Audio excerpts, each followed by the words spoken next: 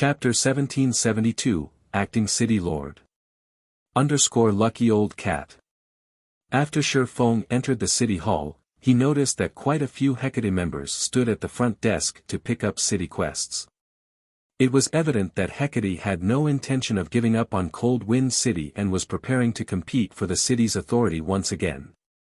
The guild had even picked up 2 of the top 5 most difficult contribution quests available. There were many contribution quests available in Cold Wind City, but they were all very difficult and could not be completed by ordinary experts. As for the top 10 most difficult contribution quests, each of them could rival epic quests.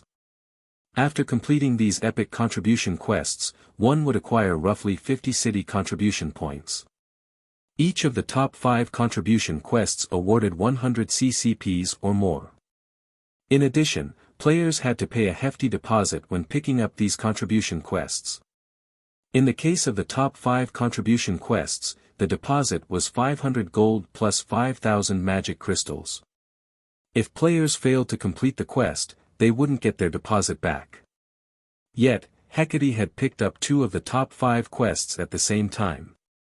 1,000 gold might not be much for a first-rate guild like Hecate, but 10,000 magic crystals was no small amount.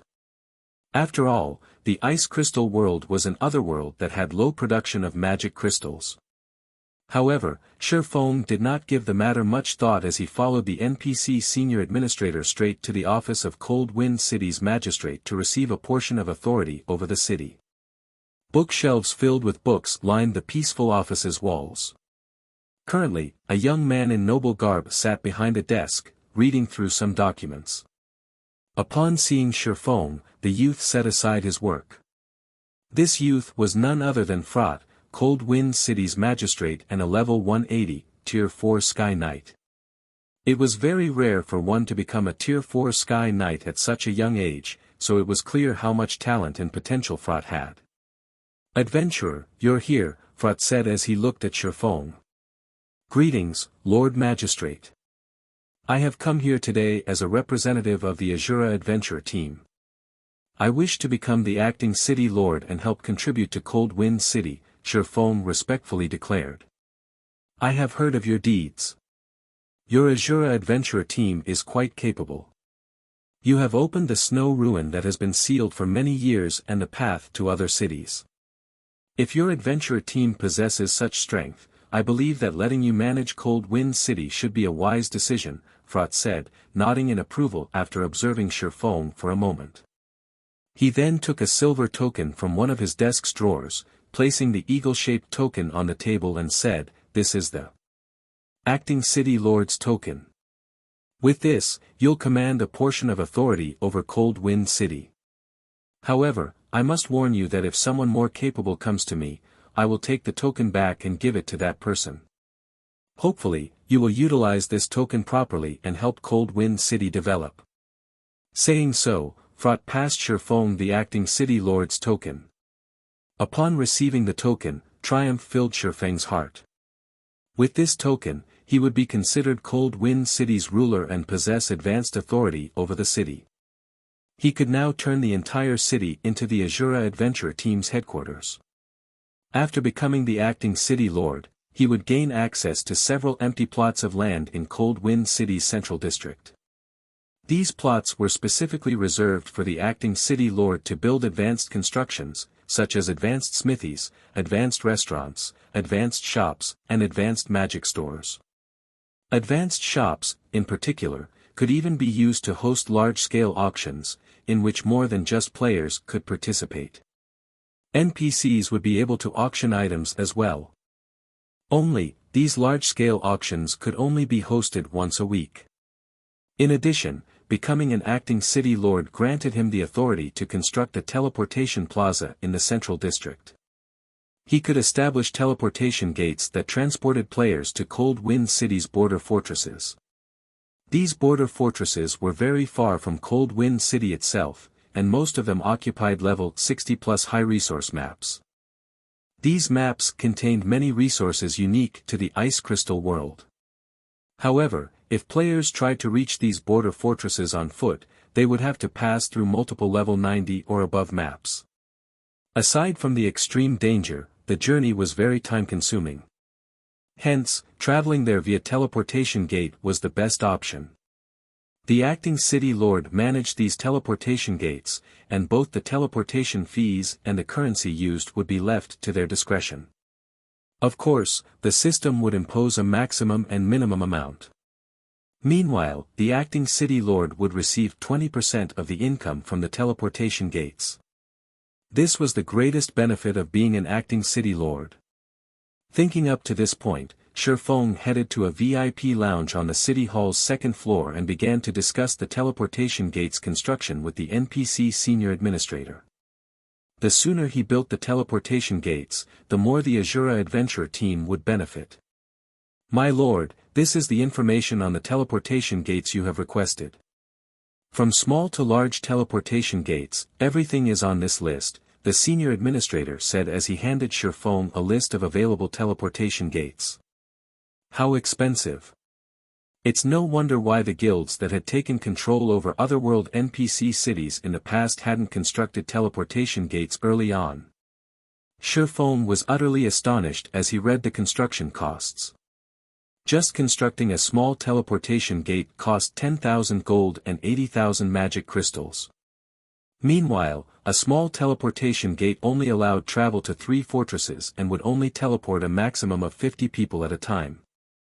Meanwhile, a medium teleportation gate cost 20,000 gold and 200,000 magic crystals to construct. It allowed teleportation to 6 fortresses, with each teleportation transporting a maximum of 100 people. Though, the mana cost for each teleportation was the same as the small teleportation gate. In other words, a medium teleportation gate could generate more profit.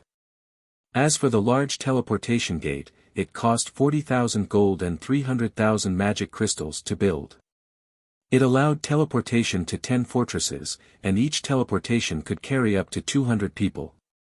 Similarly, the teleportation cost of the large teleportation gate was equal to that of the small teleportation gate. Of course, since a teleportation gate would be very beneficial to Cold Wind City's development, it would also award Shifeng a considerable number of city contribution points. He wouldn't just be spending his coins and magic crystals to allow his successors to take advantage of his effort. Building certain advanced constructions would award CCPs as well.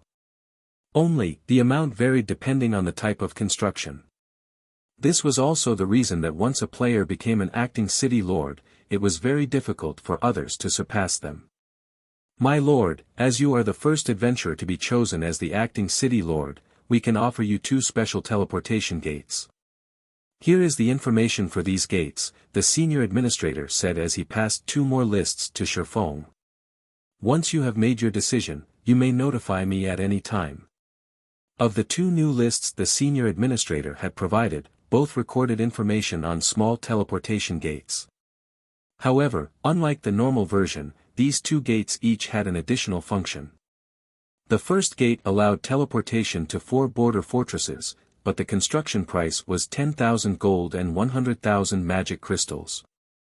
As for the second gate, it still only allowed teleportation to 3 border fortresses, but it also included teleportation to the main hall of the Snow Rift Snow Ruin. Like the first gate, its construction price was 10,000 gold and 100,000 magic crystals. How fraudulent! 1 additional teleportation point increases the cost by 20,000 magic crystals. Shifeng could not help but inwardly curse at the system as he read the list. However, after giving the matter some thought, he found this pricing to be reasonable. After all, these options were only offered to the first acting city lord. The next acting city lord wouldn't have this benefit. He then said, I wish to construct a teleportation gate that is connected to the Snow Ruin. While having the connection to an additional border fortress was valuable, he could gain more benefits in the short term if he allowed teleportation to the Snow Ruin. After all, teleporting between the Snow Rift and Cold Wind City would be helpful to players who wanted to venture to other cities. This was especially true for the Asura adventure team. Furthermore, it would be some time before players could grind in the maps around the border fortresses. After saying so, Feng took out the magic crystals he earned from selling ice-resistance gemstones. While he had been away in the snow ruin, he had sold another 16,000 ice-resistance gemstones and earned 110,000 magic crystals. Although the magic crystals he had weren't enough to construct a medium teleportation gate, constructing a small teleportation gate shouldn't be a problem. Chapter 1773, Unifying Cold Wind City. Inside the quiet VIP lounge. After Feng paid the 10,000 gold and 100,000 magic crystals, a magic barrier formed in Cold Wind City's central plaza. Players caught within the barrier were immediately teleported out of the central plaza. What's going on? Why can't anyone get into the central plaza? Is that even possible? It's true. I can't get into the central plaza. I can't even see what's going on inside. The players standing around the pitch-black barrier that had enveloped the central plaza could not help their growing curiosity about the new development. A short moment later, every player in Cold Wind City heard the ring of a system announcement. Cold Wind City Region System Announcement: the Asura Adventurer team has constructed a teleportation gate in the central plaza. Players can now use the teleportation gate to travel to the connected border fortresses. More detailed information will be posted on the Central Plaza's notice board. The system announcement repeated 3 times. What's going on? A teleportation gate? We can actually teleport to other regions now? That doesn't seem to be the case. Anyone over at the Central Plaza right now? Mind updating us on the situation? I just read the notice. The Asura Adventurer team is amazing. The new teleportation gate Asura has constructed allows us to teleport to 2 level 60+ maps. Moreover, this teleportation gate is linked to the Snow Ruin. If we want to explore the Snow Rift or Snow Ruin, we can just teleport there now. We won't have to run all the way anymore. Damn! Doesn't that mean it'll become much easier to travel and grind there now? For a time, Cold Wind City's independent players excitedly celebrated the new construction. To them, players who were doomed to live long-term in Cold Wind City, nothing could be more troublesome than physically traveling to maps. Practically half their time in the game was spent on travel. Now that there was a teleportation gate that could send them to the Snow Rift directly, they could spend more time grinding. This, in turn, would increase their leveling speed. In contrast to the independent players' reactions, the upper echelons from the city's various guilds wore gloomy expressions when they heard the news.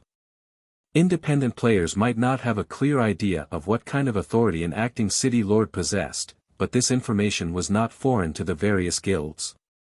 It took only a little investigation to find out. The various guilds had believed that they still had a chance of wresting the position of acting city lord away from Asura within the next month, but now, their hopes had been dashed. The Asura Adventurer team was invincible in Cold Wind City. The teleportation gate's activation meant that Asura could start collecting teleportation fees and earn a massive amount of income. With these funds, Asura could commission more advanced constructions and earn more city contribution points. Meanwhile, their guilds would hold less influence in Cold Wind City as time went on. From now on, the Asura Adventurer team would make the rules in Cold Wind City. Vice Guild Leader, what should we do? Vice Heaven, who occupied the Snow Ruin's first upper floor hall, turned to Carnage when he saw the latest system announcement. Now that Asura had built a teleportation gate, Hecate would have a very difficult time trying to compete with Asura even if it completed several epic contribution quests. Interesting. It seems that I have underestimated Asura's commander, Carnage said, smiling. However, if Asura thinks it can compete with Hecate just because it has secured Cold Wind City, then it has made a massive mistake. Notify the vultures and have them take action. Have the vultures take action? Vast Heaven's eyes sparkled upon hearing the order. I'll notify them right away. In one of the city hall's VIP lounge. Once Feng had paid the construction fee, the senior administrator, Mercons, gave Feng a detailed form relating to the small teleportation gate to fill out. The form would allow Shifeng to decide the teleportation's pricing and ranking systems. In God's domain, the smaller a teleportation gate was, the greater its operating cost would be and vice versa. Hence, the system had determined that the minimum teleportation fee for traveling to the snow ruin was 1 silver, 50 copper, and its maximum could be set to 5 silver. In the end, Shifeng had decided to set the teleportation fee for the snow ruin at 2 silver. While this price might be a little high for current ordinary players, it was affordable for elite players. With the amount of time players could save, they could easily earn back the 2 silver and more. As for the ranking system, Shifeng had settled on 3 ranks: basic, silver, and gold. At the basic rank, players would not receive any discounts when using the teleportation gate.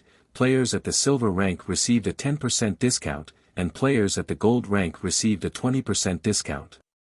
At the gold rank, players only needed to pay 1 silver, 60 copper to use the teleportation gate, which was only 10 copper more than the minimum price. For the Adventurer Alliance, members would enjoy access to silver rank discount when using the teleportation gate as long as they reached silver rank in the Alliance, and gold ranked members would enjoy the gold rank discount when teleporting.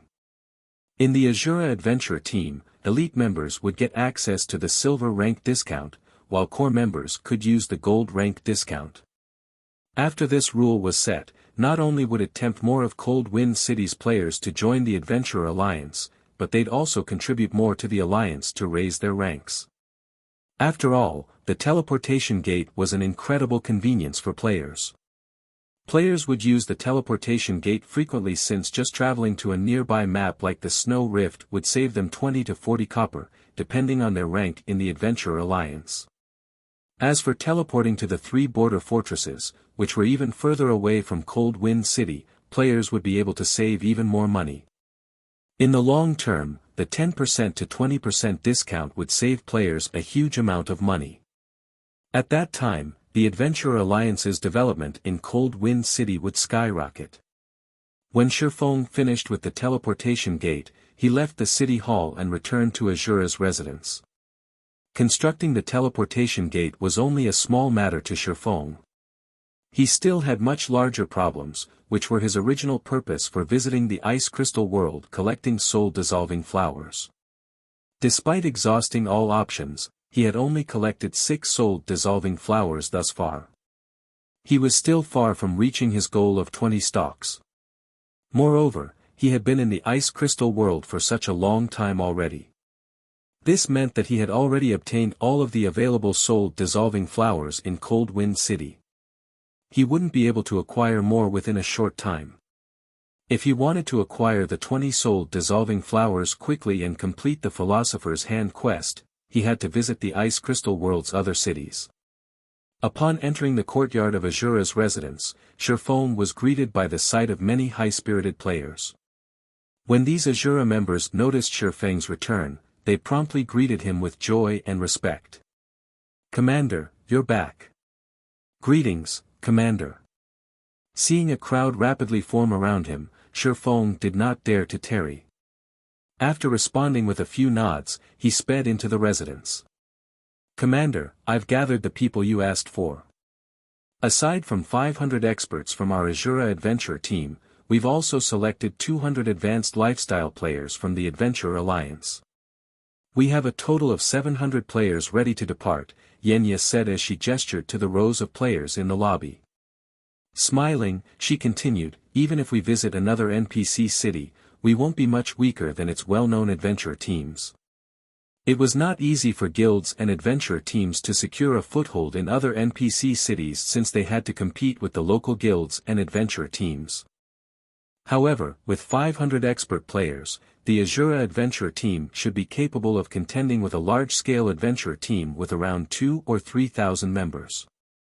Including the 200 advanced lifestyle players, even if Asura's new branch couldn't trade with the local guilds or adventure teams for any good equipment, it could produce its own high-quality equipment using the materials it earned from killing monsters. Moreover, as long as this first deployment endured, the Asura Adventure team could send reinforcements from Cold Wind City. Fortunately, I've grown quite a bit stronger recently and got myself a piece of level 50 secret silver equipment. Otherwise, I wouldn't have met the conditions to take part in the expansion expedition. Now, I'll get to fight alongside the commander in another city. I know, right? We're even earning 50% bonus contribution value for this expedition. We'll also earn 15% more points. By the time the others visit the new city, we might have already reached bronze rank in the alliance. When the team members saw Shifeng, they chatted quietly amongst themselves. Good. Since everyone's here, let's move out, Shifeng said after glancing at everyone's excited expressions. He then led the group to the central plaza. Chapter 1774, Initial Appearance in a Foreign Region. Lucky Old Cat. Since NPCs were in charge of building the teleportation gate at the central plaza, after Shifeng paid the necessary fees, construction took less than 10 minutes. As the pitch-black barrier enveloping the central plaza disappeared, a 6-meter-tall stone gate inside came into view. The ground around the gate had all sorts of divine runes and magic arrays carved into it, which increased the mana density at the central plaza slightly. Currently, a large number of players had gathered around the central plaza, their eyes filled with interest as they looked at the teleportation gate. Some adventurer teams couldn't hold back their curiosity and directly teleported to the 3 border fortresses the teleportation gate connected to. When Shifeng's expedition team arrived at the central plaza, it immediately attracted the attention of every player there. Now that Asura had become the master of Cold Wind City, no power in Cold Wind City dared oppose the adventurer team anymore. Only those seeking to halt their development in Cold Wind City would go against Asura now. Following Shifeng's arrangement, Asura's expedition team started teleporting to the snow ruin in batches. What's Asura trying to do with so many players? Didn't you see that they teleported to the snow ruin? Moreover, there are quite a few low-leveled lifestyle players in the team. I guess that they plan to develop in another region city. Crap. Asura is too amazing. It's already trying to expand to another city. With this, the guilds of Cold Wind City will fall even further behind Asura. I know, right? I heard that some of the smaller guilds have already disbanded in order to join the Asura adventurer team. Asura's recruitment standard is very high. Although I've reached the trial tower's 4th floor already, I was still deemed too weak when I tried applying. Right now, I can only slowly improve my ranking in the Adventurer Alliance. While the bystanders at the central plaza were discussing the Asura adventurer team, Shifeng's group had arrived at the Snow Ruins main hall. Once everyone was present, Shifeng used the hero's key and teleported 500 players to the other end of the primordial teleportation magic array. As for everyone else, they teleported there using the teleportation entry permit. When everyone opened their eyes again, they had already arrived inside an abandoned shrine. The shrine was so dilapidated that snowy white clouds peeked through the many holes in the roof. Meanwhile, this shrine was located at the other end of the snow rift. System, congratulations.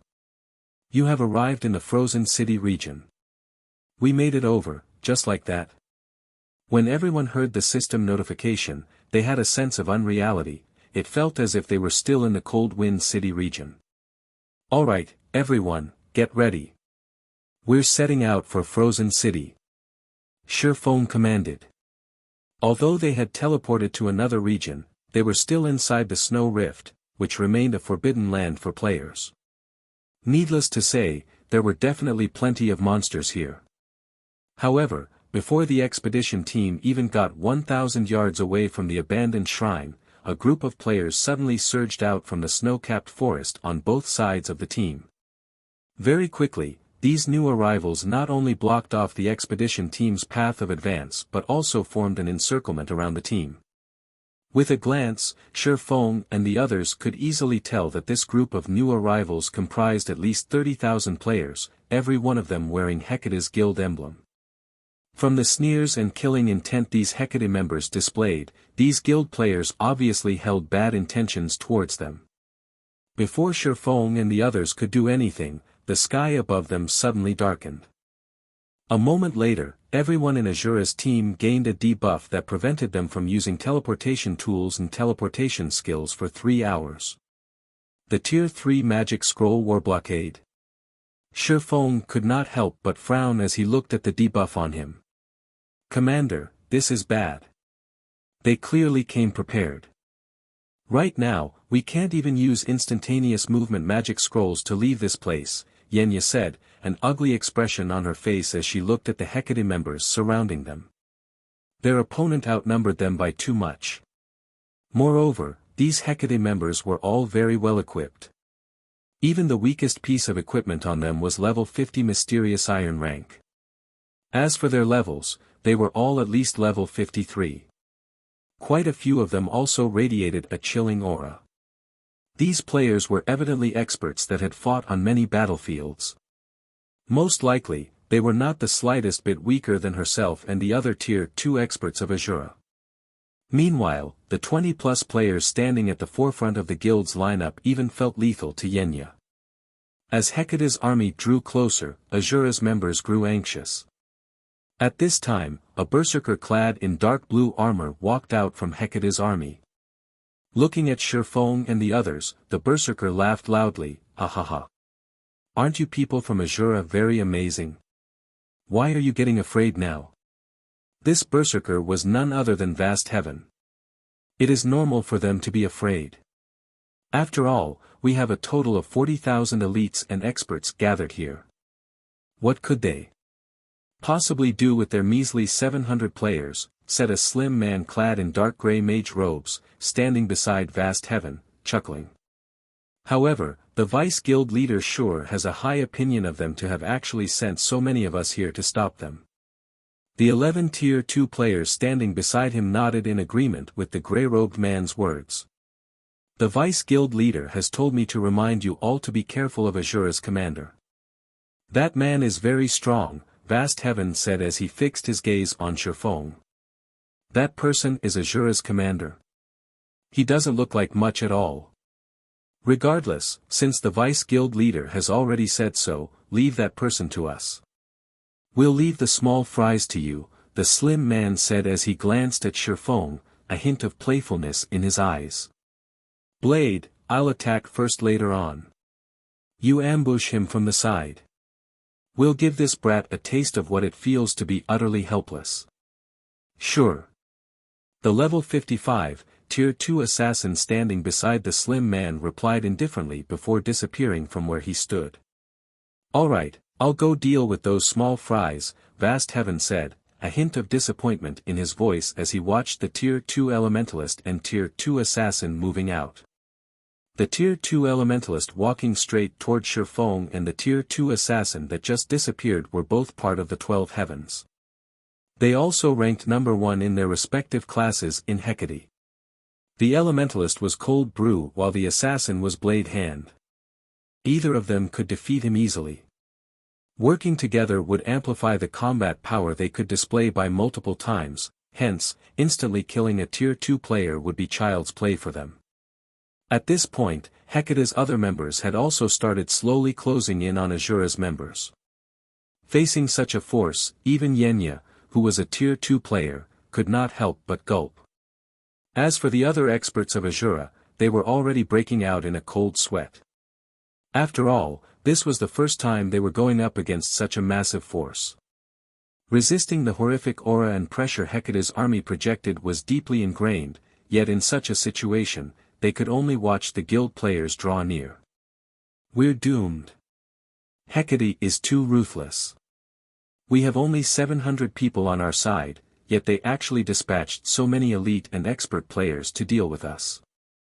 The members of Asura's expedition team panicked as Hecate's members closed in on them. When less than 100 yards separated the two sides, Cold Brew smiled as he looked at Shifeng. He then chuckled and said, "You guys were pretty good at the snow ruin before, to have actually claimed the hero mode's first clear and snatched our guild's Cold Wind City. It's a pity that, instead of meekly staying and ruling that backwater city of yours, you even dared to come running over to this place. Well? Tell me how you want to die.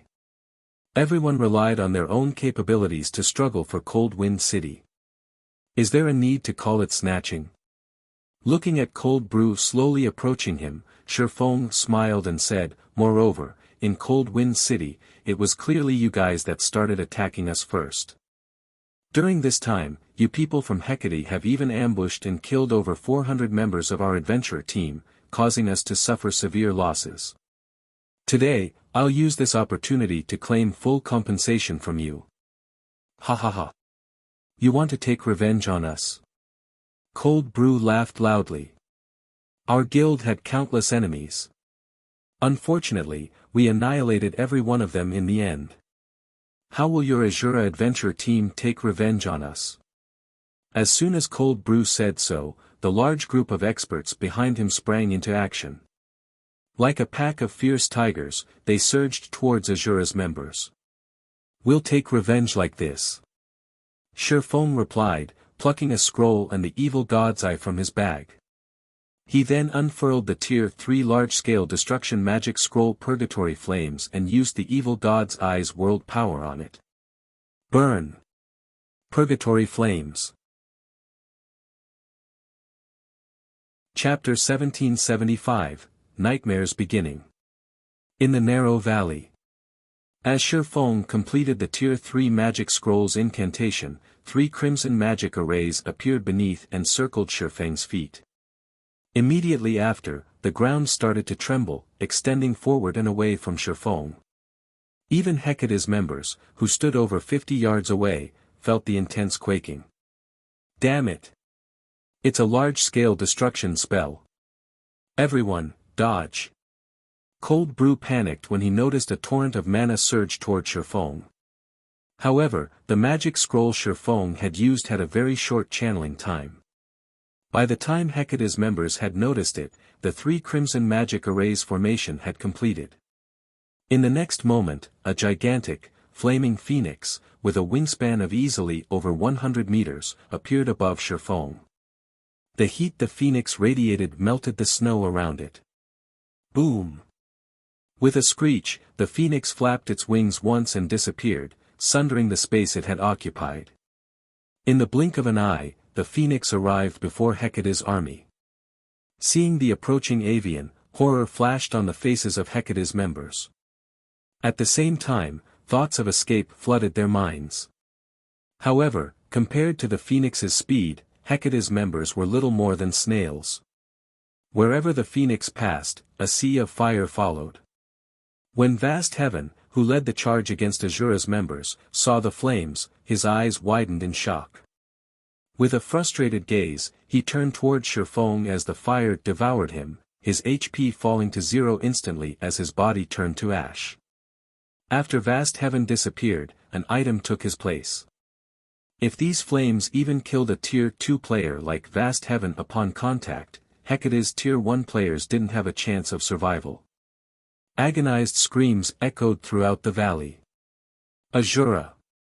Cold Brew's expression darkened as he glared at the phoenix as it flew past him. Due to the valley's narrow terrain, the single attack had claimed more than 3,000 Hecate members. 4 of the 12 heavens, who weren't adept at protecting themselves, had died as well. The loss Hecate just suffered was egregious. Everyone, charge! Let's teach Hecate's members that if they target our adventurer team, they'll have to pay in blood. Shifeng commanded through the team chat as the phoenix disappeared. Asura will fully compensate you for any losses you suffer today. Against an army of 40,000 elite and expert players, even a 100-man, Tier 2 team would fall. After all, players had limited stamina. Furthermore, Hecate had come prepared for this ambush. The guild had all kinds of magic scrolls and tools for this battle. Even if the 100 Tier 2 experts could maneuver around the battlefield and dodge incoming attacks, some hits were bound to land. All these players could do was try to flee.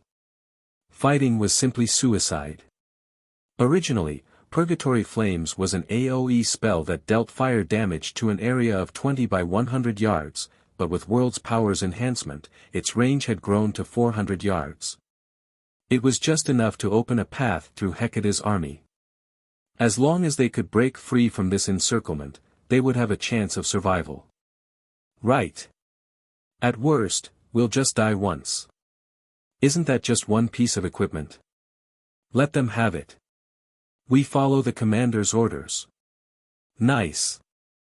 I've been itching for some payback.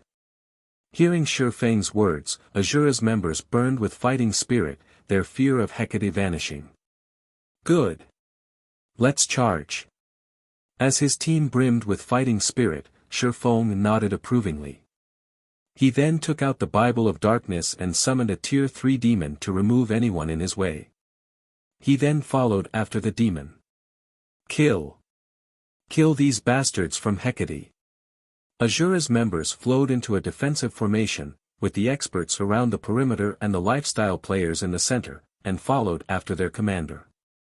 When he saw Hecate's members start to fill the gap in their army's formation, Shifeng used Flame Domain to reopen his path, instantly slaying another several hundred players. Do not let them escape. All ranged players, attack with everything you've got. Cold Brew shouted as Asura's members tried to escape. He then cast the Tier 2 spell, Frostflame Bullet at Asura's members. Frostflame Bullet had a very strong penetrating ability. Even if players blocked the spell with their weapons or shields, they would receive a significant amount of damage. The 8 Frostflame bullets that appeared instantly killed 2 of Asura's experts that had stood along the edge of Asura's formation. The Hecate members who stood along the valley's sides began to launch their own attacks, raining spells and arrows down on Asura's members. Although Asura's members did their best to block these attacks, there were just too many, and some got past their defenses, plowing into these players. Asura's expedition team had lost over 30 players after a single intense bombardment from Hecate's players. The difference in strength was clear for all to see. As Hecate's members prepared to launch a second wave, Yenyet displayed her strength. As a Tier 2 druid, her combat power might not be a match for other Tier 2 players, but when it came to defensive and healing capabilities, she was extremely powerful. Tier 2 spell, Song of the Forest. Suddenly, a light green dome with a 50-yard radius formed around Yenya. When Hecate's attacks entered the light green barrier, their power drastically decreased. In addition, the Asura members inside the barrier recovered 2% of their HP every second. Although it wasn't much, this helped to alleviate the burden on the other healers. Due to Song of the Forest, only a dozen or so Asura members died in the second wave of attacks. Seeing the spell's powerful effects, Cold Brew gnashed his teeth and retrieved a precious Tier 3 large-scale destruction magic scroll. He activated it, aiming for Asura's expedition team, but as the spell was about to take effect, Shifeng blocked the attack by activating Absolute Domain. In the end, the spell failed to damage any of Asura's team. Shifeng proceeded to slaughter Hecate's frontline. He dispatched every melee player that approached his team as fast as possible. He also activated Heavenly Dragon's power to enhance his combat power further. Thundering Flash. Lightning Edge. Shadow Blade. Aside from the players with powerful life-saving skills, the Tier 1 players that stood in Shifeng's path couldn't last more than one hit against the swordsman. Like the Grim Reaper, Shifeng harvested the lives of Hecate's members, one after another. To ensure that none of Hecate's members could get past him to target his allies, Shifeng abandoned his defense. He focused on killing as many enemies as possible, taking some hits in the process. There was no lack of expert players among the Hecate members who charged at Shifeng, and not only did these experts have incredible aim, but they also had an excellent grasp of timing. While Shifeng focused on carving a path of blood, spells and arrows skillfully flew towards Shifeng's blind spots to strike the swordsman. -2387. -1657. -1346. -2046. Seeing the damages above Shifeng's heads, the attacking Hecate members gaped, their eyes nearly falling from their sockets. Impossible. My attack only did a little over 1,000 damage. Is he even human? He received so many attacks, yet his HP has barely moved. Hecate's players were horrified as they watched Shifeng take little to no damage from their ranged allies' attacks as they charged towards Asura's team. Shifeng slew practically every player in his path with a single attack, and expert players were no exception. He easily maneuvered past their defenses, landing direct hits and killing them instantly. Only expert players that had activated a berserk skill had lasted a few more hits. In contrast, their attacks were little more than raindrops to this swordsman. Even after landing several dozen attacks, they had only managed to drop Shifeng's HP to 80%. Meanwhile, Asura's healers only needed a split second to restore Shifeng's HP to full. This was a nightmare. However, things were not looking so good for Asura's members either. Although Shifeng easily held on, attacks from all sides bombarded his teammates, and they suffered one casualty after another. To make matters worse, more of Hecate's members were drawing near. Just before Hecate's melee unit reached Asura's members and surrounded them, a gigantic magic array appeared above the battlefield before a powerful force swept down from it. Under this force, Hecate's members felt their bodies grow heavy as their attributes and physiques started to wane. In contrast, Asura's members suddenly felt lighter, a surge of power flooding in their bodies. Even their minds cleared considerably. What's going on? Cold Brew could sense that the battlefield's mana density had increased, boosting Asura's attributes. Chapter 1776, Asura's Sword. Lucky Old Cat. After Shifeng spent 7,000 magic crystals to activate the Ring of Gospel's World Projection and Ring of Brilliance, the attributes of Asura's members increased, and those of Hecate's members decreased. The change immediately alleviated the pressure on Asura's members. Now, Asura's ranged members were able to repel Hecate's melee members with greater ease. Even when their attack struck the enemy MT's shields, the impact pushed the MTs back, stopping their advance momentarily. After a single round of attacks from Asura's ranged members, the offensive formation of Hecate's MTs shattered. When the second round of attacks descended, over 30 Hecate MTs died. For a moment, Hecate's melee unit couldn't close the distance between itself and Asura's expedition team. Ha ha ha. The commander's move is awesome. With this, these bastards can't even come within melee range of us. The Asura members that had begun to despair felt their hopes rekindle. They might be able to cope with Hecate's ranged attacks by blocking and dodging, but if they allowed Hecate's melee members to come in close and personal, they would definitely be in a bind. If they were pinned down for too long, Hecate's ranged members would make quick work of them. Thanks to World Projection and Ring of Brilliance, Asura's advancement had increased considerably. Now, with the exception of Hecate's Tier 2 players, Asura's members held their ground against the incoming attacks.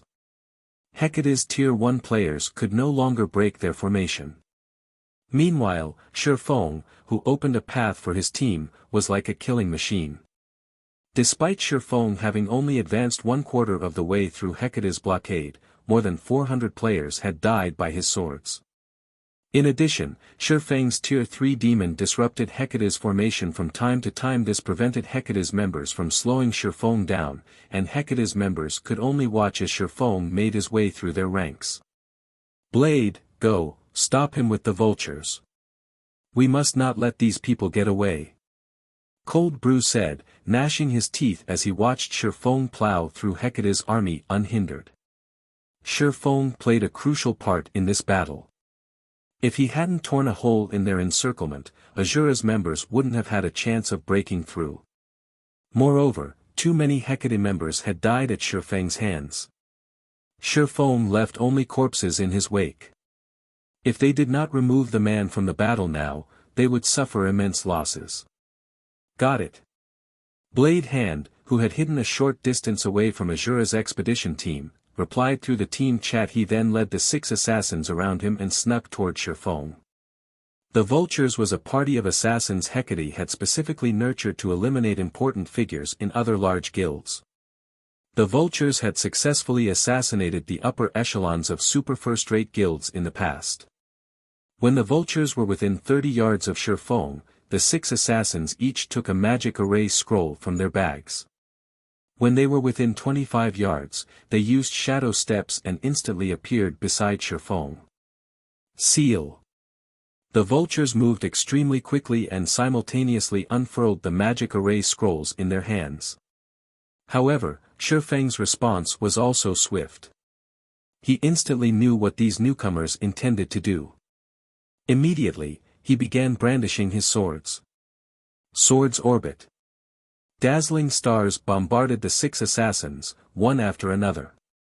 With both hands occupied, the Vultures couldn't defend themselves. Hence, they promptly activated wind steps, utilizing the brief invulnerability the skill provided to block Shifeng's strikes while they continued to activate their magic array scrolls.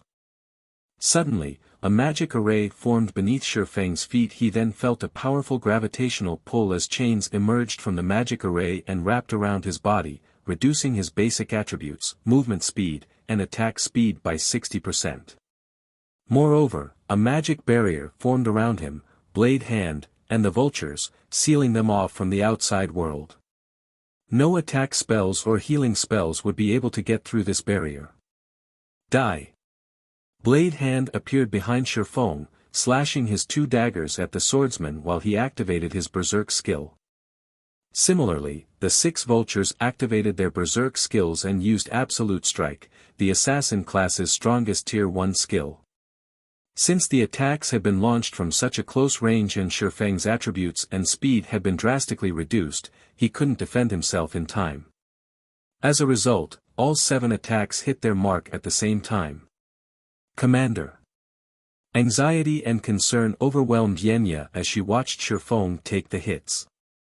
Facing 1 tier 2 assassin and 6 tier 1 assassins with activated berserk skills, even Shifeng, who had activated Heavenly Dragon's power, would likely fall. He's finally dead. Cold Brew could not help but breathe a sigh of relief when he saw the attack strike Shifeng. With Shifeng dead, the remaining members of Asura were fish on the chopping block. Moreover, the fact that they had killed Shifeng, the Asura adventurer team's commander, more or less justified the large number of casualties they had suffered. However, unlike Cold Brew, the Vultures and Blade Hand, who were inside the magic array, expressed neither joy nor relief. Instead, they stared at Shifeng with grim expressions. This was because their weapons had not struck Shifeng at all. Rather, a translucent barrier enveloping Shifeng's body had stopped their weapons. What a powerful assassination technique. For a moment, even I thought I was dead meat. After glancing at his 7 tense assailants, Shifeng took a look at the void shield he had activated. His void shield had already lost more than 30% of its energy. If he had failed to activate the barrier in time, he definitely would have died. It's only a protective shield. I refuse to believe it can last forever. After recovering from his shock, Blade Hand altered his dagger's trajectory and launched another attack. Similarly, the 6 Vultures launched their own assault. The 7 assassins remained cold and unmoving as they attacked Shifeng's protective shield in a frenzy, disregarding any cost.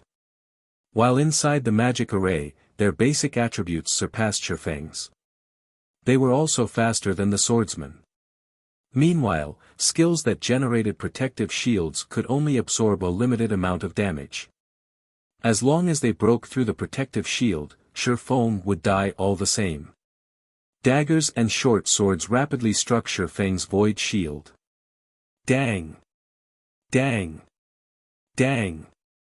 Shifeng executed Sword's Orbit to defend himself, but each time he blocked an attack, his arms would tremble slightly.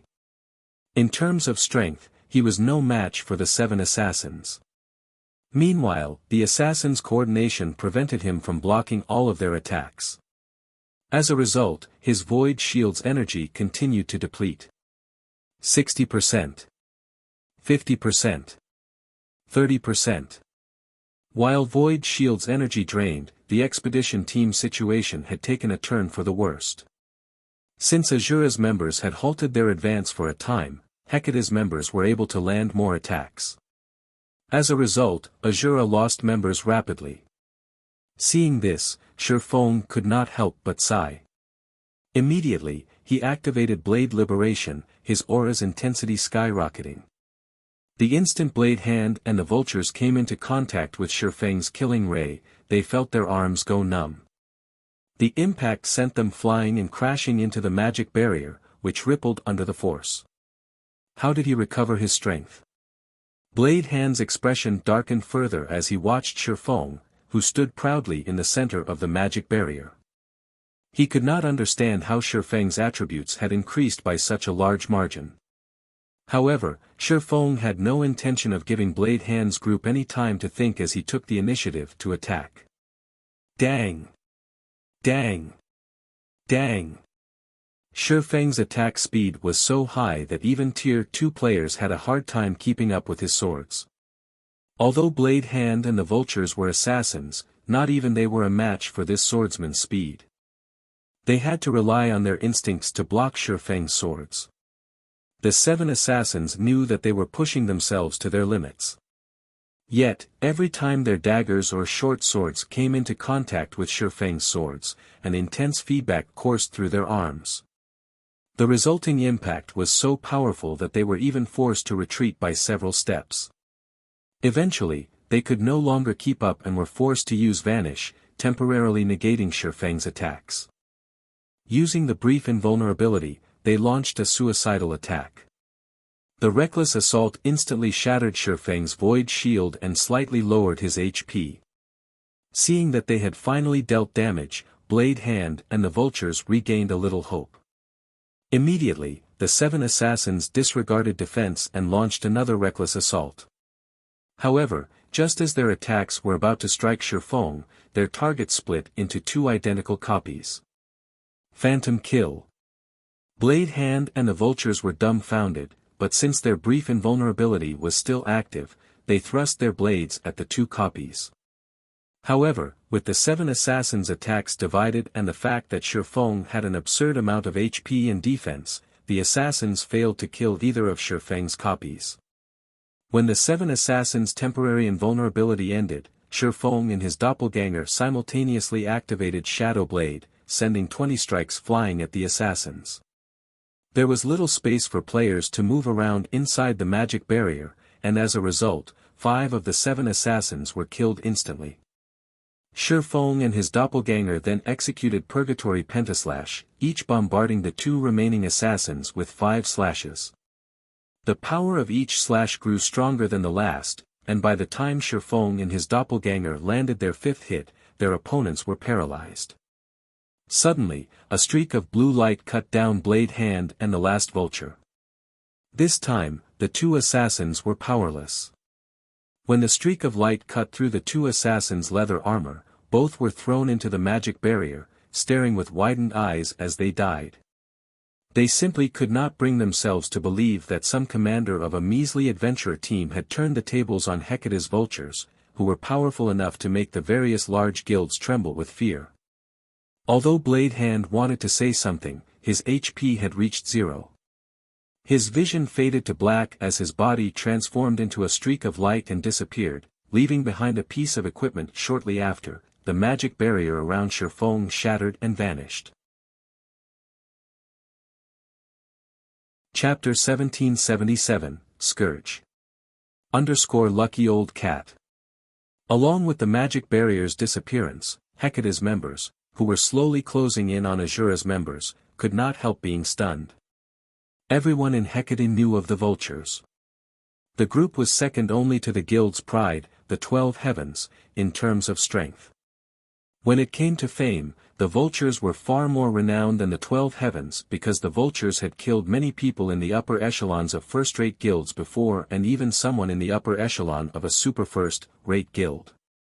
Moreover, Blade Hand, Hecate's #1 assassin, had even led the assault on Shifeng this time. Yet, after fighting for just a little over 10 seconds, all 7 of the vultures actually got killed. He's not dead, even after all that. A hint of fear flashed across Cold Brew's eyes as he watched Shifeng collect the items dropped by Blade Hand and the vultures. Although he had long since known that Shifeng was very strong, he hadn't thought the swordsman was this strong. Gritting his teeth, Cold Brew immediately commanded, "Everyone nearby, listen up. Stop Asura's commander at all costs. He has already used up all his trump cards. We cannot let him get away, no matter what. I will reward 4 pieces of level 50 fine gold equipment or 1 level 50 dark gold weapon to whoever manages to kill him." With such strength, if they allowed Shifeng to develop freely, he would undoubtedly become a scourge on Hecate in the future. Only by killing Shifeng once now and damaging his vigor would they be able to disrupt Shifeng's development. Moreover, it wasn't very easy to hunt down and encircle players out in the field. They had succeeded this time only because Shifeng had not been prepared. After today, they definitely wouldn't find another good opportunity like this to strike at Shifeng in the future. Anyhow, the sudden boost in Shifeng's attributes definitely wouldn't last long. Once they outlasted its duration, victory would be theirs for the taking. Kill. Meanwhile, when Hecate's members heard the reward Cold Brew was offering, their eyes promptly turned bloodshot. The guild had precious few level 50 fine gold weapons, much less level 50 dark gold weapons. If they could get their hands on one, it would definitely boost their combat power significantly. Following which, the Hecate members that were previously drawing closer to Asura's members suddenly changed course for Shifeng. Dozens of melee players swarmed Shifeng simultaneously. Spells and skills also flew at him one after another. Seeing this, Shifeng swung Killing Ray lightly. Summon Lightning. Suddenly, with Shifeng as the center, countless streaks of lightning spread out into his surroundings. As he was still under the effects of twofold berserk, every player that came into contact with the lightning strikes were killed, their bodies becoming piles of ash on the ground. Before the might of this attack, Hecate's members, who were fired up with bloodlust, instantly cooled down, their charge coming to an abrupt halt. Sure enough, there are still too many people. Shifeng paid no attention to the Hecate members that had stopped approaching him. Instead, he shifted his gaze to his teammates, who were currently fighting a heated battle. Although the Ring of Gospel's skills had helped Asura's members significantly, the disadvantage in numbers was simply too massive. Now, less than half of the Asura expedition team remained alive. Shifeng then turned to look at the snow-capped forest a little over 1,000 yards away. I have no choice but to try. Just as Cold Brew had expected, Shifeng was already running on fumes right now. Twofold Berserk was his final trump card. Once he activated it, either his enemies died or he did. If he could get his team into the forest and utilize the terrain, hiding would be a snap. At that time, Hecate's members would no longer be able to surround them easily. Following which, Shifeng used his final trump card, Forbidden Domain. Suddenly, grey fog spread out from Shifeng's body and enveloped the path ahead of him, extending to the snow-capped forest. What's going on? Why can't I use my spells? That's not right. I can't even use my tools now. The Hecate members caught within Forbidden Domain quickly realized that something was wrong and panicked. After all, players relied mainly on skills and spells to do combat. Not being able to use these things was akin to a tiger that had lost both its teeth and claws. Most importantly, the healers could no longer heal themselves or their allies. Everyone, charge forward together with me. Upon seeing Hecate's members rattled, Shifeng quickly gave the order through the team chat and charged at the human wall before him. He then swung Killing Ray at the shields of the MTs blocking his way. With twofold berserk in effect, Shifeng was basically a humanoid monster. Just one attack was enough to send several MTs flying over a dozen yards away. Then, he followed up with Dragon Breath, tearing open the path that Hecate's members had refilled just recently. Although Hecate's members did their best to reorganize their formation, having been silenced, they were no different from paper before Shifeng. Every player that stood in his path would be sent flying before transforming into a streak of light and disappearing.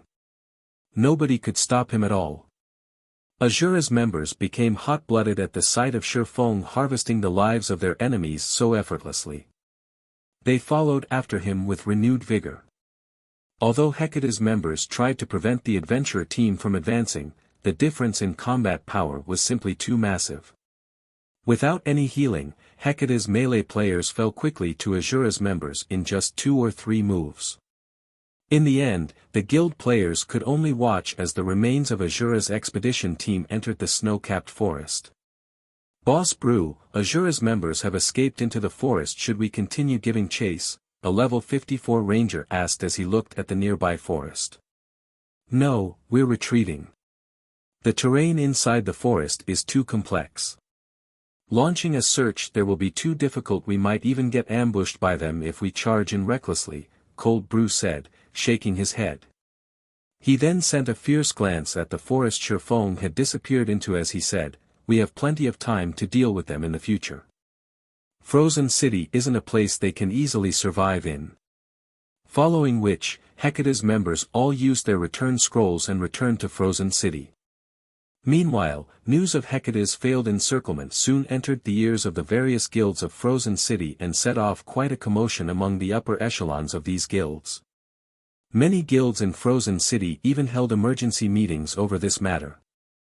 Ha ha ha. This Asura adventure team sure is amazing. It actually managed to make Hecate eat a loss. This adventure team is quite good. Have someone try to make contact with it. For a time, the various guilds of Frozen City did their best to find out more about the Asura adventure team. Hecate was the ruling guild of Frozen City. Although the guild had yet to actually take control of the city, nobody in Frozen City dared to oppose the guild. Now that an adventurer team capable of inflicting such a huge loss on Hecate had appeared, how could the various guilds not feel shocked by this matter? Aside from Frozen City's guilds, the top-ranking adventurer teams of the city also obtained news of Hecate's failure through their own sources. A level 54 assassin suddenly entered one of Frozen City's high-class bars with hurried steps. Commander, something big just happened. Hecate dispatched 40,000 elites and experts to ambush an adventurer team, the level 54 assassin announced as he took a seat in front of a middle-aged man, who was currently enjoying some wine in a corner of the bar. This middle-aged man was Brilliant Heaven, the commander of the Frost Lion adventurer team, Frozen City's second-best adventurer team. With great enthusiasm, the level 54 assassin continued, what do you think the outcome was? What else could it be? With a force of 40,000 elites and experts, you can even wipe out some of the large guilds in Frozen City, Brilliant Heaven replied disinterestedly. You guessed wrong. Hecate failed.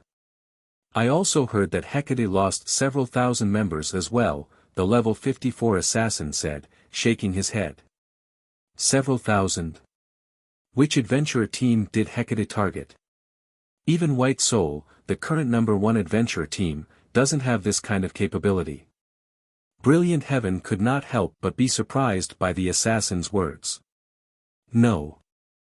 Based on some insider information from Hecate, it seems this adventurer team came from another region, the level 54 assassin said.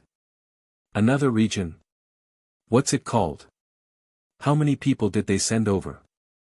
Several tens of thousands. Brilliant Heaven's curiosity was now piqued despite himself. It seems the adventurer team is called Asura, and it sent roughly 700 people over this time, the level 54 assassin said after taking another look at the message he received previously. Moreover, I heard that Asura's commander killed the vultures and Blade Hand all by himself. 700. And their commander killed the vultures and Blade Hand by himself? Upon hearing the assassin's words, Brilliant Heaven could not help wondering whether the assassin was drunk. However, the assassin had spoken very clearly and seriously. If that is true, then I'm afraid Frozen City will soon have a new ruler. Chapter 1778, Famous. Lucky old cat. After Sherfong got his team away from Hecate, he split the surviving Asura members into small groups and had them enter Frozen City while wearing cloaks, to start collecting information regarding the city. As for Sherfong himself, he and Yenya made their way straight to Frozen City's city hall. "Commander, this city is flourishing. It can already rival the capitals of kingdoms back on the continent of God's domain." Yenya was very surprised as she looked at the street outside through the advanced horse carriage's windows. As they made their way to the city hall, she saw plenty of players hawking their wares on the sidewalks. Unlike Cold Wind City, though, the majority of these hawkers were lifestyle players. These players sold level 50 weapons and equipment, and the weakest piece of equipment was bronze rank, while the better ones were even secret silver rank. Such a scene could not be found in Cold Wind City. Also, plenty of player-operated shops lined the streets. Frozen City's prosperity could definitely rival that of a kingdom's capital. Moreover, compared to the level and equipment standard of Cold Wind City's players, the players here were obviously superior. Most of the players on the street were level 52 and were fully geared in level 50 mysterious iron equipment. There were also quite a few level 53 experts sporting multiple pieces of level 50 secret silver equipment. Yenya even spotted some independent players in level 50 fine gold equipment. This place is indeed developed. If comparing purely in terms of lifestyle player standards, Frozen City is far superior to the capitals of kingdoms. As Sherfong looked at the lifestyle players on the sidewalks, he discovered that these lifestyle players were not wearing any guild emblems. Despite not being a member of a guild, they were capable of producing level 50 secret silver equipment. The forging standard of the lifestyle players in Frozen City was much higher than that of the lifestyle players on the main continent. For example, inside Star Moon Kingdom, only the lifestyle players of the Candlelight trading firm could produce level 50 secret silver equipment at a feasible cost. By the looks of it, Frozen City should be one of the Ice Crystal World's main cities. Main city? Yenya repeated. This was her first time hearing this term. That's right, a main city. You can think of other worlds as a kingdom or an empire. Although other worlds have not been unified, some cities are the counterparts of kingdom capitals and imperial capitals. These cities are known as main cities. They function as an intersection for neighboring regions. However, other worlds do not have only one main city. Depending on the size of an otherworld, it can have around 3 to 7 main cities. A city as large and as prosperous as Frozen City should be a main city, Sherfong explained. Based on the investigations Asura's members had conducted, Frozen City's player population exceeded 8 million, which was much higher than Cold Wind City's. In fact, Frozen City's player population exceeded even White River City's slightly, which was simply impossible for an ordinary city. In addition, Frozen City had opened a path to 2 other cities just a little while ago.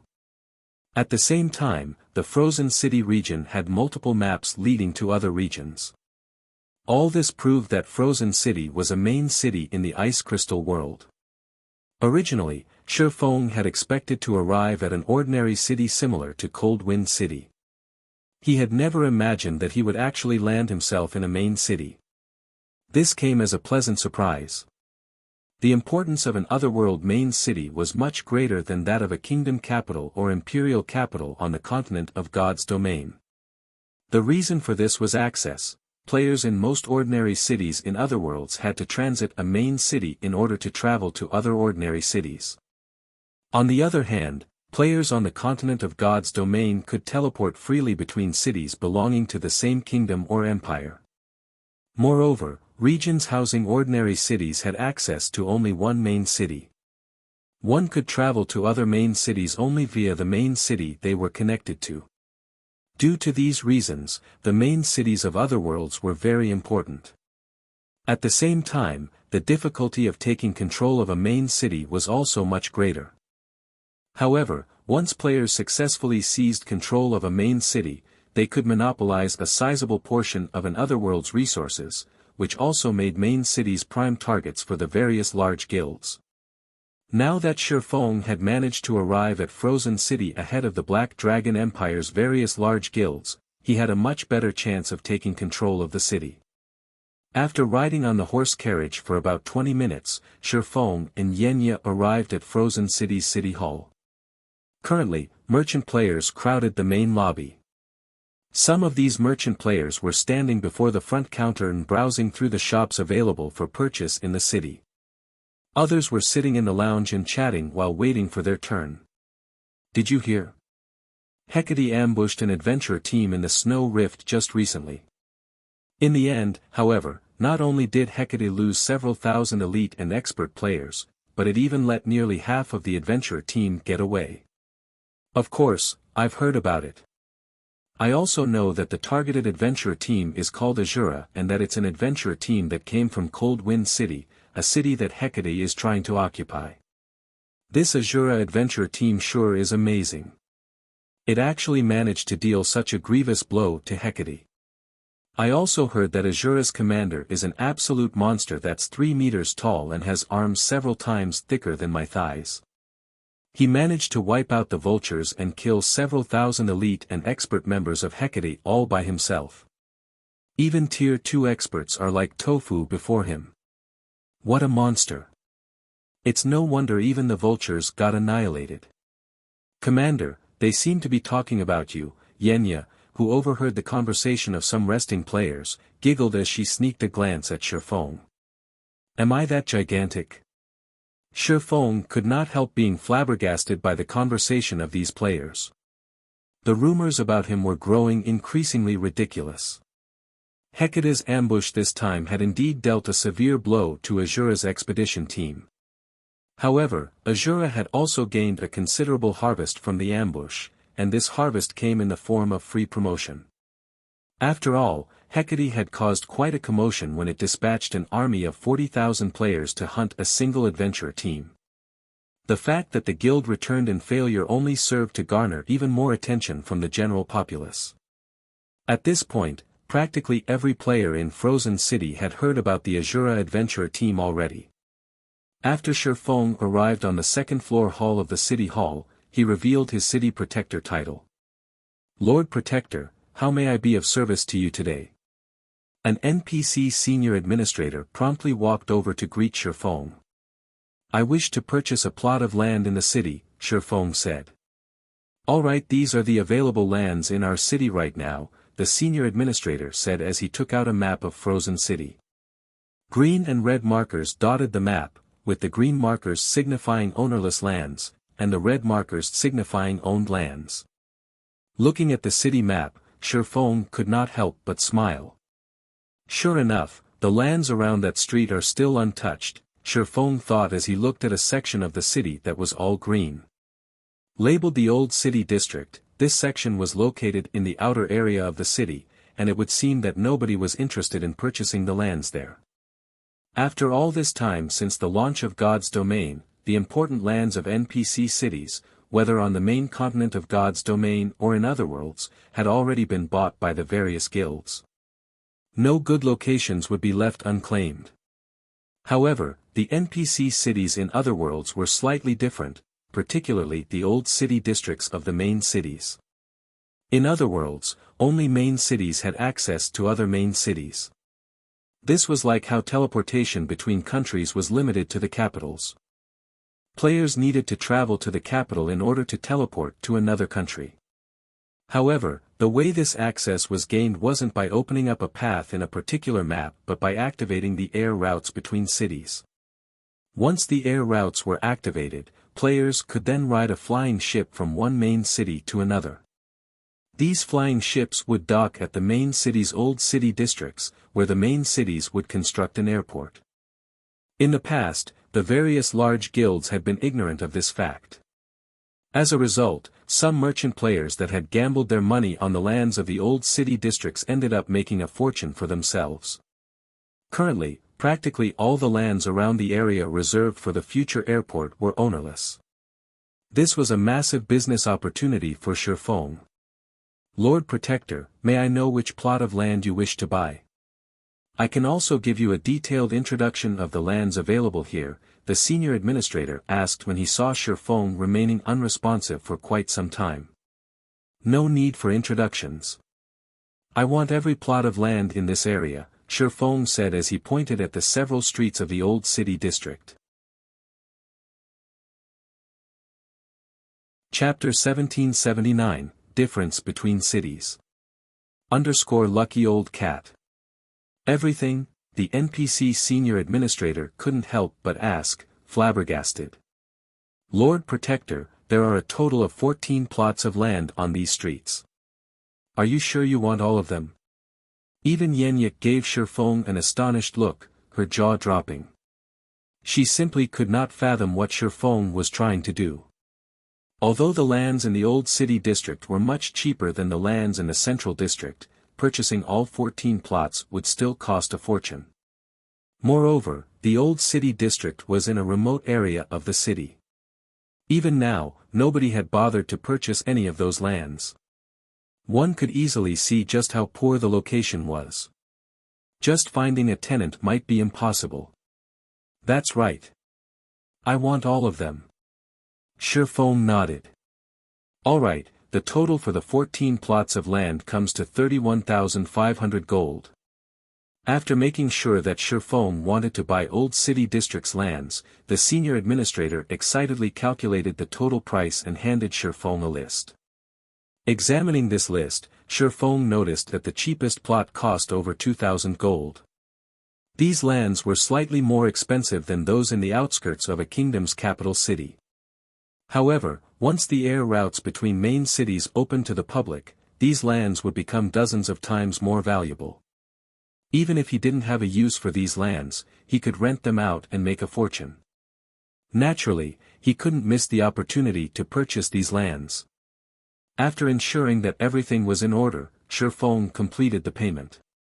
At this stage of the game, 31,500 gold was a massive sum even to a first-rate guild. To Shifeng, however, this amount was nothing. Shifeng had already sent Solitary 9 with the rare materials, which the Asura Adventurer team and the Adventurer Alliance had gathered, to the Candlelight trading firm. On his return, Solitary 9 had brought back plenty of items from Candlelight, such as stamina potions, ice resistance armor kits, and other items that could not be found in Cold Wind City to sell or put up for trade for the Adventurer Alliance. Cold Wind City's players preferred to purchase their items with coins rather than trade rare materials for items. Hence, he had earned quite a lot of coins recently. Thus far, Solitary 9 had made 2 trips to White River City. His first trip had netted them over 20,000 gold. On his second trip, which had been several days later, Candlelight was far more prepared as it had obtained a massive stock of rare materials. As a result, the items Solitary 9 had returned to Cold Wind City with on his second trip had netted them over 60,000 gold in profit. Now, Shifeng's pockets were heavy with coins. It was a pity that Asura and Zero Wing couldn't afford such shipments every day. After all, there were only so many players in Cold Wind City. There was a limit to the market's appetite. By Shifeng's estimates, it would take the city's players at least 4 to 5 days to digest all of the items. In other words, he could only earn a fortune once every 4 or 5 days. Before Shifeng had left Cold Wind City, he had spent 10,000 gold on the teleportation gate's construction. He had also left 10,000 gold behind for Asura and the Adventurer Alliance's development. He still had over 60,000 gold on hand. However, while 60,000 gold might seem significant, it wasn't enough for Shifeng to accomplish anything. He needed a lot more than this paltry amount. Aside from Cold Wind City's development, Shifeng was responsible for the development costs of Zero Wing's branch guild, Silverwing Town, and the Lost Town in the Boneless Land, all of which required a massive amount of funds. This was especially true for Silverwing Town and the Lost Town. Silverwing Town was located beside a primordial divine ruin that was connected to Primordial City. It was a strategic location that could constantly bring in combat techniques and resources, which could aid players in their promotion quests. As for the Lost Town, it was a holy land that could help players grasp the realms of truth. It would help Zero Wing nurture countless experts for the future. These two towns were the foundations necessary for Zero Wing to become a super guild, and they needed to be fortified as soon as possible. Otherwise, once the various superpowers realized the value of these two towns, they would do everything they could to steal them from Zero Wing. This was also why Shifeng had told no one about the lost town. With how large Zero Wing had grown, there were many spies within the guild. The risk of leaking information was too great in God's domain. The strong preyed on the weak. On the off chance that the various superpowers discovered the lost town's ability, Zero Wing's current strength wouldn't be enough to defend the town from the claws of multiple superpowers. It was absolutely necessary that Shifeng fortify the two towns as soon as possible, and the fastest way to do so required spending money to earn even more. Purchasing these 14 plots of land was his plan's first steps. After purchasing these 14 plots of land, Shifeng chose the largest one and spent 3,000 gold to build a luxurious adventurer residence, which would serve as Asura's base in this city. He then selected another 5 plots of land and spent a total of 5,000 gold to build high-end shops. Shifeng intended to use these shops as temporary warehouses. Frozen City had far more residential players than Cold Wind City, and the resources these players possessed were doubtlessly superior to those in Cold Wind City in both quantity and quality. After making the necessary preparations, Shifeng went on to Frozen City's official forums and published a post as the Asura Adventure Team's commander. The Adventurer Alliance is currently recruiting in Frozen City. We offer excellent benefits with no restrictions. Strong, capable players can even join the Asura Adventure Team directly. The moment this post went public, many players that were interested in the Asura Adventure Team clicked on it out of curiosity. Amazing! Truly amazing! What? We can even purchase level 50 fine gold set equipment. Quick, look! We can actually purchase combat techniques in the Adventurer Alliance. There are also ice resistance gemstones among the exchangeable items. This Asura Adventure Team is too generous. Does Asura plan to gather strength for a war against Hecate? Is this for real? If it's true, I'll join the Adventurer Alliance right away. Magic Light Set, here I come. The post Shifeng had uploaded contained information that introduced the Adventurer Alliance's benefits. To attract more players to join, he had even used the Magic Light Set and combat techniques as bait. Of course, not only did items like the Magic Light Set require a large number of Adventurer Alliance points, but they also required a sufficient number of soul-dissolving flowers. Shortly after Shifeng's post went live, the independent players throughout the entire Frozen City went into an uproar. Every one of these independent players rushed toward Asura's residence. Although the majority of them did not have soul-dissolving flowers, they were still curious to find out whether the Asura Adventure Team's claim was true, wanting to confirm the situation with their own eyes. Before 10 minutes had even passed, over 10,000 independent players had crowded around Asura's residence, seeking to join the Adventurer Alliance. They packed the street outside the residence, forcing Asura's members to step up and maintain order. When Frozen City's independent players joined the Adventurer Alliance and saw the exchange list in the main lobby, they were ecstatic. The Magic Light Set was on the list, as promised, and there were actually 3 available. After getting their fill of the Magic Light Set, the independent players in the lobby turned their bloodshot eyes toward the ice resistance gemstones that increased one's ice resistance by 5 points. They immediately began to bid on the gemstones. Frozen City had far more resources than Cold Wind City, especially when it came to magic crystals. This was because Frozen City had an Asura mode regional dungeon in its area. Players could visit the regional dungeon to harvest the magic crystals they needed. Hence, Frozen City's players had slightly more magic crystals in their possession than Cold Wind City's players. Very quickly, the prices for the ice resistance gemstones shot up to 7 magic crystals, with some even reaching 8. Magic crystals. Roughly 30 minutes later, the 5,000 5-point gemstones Shifeng had brought from Cold Wind City had sold out. Frozen City's appetite for the ice resistance gemstones was many times stronger than Cold Wind City's. The sales had also earned Shifeng over 35,700 magic crystals.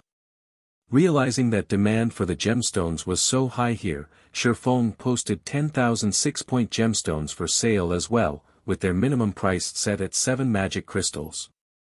However, instead of selling batches of 1,000 at a time, as he had before, he only sold the 6-point gemstones in batches of 200 and 300.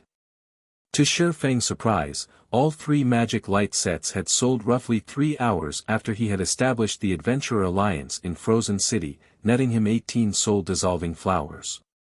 Despite all of his efforts to collect the soul-dissolving flower in Cold Wind City, he had only collected 6 stalks, yet he had secured 18 stalks only 3 hours after arriving in Frozen City. The difference between the two cities was greater than he had imagined. Although the magic light sets had likely been purchased by players from large guilds, potentially adding to these guild strength, Shifeng didn't care. After all, he had finally secured the 20 soul-dissolving flowers. After Shifeng withdrew the 18 soul-dissolving flowers from Asura's warehouse, he nearly lost himself to his excitement and clicked to remove the curse on the philosopher's hand. Fortunately, he managed to suppress his elation and found a private room in the residence. Only after ensuring that he was alone did he retrieve the crystalline hand from his bag. System, it has been detected that you have 20 soul-dissolving flowers. Do you wish to remove the curse on the philosopher's hand? Seeing the system notification, Shifeng clicked accept without hesitation. Chapter 1780, Initial Unsealing of a Legendary Item. Lucky Old Cat. The instant Shifeng chose to remove the curse, the crystalline, skeletal hand released a purplish gold glow that lit up the entire room.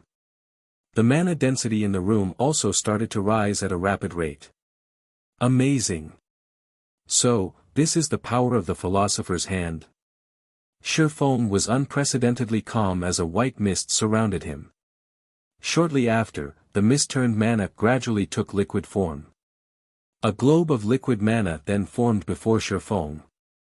A moment later, a scene began to play in the mana globe. The footage showed a world enveloped in fire. The world's sky was covered in dense, dark clouds, and from time to time, a tower of flame would rise into the sky. Meanwhile, white flames danced on flowing, white-hot magma in this world's center.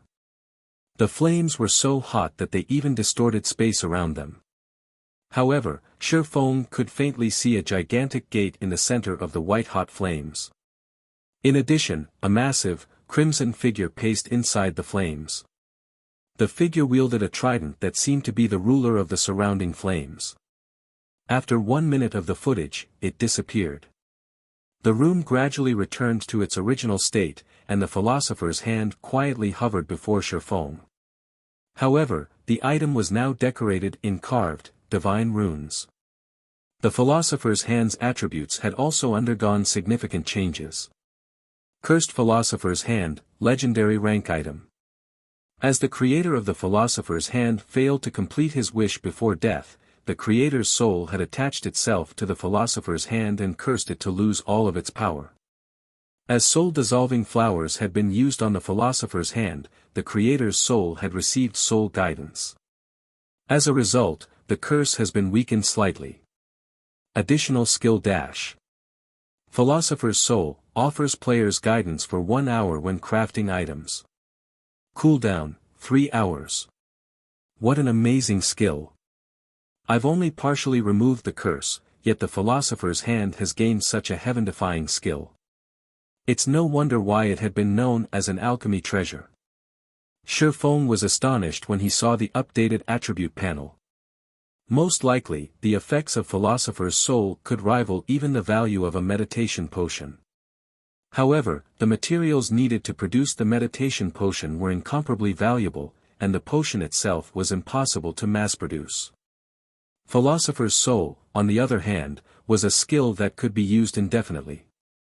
Although the skill could only be used to help lifestyle players craft items, not to learn combat techniques like the meditation potion, it was still a precious resource. If the public discovered this skill, guilds throughout the game would hunt Sure Feng down to steal it. In God's domain, players had to invent items, which involved a process of trial and error to become lifestyle masters. It would take a very long time for a lifestyle player to reach the master rank. However, if one had some guidance, inventing an item would become easier. This would help lifestyle players, who were just a small step away from becoming a master, cross the final threshold. After just partially dissolving the curse on the philosopher's hand, it offered such a powerful skill. It was no wonder why Kingdom's Sword had developed its trading firm to the forefront of the Dark Knight Empire within a short time. After all, lifestyle masters were the core competitive power of a trading firm.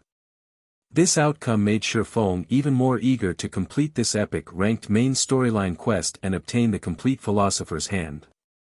However, the World Forest's location is a big problem. As Sure Feng recalled the scene the mana ball had displayed, frowning. Current players were likely unfamiliar with the Flaming World and would take a very long time to find it, but the moment Sure Feng, who was incredibly familiar with God's domain, had laid eyes on the World of Fire, the massive crimson monster, and the trident it wielded, he knew where it was. The Flame Demon's Valley. It was a neutral map that was home to flame demons. The gigantic monster in the recording was, in fact, the Flame Demon King, the Flame Demon's Valley's final boss. As the Flame Demon's Valley was rich in magic crystals and source fire ore, it had been highly contested over by the various large guilds in the past. The Flame Demon King, in particular, was one of the few world bosses available at this stage of the game. The Flame Demon King's first kill awarded fragmented legendary items and guild residence promotion orders. As a result, God's domain's various superpowers had dispatched large armies to raid it. Unfortunately, every guild that had tried to raid the world boss had returned in failure. The Flame Demon King had only been level 83 back then. The various superpowers expedition team members had, on average, been over level 80. The expedition teams also consisted of Tier 2 players, yet they hadn't been powerful enough to stand against the Flame Demon King's strength. Every expedition team had been annihilated. Only after players had reached level 100 and obtained their Tier 3 classes did they finally defeat the Flame Demon King. Meanwhile, the main reason that level 80+ players had failed to defeat the Demon King was the Flame Demon's Valley's intense environment. The area the Flame Demon King occupied was so hot that players would rapidly lose HP even in full fire resistance equipment and with advanced fire resistance potions. When a team battled the Flame Demon King, the team's healers constantly had to heal every member of their team. One could easily imagine the results of such a disadvantageous battle. However, not only would players' basic attributes and physique improve considerably after reaching Tier 3, but their resistances would also undergo a qualitative transformation. This was also the greatest difference between Tier 2 and Tier 3 players. This was why players had been able to defeat this boss after reaching Tier 3. Although Sure Feng's goal only consisted of traveling to the World Forest and activating the World Gate, not killing the Flame Demon King, the area's scorching fire was no laughing matter. Even if he consumed an advanced fire resistance potion, he wouldn't last more than 20 seconds in the severe environment without a healer. Furthermore, the Flame Demon King wouldn't just sit by and watch him approach the World Gate. If he factored in the Flame Demon King's interference, he wouldn't survive for more than a few seconds. Then, how was he supposed to activate the World Gate? It seems that I'll have to find a way to increase my fire resistance. No matter how Sure Feng thought about it, the only way he could activate the World Gate and complete his quest as soon as possible was to raise his fire resistance. Moreover, just increasing his fire resistance wouldn't do. He needed to help improve enough players to form a 20-man team at the very least. Otherwise, he wouldn't accomplish anything even if he was immune to the map's heat with the Flame Demon King harassing him. He needed others to distract the Flame Demon King while he activated the World Gate.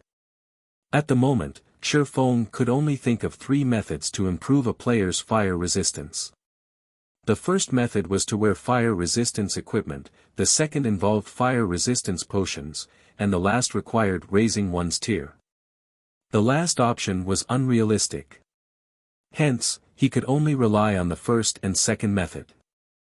Creating advanced fire resistance potions was not a problem for the candlelight trading firm. The problem now lay in how to acquire a large stock of fire resistance equipment.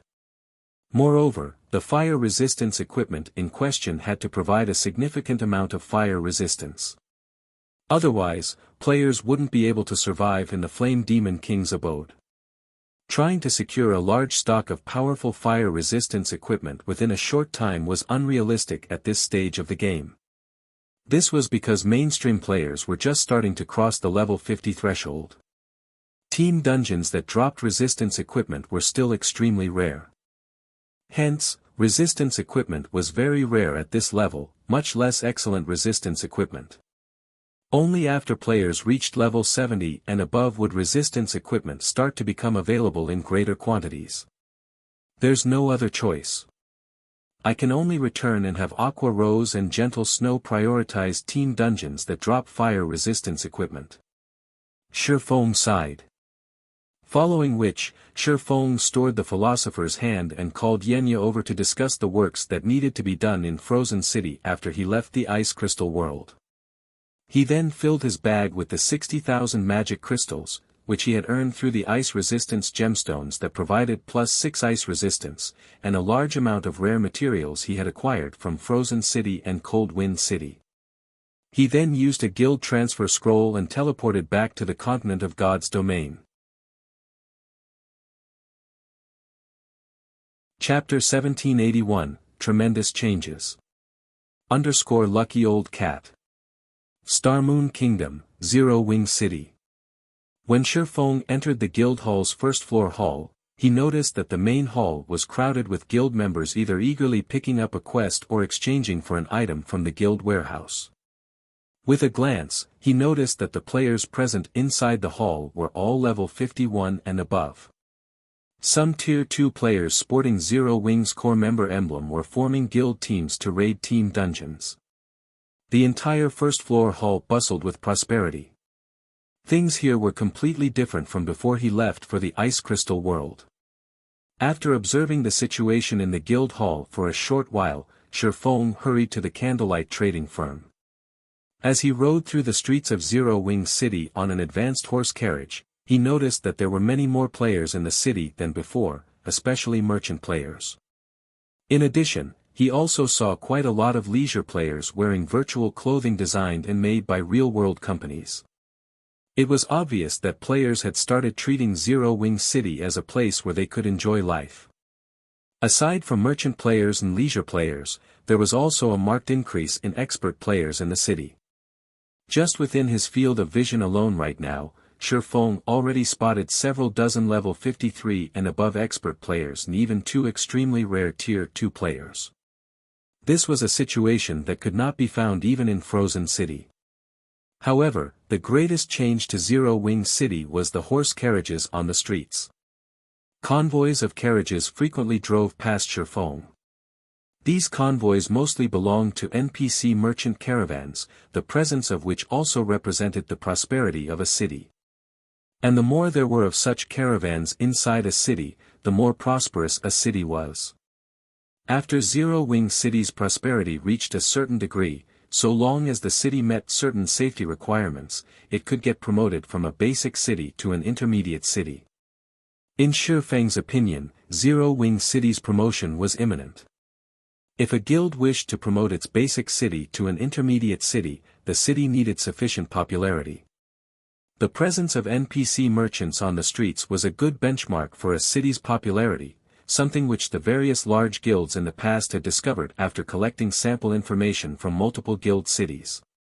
Normally, when half of the merchant caravans present in the city were made up of advanced transport carriages, a basic city already possessed sufficient popularity to become an intermediate city. Meanwhile, roughly 1/3 of the merchant-owned carriages present inside Zero Wing City were advanced transport carriages. The city was not far off from attaining the needed popularity. Zero Wing City's development speed thoroughly exceeded Shifeng's expectations. What with the 4 towers of elements in Zero Wing City, it already fulfilled the security requirements to become an intermediate city. In other words, so long as Zero Wing City achieved sufficient popularity, it could immediately be promoted to an intermediate city. It would be great if Silverwing Town and the Lost Town could get promoted as quickly. Shifeng could not help but sigh ruefully as he looked at the streets through his carriage's window. Being Starmoon Kingdom's first guild city provided Zero Wing City with a massive advantage.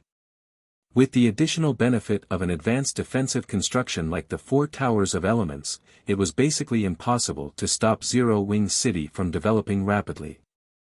On the other hand, Silverwing Town and the Lost Town, which were both located in neutral maps, did not possess such an advantage. After riding on the horse carriage for about 10 minutes, Shifeng arrived before the candlelight trading firm, which was as lively as ever.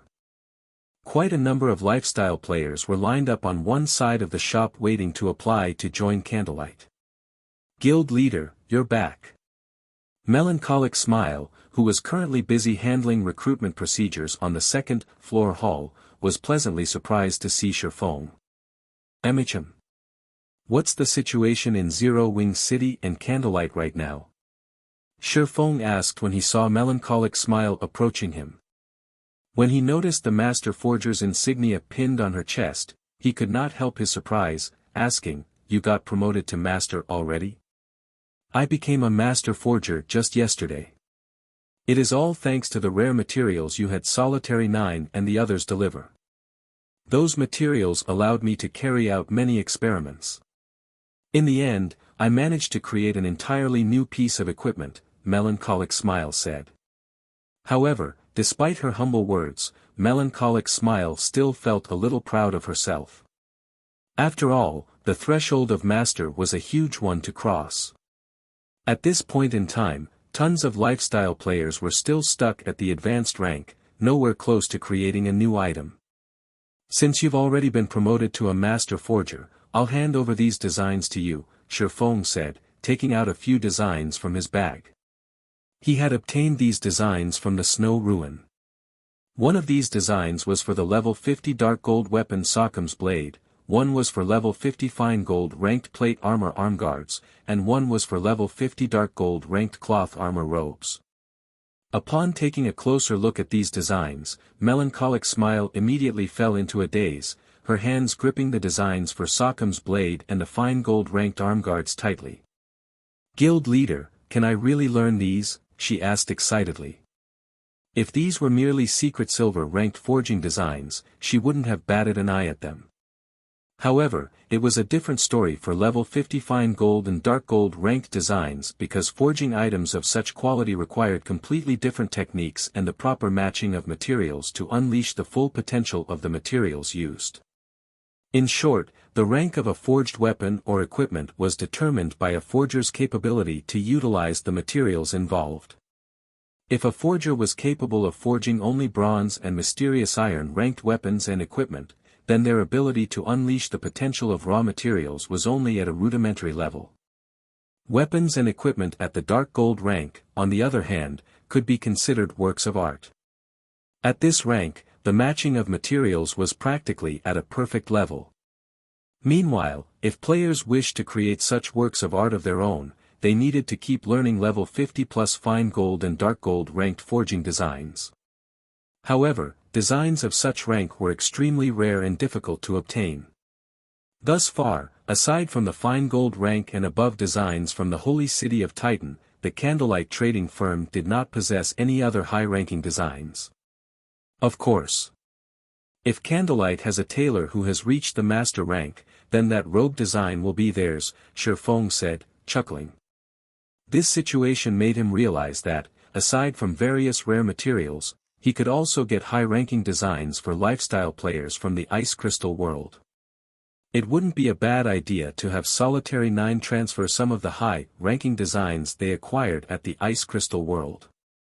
"Thank you, Guild Leader. I'll make sure to produce weapons and equipment that will be to your satisfaction very quickly." Melancholic smile was brimming with joy as she stored the designs. Afterward, she started reporting on Zero Wing's current affairs to Sherfong. Thanks to Zero Wing's city in Silverwing Town, Zero Wing's development was zooming along. The guild already had over 240,000 elite members and 7,000 expert members. Those numbers could already rival those of first-rate guilds. With Zero Wing City's player population having exceeded 5 million during this period, it was close to catching up to White River City. Just the entrance fees collected daily provided massive income to the guild. Only, as the guild's member count increased, the guild's expenditures likewise increased. Moreover, the Zero Wing members developing over at Silverwing Town were constantly ambushed and harassed by the Evil God's Temple and Dark players. This forced the guild to construct more defensive structures in Silverwing Town, as well as pay compensation to members that got killed in battle.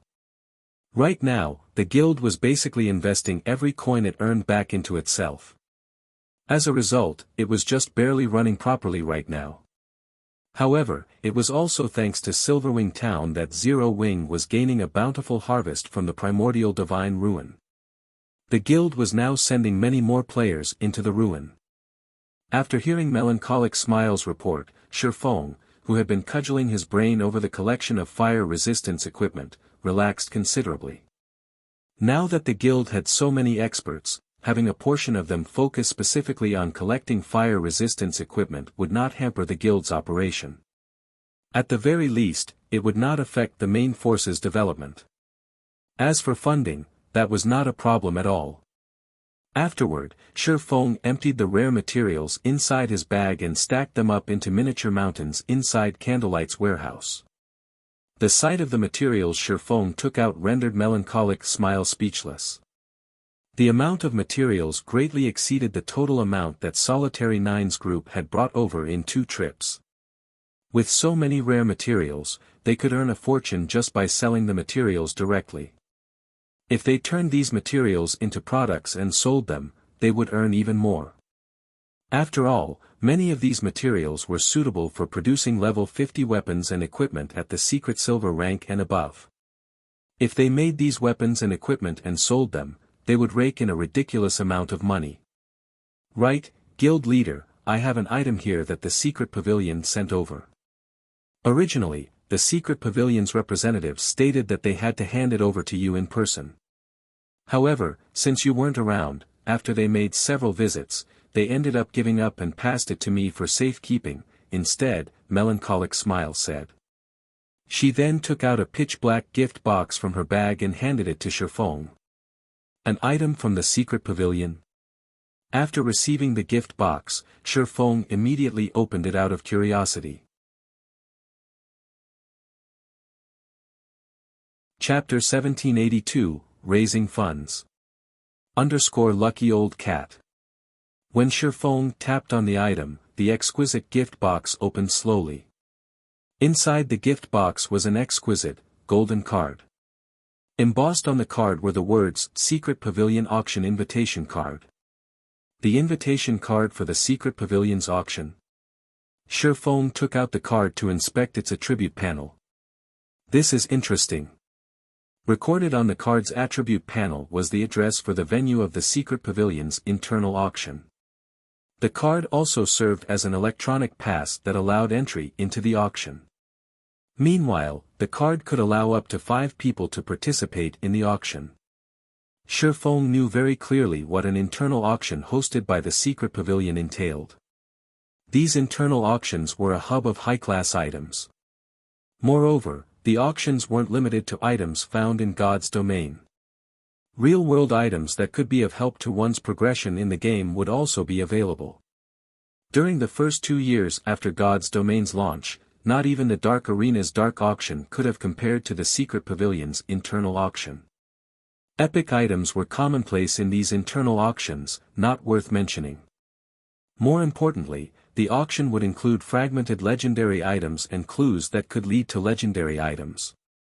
The internal auction also offered a massive quantity of items. Sometimes, the internal auctions would last 2 days due to so many items for sale. As long as one attended, they could reap a considerable harvest. For Shifeng, this auction's timing could not be more perfect. He currently needed a large stock of high-quality fire resistance equipment, and the secret pavilion, which reached all across the continent of God's domain, definitely had some fire resistance equipment to sell. Purchasing some during this auction would save him a lot of time and effort. Taking a look at the auction's date, he noticed that it would be held in 4 days. He still had time to prepare. Later, Shifeng gathered Aqua Rose and Gentle Snow to inform them of the secret pavilion's invitation. If it were merely a normal auction, he might not have bothered to notify these two, but this was a secret pavilion internal auction. Many of God's domain's outstanding experts would be there due to the auction's tradition. To prevent the participating superpowers from monopolizing the finale items, leaving nothing for the other powers, the secret pavilion would hold a competition to decide how many of the finale items each power could purchase. Of course, one could refuse to take part in the competition, but they'd be limited to 2 or 3 of the finale items at most. To avoid missing out on anything precious, the various participating powers would show some effort in the competition. After all, the secret pavilion's finale items were all extraordinary. Of course, not just anybody could participate in this competition. Only 25-year-olds and younger could participate. If old monsters were allowed to take part, then up-and-coming powers might as well sit still and do nothing. Because of this, the various powers usually brought their outstanding experts to the internal auction. Although these experts were relatively unknown in the current God's domain, they would definitely become famous figures in the future. As Aqua Rose and Gentle Snow were Zero Wing's vice guild leaders, it was best to let them keep an eye out for these up-and-coming experts. After all, nobody knew if these up-and-coming experts would become enemies in the future. When Aqua Rose saw the invitation card in Shifeng's hand, she stared with wide, surprised eyes. "Guild leader, you're too awesome. You actually received a gold invitation card.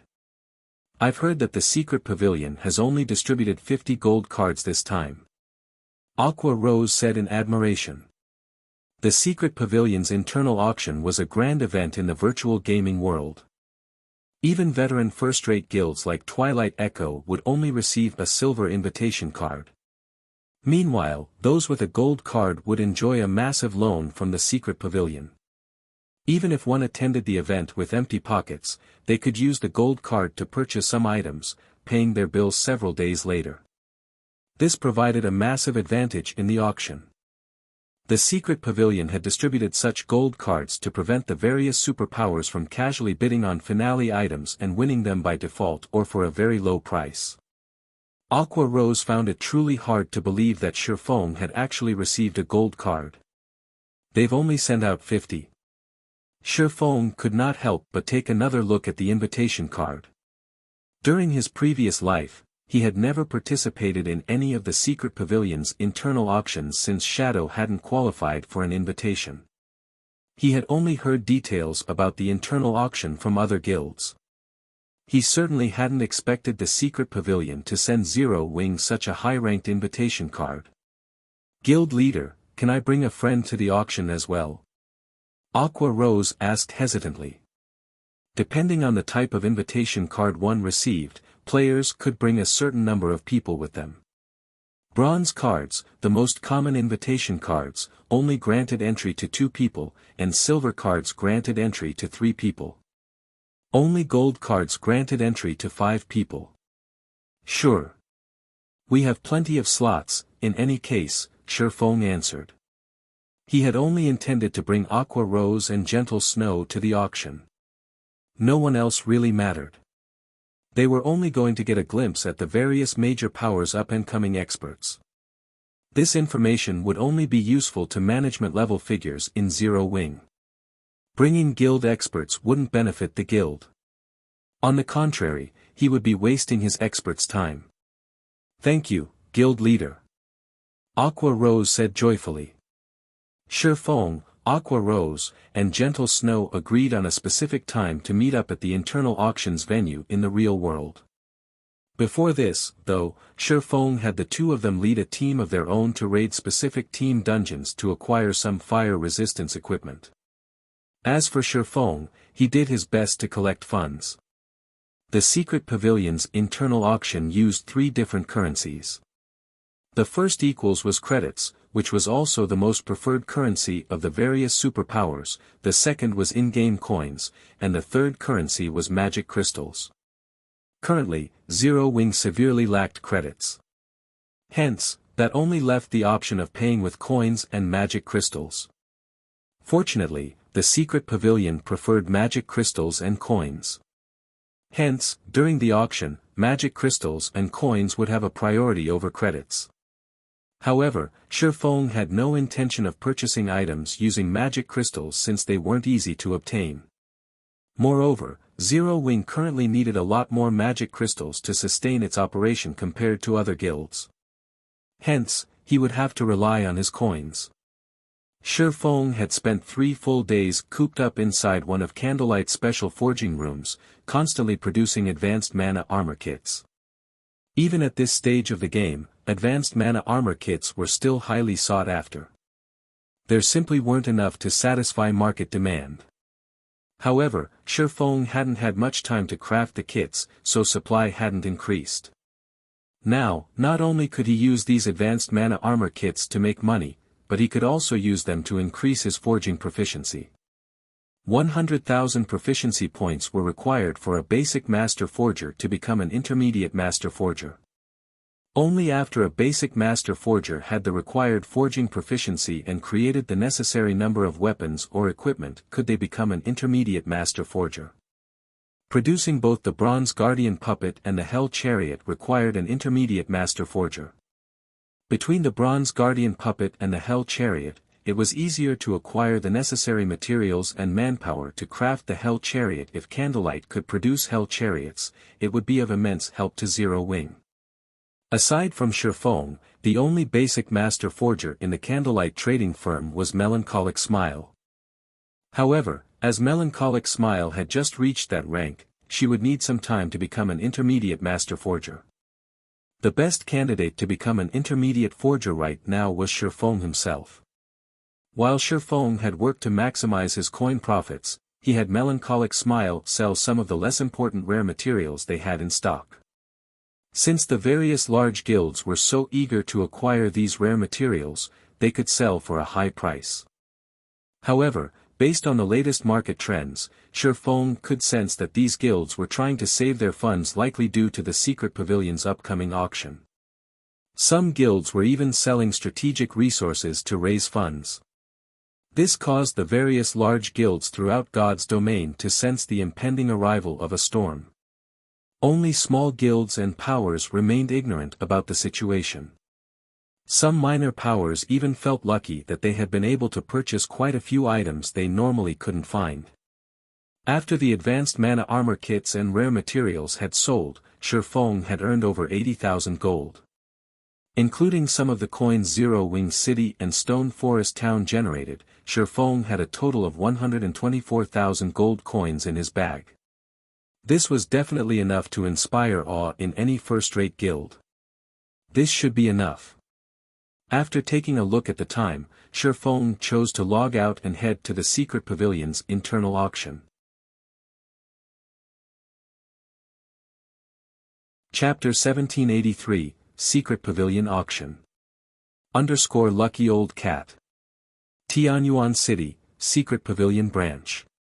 The branch headquarters was a 181-story tall building that stood in the city's business district.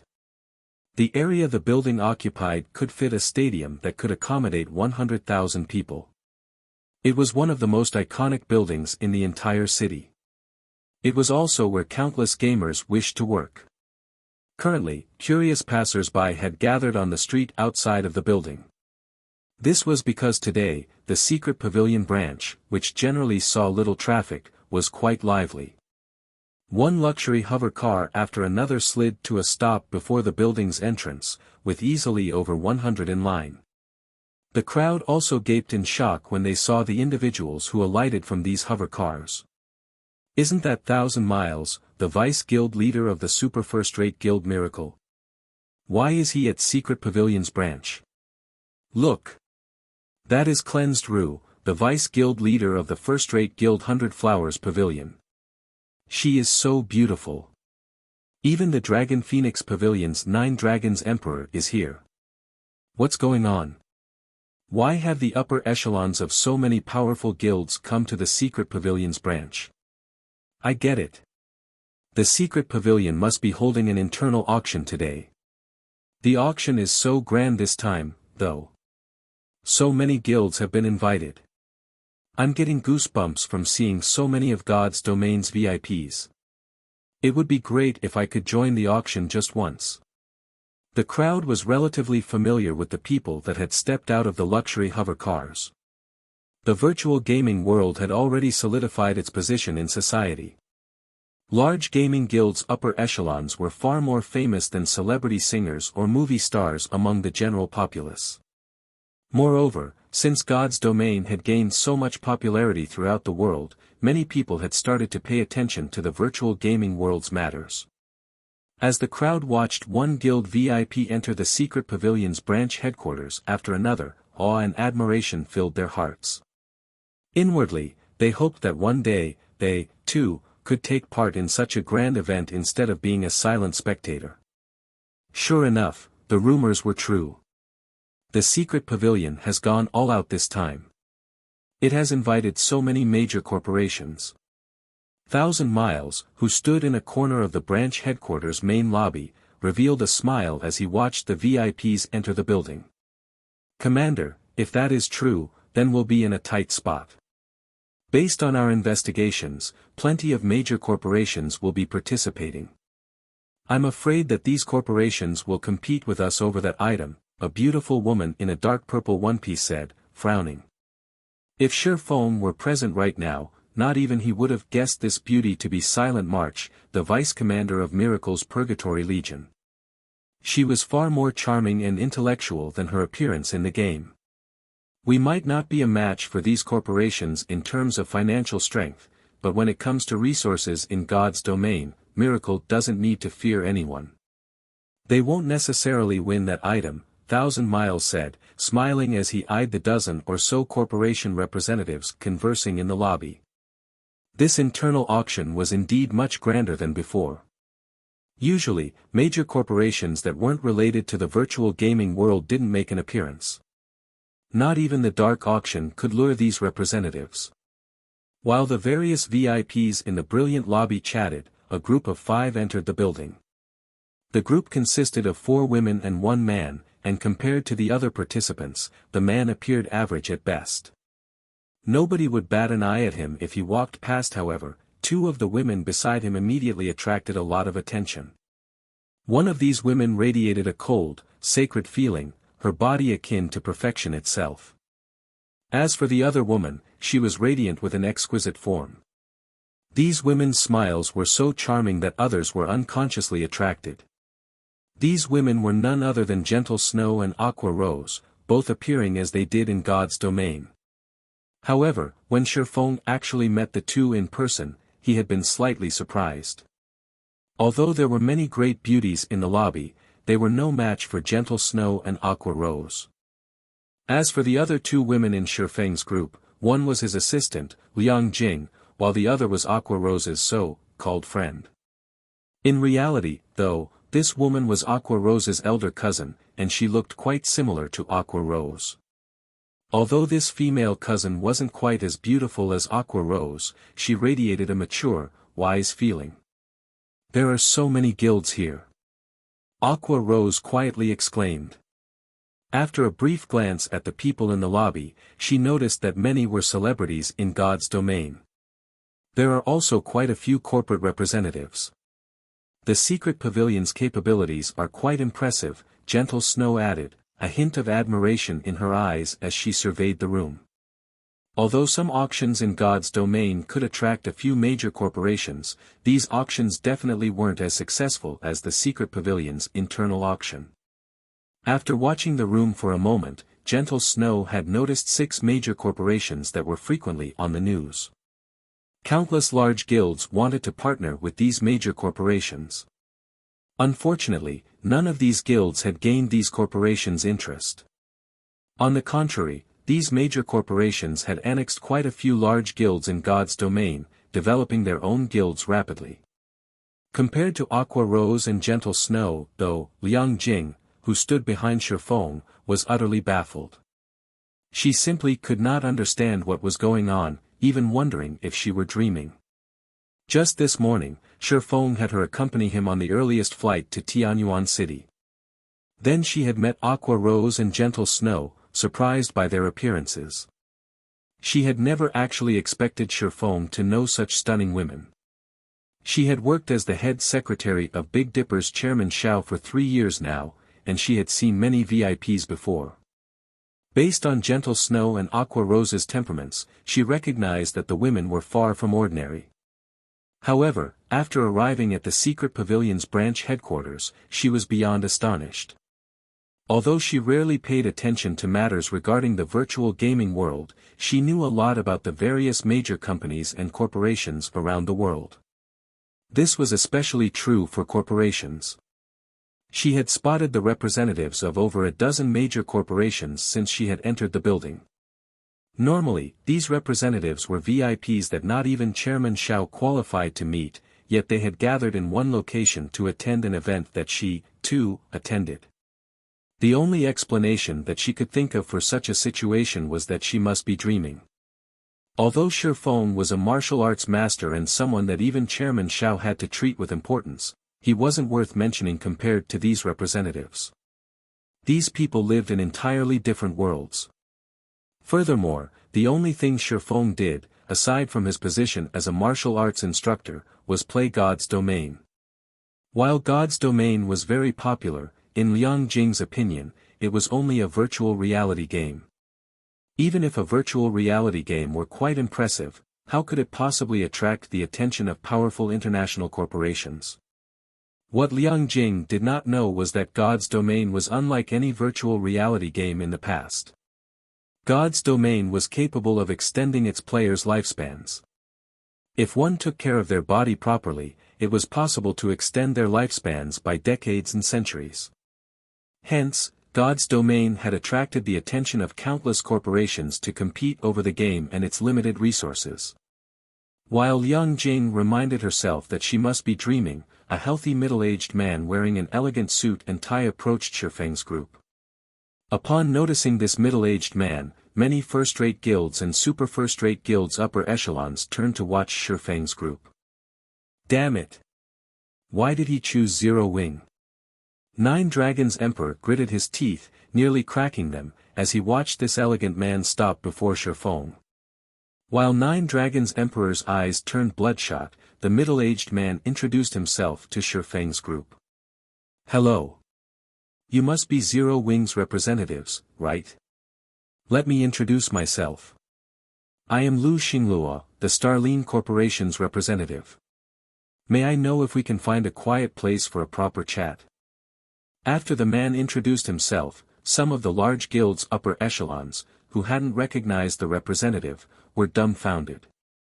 Even Liang Jing, who stood behind Shifeng, gaped when she learned the middle-aged man's identity.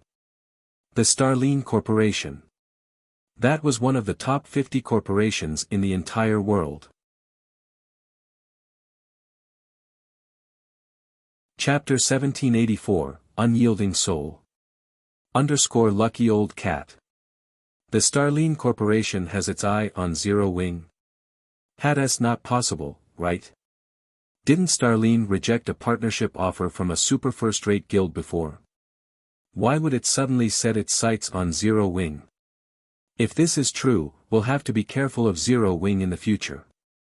The corporate representatives and the upper echelon of various guilds inside the hall discussed among themselves in hushed tones as they watched Lu Xinglua and Shifeng's group enter a private lounge. Meanwhile, Nine Dragons Emperor, who had quietly watched these proceedings from a corner of the room, frowned deeply. Previously, he had sought out the Starline Corporation for partnership but got rejected outright. He did not even manage to meet with a corporate representative like Lu Xinglua. The Starline Corporation was one of the major corporations that had invested in God's domain early on, unlike those that joined the struggle after the game had garnered global fame. Hence, the Starline Corporation already had a solid foundation in God's domain, so much so that even the various superpowers feared the corporation greatly. If Zero Wing really partnered with the Starline Corporation, then he would have a much harder time dealing with Zero Wing in the future. Uncle Yuan, what do you think this is all about? Is the Starline Corporation actually trying to partner with Zero Wing? Purple Jade, who was wearing a white dress, asked curiously as she watched Shifeng's group enter the private lounge. I'm not sure. From what I know, the Starline Corporation has never taken the initiative to seek a partnership with a guild before. Could Zero Wing still have some secrets that we are not aware of? Yuan Tianxin replied, shaking his head. He was also very confused by this situation. In fact, even the secret pavilion wanted to collaborate with the Starline Corporation, which held a large amount of energy resources, especially the extremely rare high-level energy. If the secret pavilion could get its hands on sufficient high-level energy, it would be able to nurture many more experts than before. This was also the reason why many super first-rate guilds and super guilds sought a partnership with the Starline Corporation. Inside the spacious private lounge, both sides were currently seated on leather sofas and observing each other. At this moment, Shifeng was honestly surprised that the famous Starline Corporation would approach Zero Wing. As for Liang Jing, she was already close to fainting. After the silence persisted for a while, Lu Xinglua shifted his gaze to Aqua Rose's cousin, revealing a playful smile as he said, "Miss Mu Lingsha, your unyielding soul really is tenacious. Do you think that, just because you managed to worm your way into the secret pavilion's internal auction this time, you'll be able to obtain that thing and avoid defeat?" Due to Lu Xinglua's words, the atmosphere inside the room suddenly became tense. Meanwhile, Shifeng and Gentle Snow automatically turned to look at Aqua Rose's cousin, who had remained silent all this time. She's someone from Unyielding Soul. Gentle Snow blinked repeatedly, her heart full of surprise as she looked at Mu Lingsha. Unyielding Soul was a veteran super first-rate guild. At its peak, it had been stronger than many super guilds. Although it had not made headlines during the past few years, it was still much stronger than the current Dragon Phoenix Pavilion. She found it very hard to imagine that such a super first-rate guild would need to rely on Zero Wing to get into the internal auction. What Gentle Snow did not know was that the secret pavilion had not sent an invitation to Unyielding Soul this time due to the Starline Corporation's meddling. Hence, Mu Lingsha had turned to Aqua Rose for help. The first reason for her decision was her family ties with Aqua Rose. The second reason was Aqua Rose's having been under Unyielding Soul and Mu Lingsha's care during her youth. Hence, the two of them could be considered best friends as well. As for getting Twilight Echo's help, that first-rate guild had refused to share any of its participation slots with Mu Lingsha when she asked. Just when Aqua Rose was feeling troubled by Mu Lingsha's request for help, Shifeng happened to reveal that he had received an invitation, a golden invitation card at that. Since there were additional slots, Aqua Rose ended up asking for one for her cousin. Meanwhile, despite having heard Lu Xinglua's question, Mu Lingsha remained silent for a long time. Just as she was about to say something, Lu Xinglua turned his gaze to Shifeng and Gentle Snow, who wore confused expressions on their faces. "It seems you don't know about this matter. Fine, then. I'll treat this as Zero Wing being ignorant and overlook your transgressions. Afterward, just notify the secret pavilion security and have them escort Miss Mu out of the building. In compensation for your wasting a participation slot, I'll send you 1 million credits later," Lu Xinglua said. He then sent one last glance at Mu Lingsha before standing up to leave. At Lu Xinglua's words, Mu Lingsha fell into despair. In the secret pavilion's internal auction, nobody had the authority to meddle with the people brought along by other invited persons. Only the invited persons themselves were allowed to send away their companions. The Starline Corporation possessed massive influence both in the game and in the real world, as proven by the fact that the secret pavilion had not sent an invitation to Unyielding Soul this time. If even an entity as powerful as the secret pavilion had shrunk back because of the Starline Corporation, there was no need to mention what kind of response a minor existence like Zero Wing would make. Meanwhile, Aqua Rose, who was sitting beside Shifeng, also turned pale at this turn of events. She had never thought that their actions would get discovered. Mu Lingsha was her best friend. However, Aqua Rose also owed Zero Wing a huge debt of gratitude. Caught in a dilemma, she was at a loss as to what to do. Just when Lu Xingluo's party made for the lounge's door, a voice suddenly rang out inside the room. 1 million credits. Chief Lu sure is generous. Unfortunately, Zero Wing can't accept this generosity.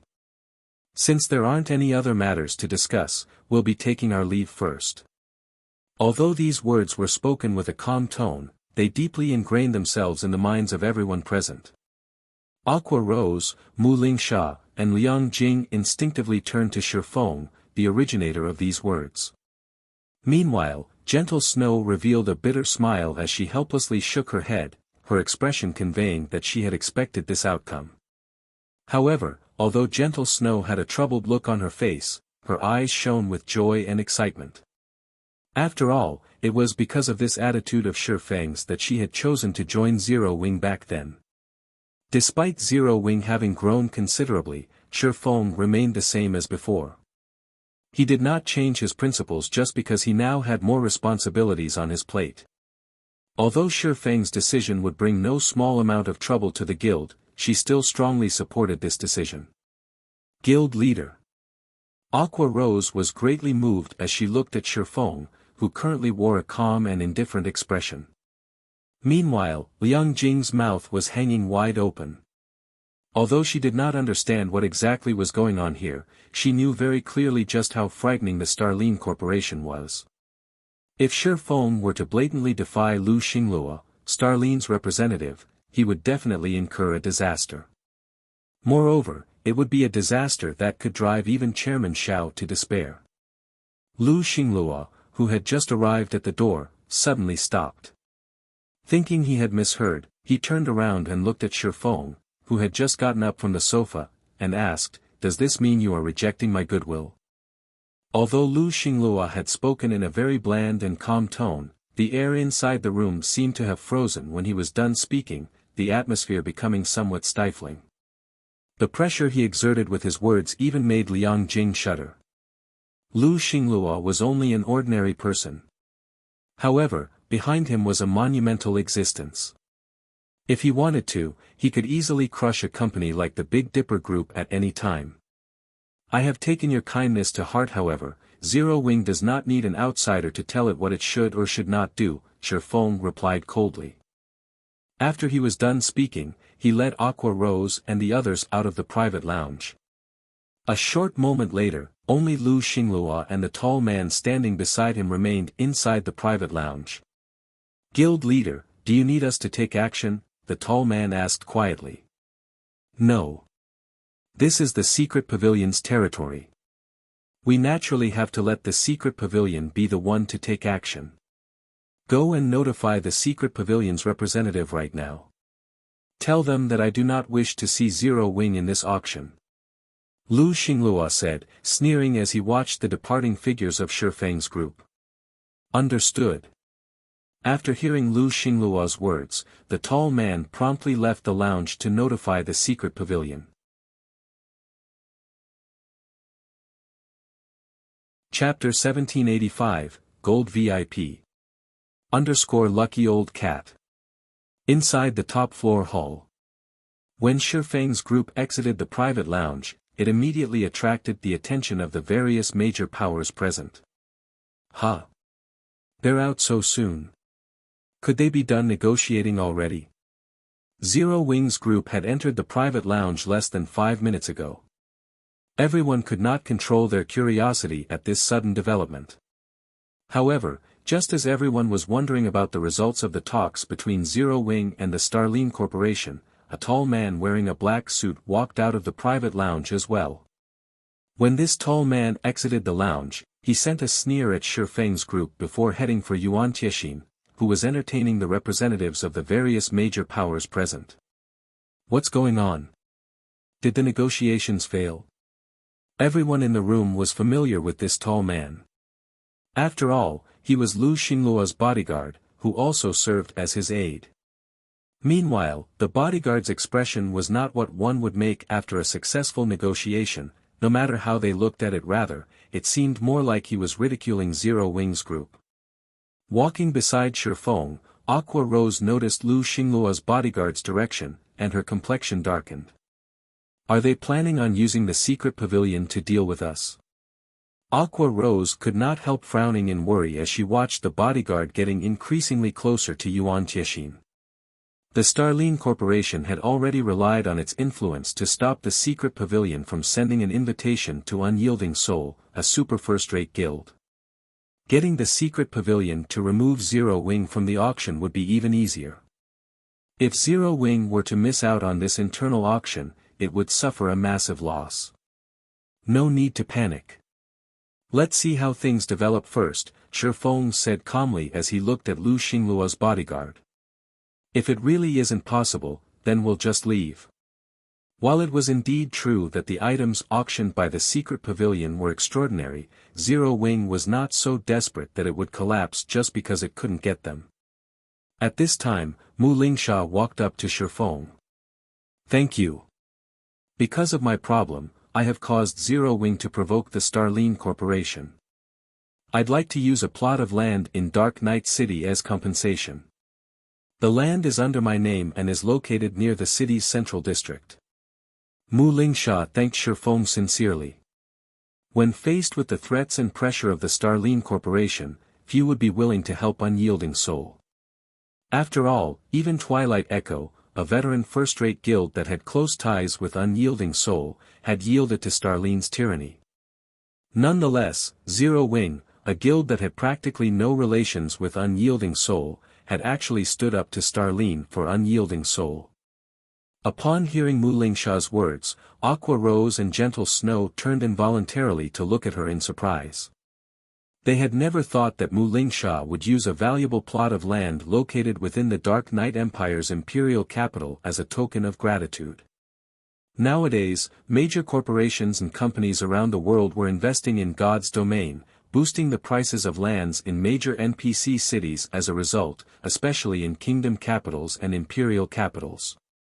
A plot of land without high potential would still sell for a fortune. As for those with high potential, even if one offered tens of thousands of gold to purchase such a land, nobody would be willing to sell. Shi Feng found it difficult to refuse such compensation. The Dark Knight Empire's imperial capital had a player population of over 10 million. If he could set up the Candlelight trading firm on this plot of land, the trading firm would gain access to all these players. At that time, Candlelight's income would definitely increase by a significant margin. Hence, Shi Feng ended up accepting Mu Lingsha's offer. Meanwhile, over at Yuan Tiexian's location, Lu Xingluo's bodyguard had arrived before Yuan Tiexian and relayed his employer's words to him. Upon receiving this unreasonable demand, Yuan Tiexian fell silent. He simply could not figure out just what Zero Wing had done to anger Lu Xingluo this much. I hope that the secret pavilion can make a decision soon. The Starline Corporation dislikes having to wait, Lu Xingluo's bodyguard said in an indifferent tone. In his opinion, there was no need to consider this decision at all. The Starline Corporation was entirely out of Zero Wing's league. It would be in the secret pavilion's best interests to go along with the Starline Corporation's demands and remove Zero Wing from the auction. The nearby people who overheard the bodyguard's words were momentarily dumbfounded. They had never thought that Zero Wing would be so bold as to actually provoke the Starline Corporation. Zero Wing really is overestimating itself to go against the Starline Corporation. When Nine Dragons Emperor received this piece of news, he could not help but laugh. Previously, he thought that Zero Wing would obtain the Starline Corporation's support. If that had happened, he would most likely be doomed. After all, Phoenix Rain would have indirectly gained a powerful helper in the fight to become the Great Pavilion Master. However, now that Zero Wing had provoked the Starline Corporation, not only did this outcome not provide Phoenix Rain with the slightest bit of help, but it would also become a huge hindrance to her becoming the great Pavilion Master. After all, the Guild Elders would have to take the Starline Corporation into account when considering Phoenix Rain for the position. Meanwhile, when the various major powers attending the auction received news about this matter, they were similarly shocked. Zero Wing's foolishness had thoroughly exceeded their imagination. The guild had actually provoked the Starline Corporation for some unknown outsider. The Starline Corporation was in possession of plenty of high-level energy, which many superpowers had tried to purchase to no avail. Now that Zero Wing had become a thorn in the corporation's side, many superpowers would probably gun for Zero Wing to curry favor with Starline.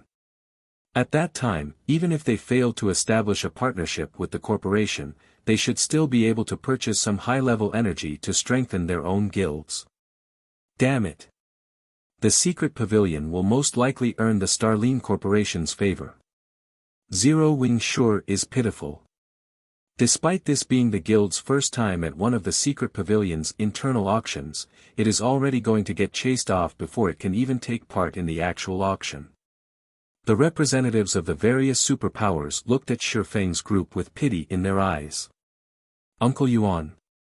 Purple Jade was dying of curiosity as she looked at Yuan Tiexin, who had remained silent all this time.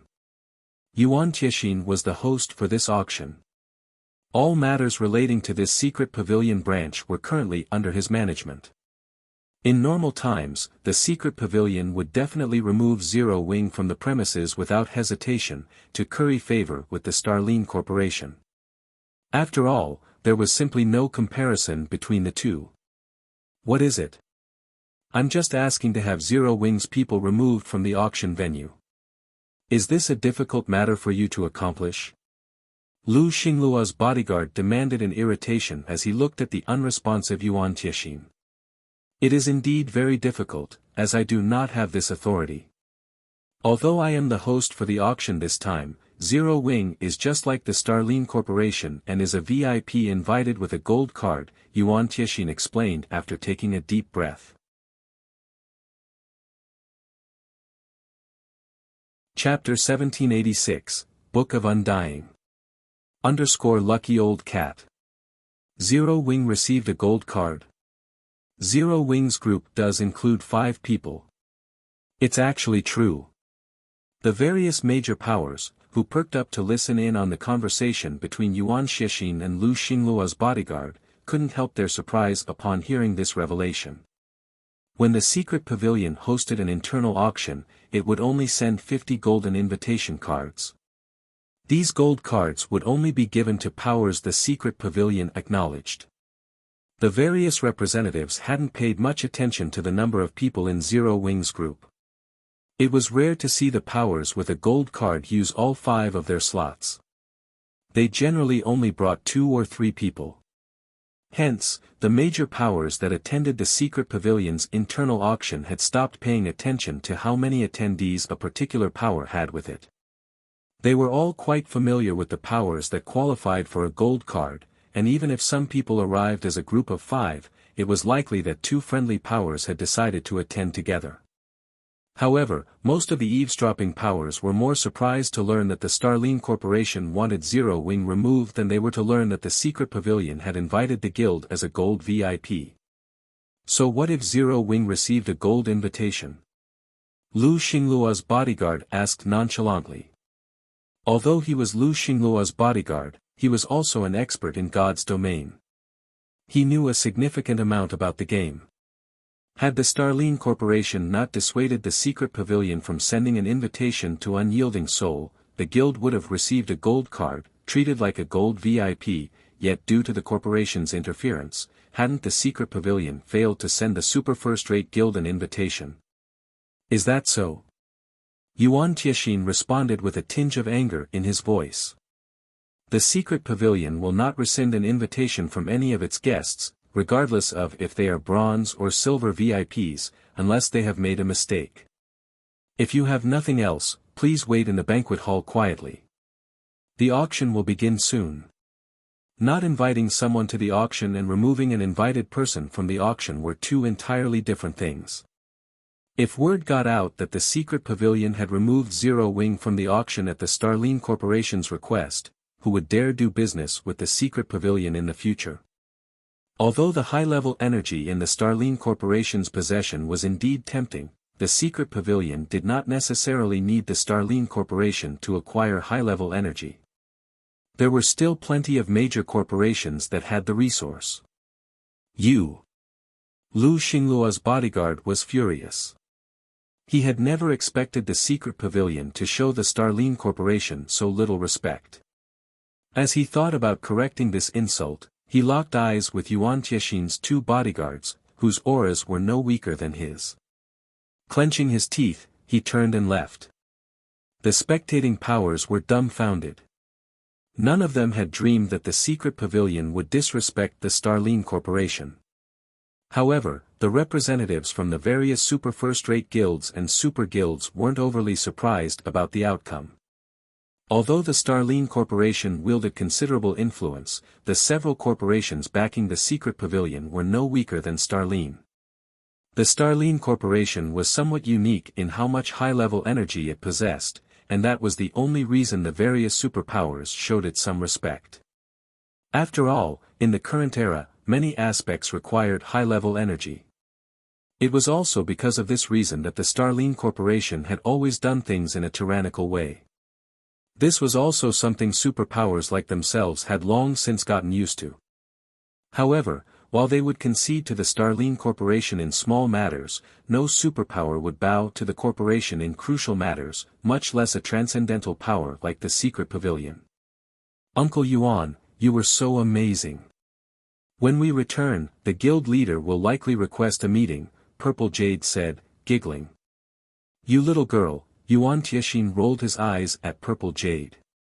He then shifted his gaze towards Shifeng's group. However, Zero Wing really knows how to cause trouble wherever it goes. It even dares to meddle in matters between the Starline Corporation and Unyielding Soul. The Starline Corporation and Unyielding Soul were going at each other's throats in the Dark Knight Empire in a struggle that would only end once one of them had been utterly defeated. Meanwhile, the chances that Unyielding Soul would lose were very high. It would not even be surprising if Unyielding Soul fell from its position as a super first-rate guild. Unyielding Soul's main headquarters was in the Dark Knight Empire, and the guild had focused a lot of its efforts on developing in the Empire. If it lost the Dark Knight Empire, its strength would diminish tremendously. Meanwhile, in the private lounge Lu Xingluo occupied. Lu Xingluo's bodyguard quickly relayed Yuan Tiexin's response. Guild leader, the secret pavilion is refusing to show us the respect we deserve. Should we put some pressure on the pavilion? The tall bodyguard asked. No. There's no need to sour our relationship with the secret pavilion over this small matter. So what if Unyielding Soul gets to attend this auction? With the guild's foundations, competing with us here will be futile, Lu Xingluo said, shaking his head. He was not his bodyguard. He knew just how powerful the secret pavilion was. If the Starline Corporation truly angered the secret pavilion, the corporation would get the short end of the stick, not the pavilion. The secret pavilion simply had too much influence in God's domain, and it had even more resources. Very few superpowers in God's domain could compete with the pavilion. What about Zero Wing? The bodyguard asked again. A worm. Once we return, notify the players from Dark Soul and have them take care of it, Lu Xingluo said, snorting. Even a super first-rate guild like Unyielding Soul amounted to nothing in his eyes, much less an up-and-coming guild like Zero Wing. Of course, although he did not regard Zero Wing with any importance, since a worm had dared to insult him, he would stomp it to death. Understood, the bodyguard sneered. Had Zero Wing obediently accepted their goodwill, it would have received at least 1 million credits, but now that Lu Xingluo wanted to mobilize Dark Soul, it wouldn't be long until the guild was obliterated from God's domain. Meanwhile, in the banquet hall, the previously dull atmosphere had livened considerably after the drama between the Starline Corporation and Zero Wing. After everyone chatted for a while longer, some staff members came and notified the guests about the start of the auction. The representatives then made their way towards the venue the secret pavilion had prepared. Compared to the auction venues in God's domain, the secret pavilion's venue wasn't worth mentioning. The venue could, at most, house around 3,000 people. That was a fraction of the auction venues in God's domain, which could easily house tens of thousands of people. However, nobody looked down on the small venue. The most insignificant of the guests were representatives from first-rate guilds. Second- and third-rate guilds could never qualify for an invitation. Moreover, the secret pavilion had prepared plenty of items for this auction. As the first internal auction since God's domain had launched, the secret pavilion had over 2,000 items for sale, and none of these items could be purchased in the game. Among these items, over 150 had been set aside for the finale. Needless to say, these finale items were extraordinarily valuable. The cheapest among these items had a minimum bid of 2,000 gold. Once the bidding began, even first-rate guilds would despair. However, every one of these finale items was definitely worth its weight in gold. Otherwise, the secret pavilion wouldn't have bothered with them. Ladies and gentlemen, welcome to the secret pavilion's internal auction. As always, items will go to the highest bidder. This time, though, we will give priority to bids involving God's domain's magic crystals and coins, Unyielding explained after stepping onto the main stage. Without further ado, let us begin the auction and welcome our first item for the day. When Unyielding finished speaking, the image of a thick tome appeared on the virtual display above him. Several words graced the tome's cover in large text, and based on the footage, it was clear that the tome passively gathered mana around it. The tome certainly wasn't an ordinary item. The item instantly grasped the crowd's attention. The Book of Undying. Feng could not help his shock when he saw the image. Why is this thing here? Chapter 1787, Tome of Astronomical Value. Lucky Old Cat. Inside the luxurious auction hall. Upon seeing the Book of Undying, every representative's eyes shone with greed. Although they couldn't read the tome's statistics like they could in God's domain, all of these people were representatives from major powers. They all possessed great insight. As expected of the secret pavilion. The first time is already so frightening. The various major powers present could not help but discuss the Book of Undying. When Unyielding saw the crowd before him stir, he was immensely satisfied. This had been the reaction he had aimed for when he chose the Book of Undying as the first item. I believe that you all recognize the rarity of this Book of Undying. For the buyer's benefit, I won't share the specifics of this tome's attributes. I will only give a general summary. This tome is a dark gold ranked item. Even so, it is a super rare item that can resurrect the dead. This item will halve the death penalty for players it resurrects. It can also be used on NPCs. I believe you can recognize its value, Unyielding explained. After hearing the item's introduction, everyone in the venue became even more passionate to acquire the Book of Undying. The various superpowers representatives, in particular, felt their blood pressure rise considerably. The Book of Undying's ability to resurrect players was subpar at best. After all, there were plenty of tools and skills in God's domain that had the ability to alleviate the death penalty players suffered. However, it was an entirely different story if the Book of Undying could resurrect NPCs. The Book of Undying was especially valuable to superpowers that possessed powerful personal guards. Although there were other means to resurrect a personal guard, these means were not easy to accomplish. Moreover, the price one had to pay to use these means was astronomical. Hence, superpowers generally avoided risking their personal guards. However, as the Book of Undying was a dark gold item, not a one-time use item, it could be used indefinitely. In other words, with this item, one could freely resurrect their personal guards. They would not have to worry about their personal guards dying by accident. The Book of Undying was far more valuable than some ordinary epic item. I won't waste your time. The starting price is 1,000 gold, with each increment being no less than 50 gold. In addition, credit bids will not be accepted. Yuan Tiexin shouted. 1,500 gold. 2,000 gold. 2,500 gold. The price quickly soared to 5,000 gold, and the various major powers were surprised by how fast the price had risen. The bidding even troubled first-rate guilds. Although their guilds earned quite a bit of wealth every day, their daily operations required a lot of coins and resources. In preparation for the auction today, the various major powers had raised a significant amount of funding, but even so, these first-rate guilds had only prepared around 30 to 40,000 gold.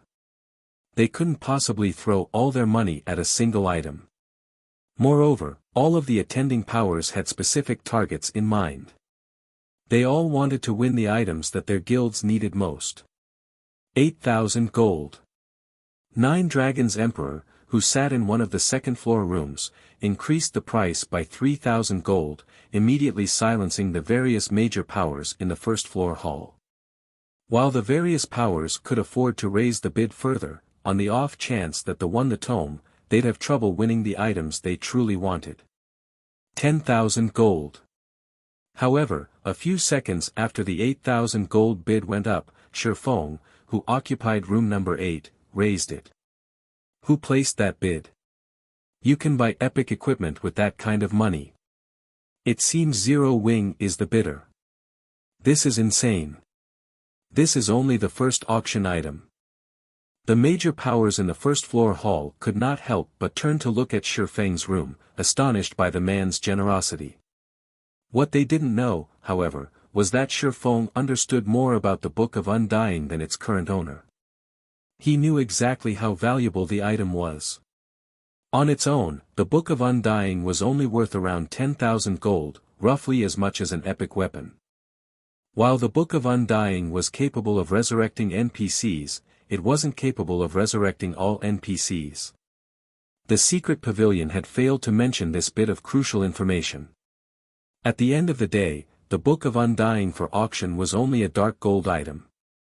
Although the skill it possessed was heaven-defying, there was a limit to the skill's effects. At dark gold rank, the Book of Undying could only resurrect tier 2 NPCs and players. It wouldn't be effective on tier 3 and above existences. Otherwise, it wouldn't just be a dark gold item. This had been why the secret pavilion had been willing to part with the tome, putting it up for auction. The various major powers had likely guessed the tome's limitations, as well, which explained why they weren't enthusiastic to purchase the item. If the Book of Undying were an epic item, the various superpowers would likely bid like madmen. No one would have been surprised to see the tome's price climb to 5 times more than its current bid. However, even though the Book of Undying was only dark gold rank, the fact that it was available was a pleasant surprise for Shifeng. Although the tome wouldn't help him resurrect tier 3 NPCs and above, it was enough for Shifeng's uses right now. At the very least, he could involve Anna and Kite in combat without worrying about them dying. After Shifeng had raised the bid for the Book of Undying to 10,000 gold, 9 Dragons Emperor gave up on the item. For him, the Book of Undying was a collector's item of sorts. Paying more for it wouldn't be worthwhile. 10,000 gold going once. 10,000 gold going twice. However, just when Yuan Tiexin was about to finalize the sale, a new bid appeared. 12,000 gold. Many people turned to the bidder in astonishment. Meanwhile, the person who had placed this new bid was none other than the Starline Corporation's Lu Xingluo. 13,000 gold. Shifeng raised the bid once more. This surprised everyone further. They never thought that Shifeng would be so desperate for the Book of Undying. That was 13,000 gold they were talking about. With that kind of money, he could purchase a valuable plot of land in any capital. 13,500 gold. 14,000 gold. 14,500 gold. Whenever Shi Feng placed a new bid, Lu Xinglua quickly added another 500 gold. When the price rose to 20,000 gold, the various major powers were utterly dumbfounded. Paying 20,000 gold for a dark gold item was ridiculous. It'd be far more beneficial to build a town with this money. 24,000 gold. Not wanting to waste time, Shi Feng raised the price by another 4,000 gold. As the price rose, Yuan Tiexin's breathing became a little heavier. The bid was already more than double what he had expected. "Forget it, I don't want this item anymore," Lu Xinglua said, chuckling as he relented. Once Lu Xinglua dropped out of the bidding, Shi Feng eventually won the Book of Undying, surprising many of the representatives with Zero Wing's financial strength. They also inwardly ridiculed Zero Wing for spending 24,000 gold on a dark gold item. Even Gentle Snow and Aqua Rose felt that it was excessive to purchase the Book of Undying for such a high price. However, after Shi Feng paid the 24,000 gold by connecting to God's domain's main God system via his quantum watch and received the Book of Undying from the secret pavilion, his smile was bright. The Book of Undying was a dark gold item, but he knew something the secret pavilion had failed to discover. There wasn't just one Book of Undying in God's domain, but 13. Every one of these tomes was a dark gold item, which Undying Dionysius had penned personally. Even Tier 6 gods had failed to kill Dionysius, hence his title of Undying. In the end, an ancient god had sealed Dionysius away. Meanwhile, the 13 books of Undying contained all of Dionysius's power, and there were rumors stating that Undying Dionysius had recorded a method of self-resurrection in his books. How could these tomes, written by such a powerful existence, be just ordinary dark gold items? The books of Undying were powerful in the fact that they could be merged. When one combined 2 copies of the Book of Undying, its ability would improve. Only after merging all 13 books of Undying could one display the tome's true power. As for the complete book's rank, no one had known even 10 years after God's domain's launch. However, most people guessed that it would be a legendary item. This was because only 10 copies had ever been found, and the strongest Book of Undying had only absorbed 2 other copies, reaching epic rank. As an epic item, the Book of Undying could resurrect Tier 3 NPCs. Now that a Book of Undying had appeared before him, it wouldn't do him any harm to start collecting the tomes now. On the off chance that he found 3 copies one day, he could upgrade the tome to epic rank, and it would be of great help to him. Once the Book of Undying's auction had concluded, Yuan Tiexin proceeded to introduce other auction items. However, none of the following items were nearly as valuable as that first tome. Moreover, representatives could pay for the following items with credits. Shi Feng had to admit that the secret pavilion offered a large variety of items, including 20+ pieces of level 50 fine gold equipment and 50+ level 50 secret silver equipment pieces that increased fire resistance. In the end, Shi Feng had spent over 3 gold to acquire all of them. If not for Lu Xinglua's interference, raising the price from time to time, he could have easily purchased this equipment for only 4,000 gold. By the time the ordinary items had sold, more than a day had passed. The secret pavilion then hosted a friendly competition to determine how many finale items each of the various powers could purchase. This friendly competition also gave everyone a glimpse of the various superpowers' up-and-coming experts. Finally, we'll start the bidding for our first finale item of the day. Yuan Tiexin announced, chuckling as he glanced at the second-floor rooms. I believe that many of you are familiar with this next item. On cue, several images appeared on the display above the stage. When these images had appeared, a commotion tore through the attentive crowd. Even the representatives in the second-floor rooms stared with bloodshot eyes. When Mu Lingsha, who sat beside Aqua Rose, saw these images, her fists balled as excitement lit up her face. She simply couldn't keep her calm. Chapter 1788, Grade 1. _ Lucky Old Cat. When the images appeared above the main stage, the representatives of super first-rate guilds and super guilds in the second-floor rooms became restless. They promptly relayed what they were seeing back to their respective guild leaders. Guild leader, those rumors were true. The secret pavilion really has that thing. The secret pavilion sure knows how to keep a secret. Are you absolutely sure about this? Based on the images, there's no mistaking it. However, there are simply too many major powers and corporations present. I'm afraid acquiring it will be difficult with the money we brought. Good. I'll have someone mail you all the funds we have available. Due to the several images, the various superpowers in attendance all started secretly raising funds. This situation enveloped the entire auction venue in tension. The major powers in the first-floor hall sensed an imminent storm. The secret pavilion really is a sly, old fox. Is it trying to have us superpowers and corporations tear at each other's throats?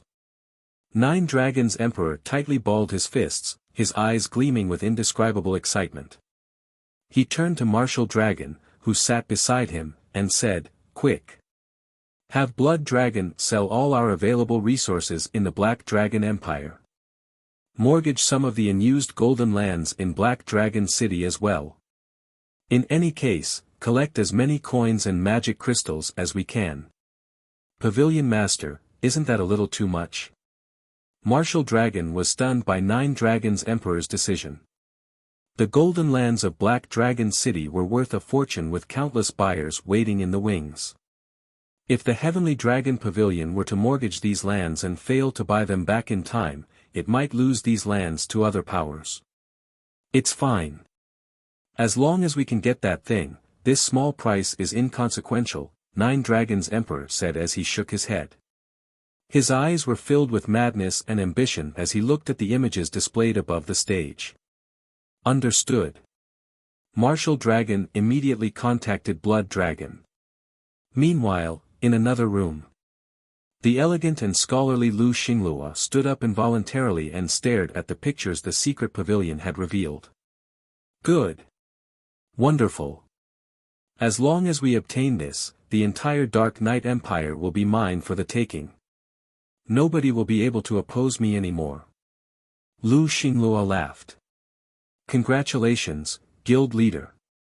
At that time, both Crimson Emperor and Unyielding Soul will meet their end. Zhong Langcheng, Lu Xinglua's bodyguard, exclaimed in excitement. How is the fundraising I tasked you with coming along?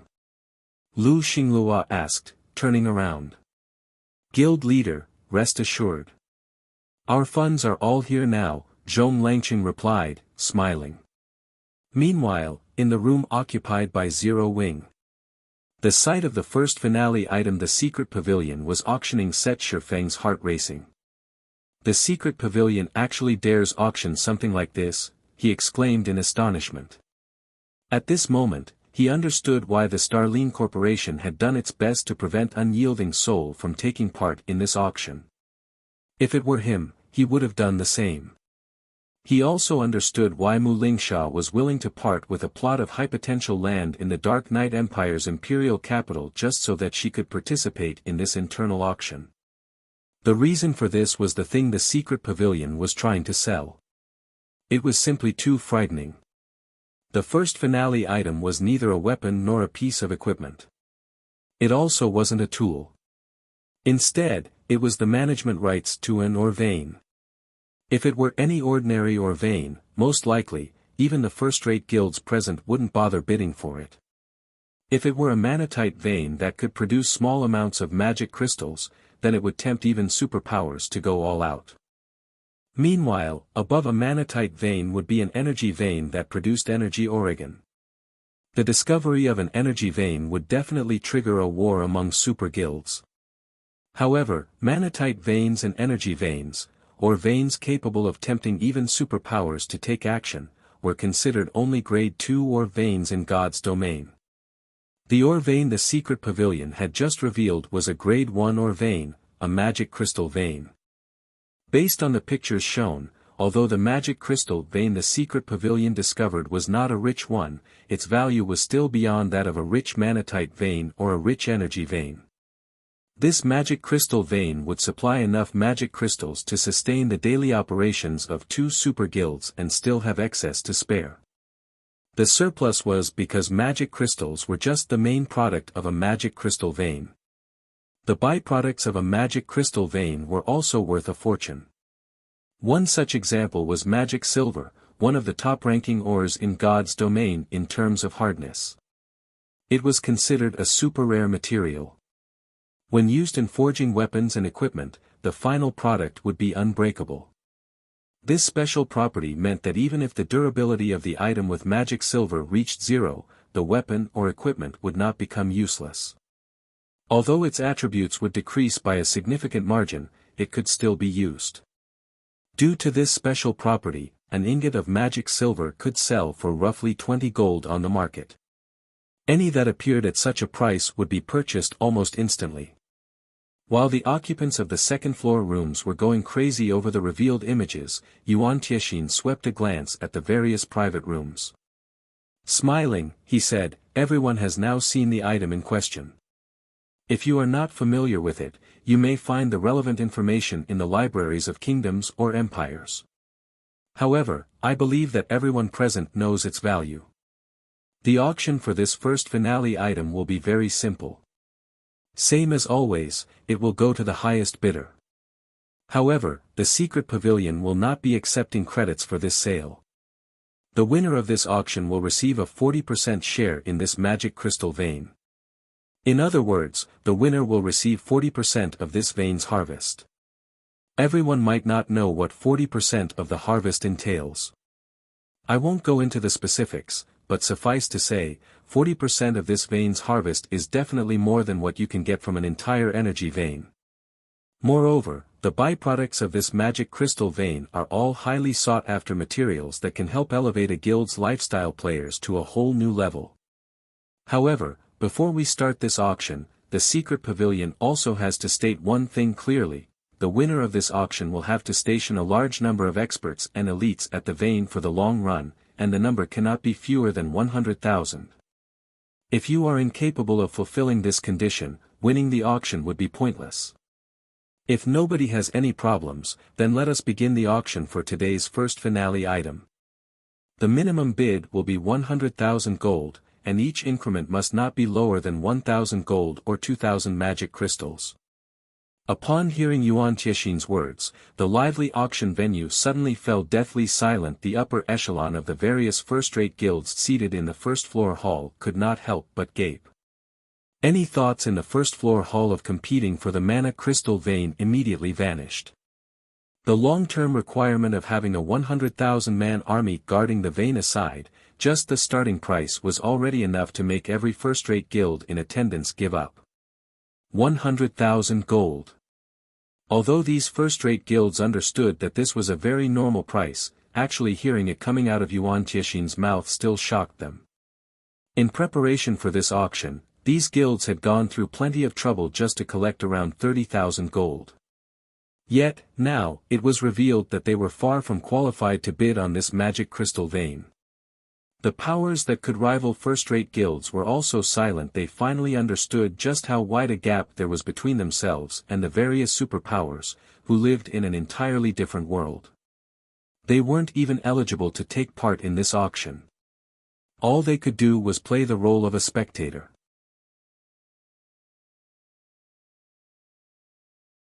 Chapter 1789, Crazy Struggle. Lucky Old Cat. 100,000 gold.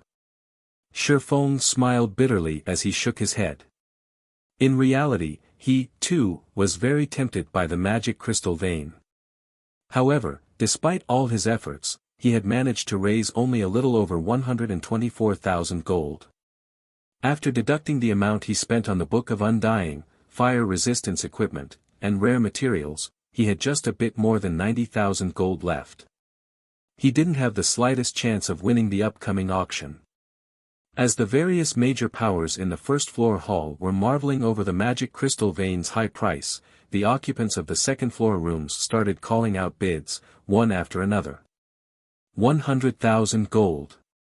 110,000 gold. 120,000 gold. After the first bid appeared, the price of the magic crystal vein increased rapidly, the scene stupefying the various first-rate guilds present. Despite the minimum increment being set at 1,000 gold, the various superpowers and major corporations were raising the price in 10,000 gold increments as if 10,000 gold were no different from 10,000 copper. In less than a minute, the price had already reached a staggering 200,000 gold. Only after the price reached 270,000 gold did the price increases decline to 2,000, or 3,000 gold increments. Even so, this was still plenty frightening to the various first-rate guilds present. Damn it! Why are there so many people competing for the vein? Nine Dragons Emperor frowned as he watched the price ramp up. Turning to Martial Dragon, he asked, "How are things coming along on Blood's side?" He had prepared only 210,000 gold for this auction. Including the magic crystals he had on hand, his funds came to roughly 250,000 gold. Just now, he had mortgaged several golden lands in Black Dragon City, netting an additional 140,000 gold and putting his total at 390,000 gold. This was already 10 times the amount a first-rate guild could produce in short notice. However, the various superpowers and major corporations were like bottomless pits as they continuously hiked up their bids. Now, the price was already close to 300,000. Moreover, he knew full well that the various superpowers were still only probing each other's depths. They had yet to truly make a move. Despite the restraint of the various superpowers and major corporations, the price of the magic crystal vein was already approaching the limit of his budget. Pavilion Master, Blood Dragon has already asked the guild elders for a loan. The elders feel that this is a good purchase and are willing to lend us 60,000 gold. If we succeed in the purchase, they want 10% of the vein's shares as interest. If we fail, they want 30% interest, Martial Dragon said helplessly. Although they all belonged to the same guild, the guild elders each operated their own faction. Although their factions were not strong individually, when they banded together, they were a frightening force to behold. Meanwhile, this combined power was under the great Pavilion Master's control. Hence, Pavilion Masters like Nine Dragons Emperor and Phoenix Rain could not command these elders, they could only try to rope in these elders to their side. Those old bastards actually have the gall to ask for 10% of the shares. Nine Dragons Emperor turned ashen upon hearing the loan conditions. The guild elders had outright asked for a quarter of the shares he would be getting. Fine. I agree to their conditions. However, tell them that 60,000 gold is too little. I will also need all of their magic crystals. Otherwise, I'll just give up on the auction. Although 60,000 gold was a significant sum, it was still insufficient for him to compete against the various superpowers. Only after he and the elders pooled everything they had would they stand a chance in the auction.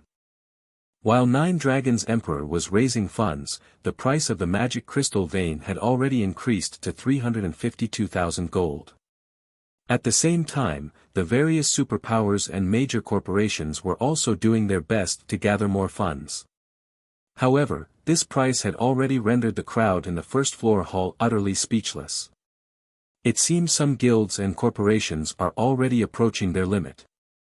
Lu Xinglua smiled when he noticed the rate of bidding slowing down.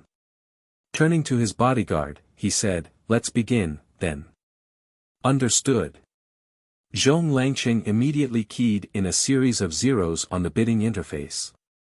500,000 gold. The moment this price appeared, the entire auction venue went into an uproar. Even Shifeng's mouth twitched involuntarily when he saw this bid. With that kind of money, he could already build 2 cities in Star Moon Kingdom. Seeing this price also allowed him to understand just how frightening the various superpowers were. The difference between himself and them was not something that he could easily bridge just by having more information on God's domain.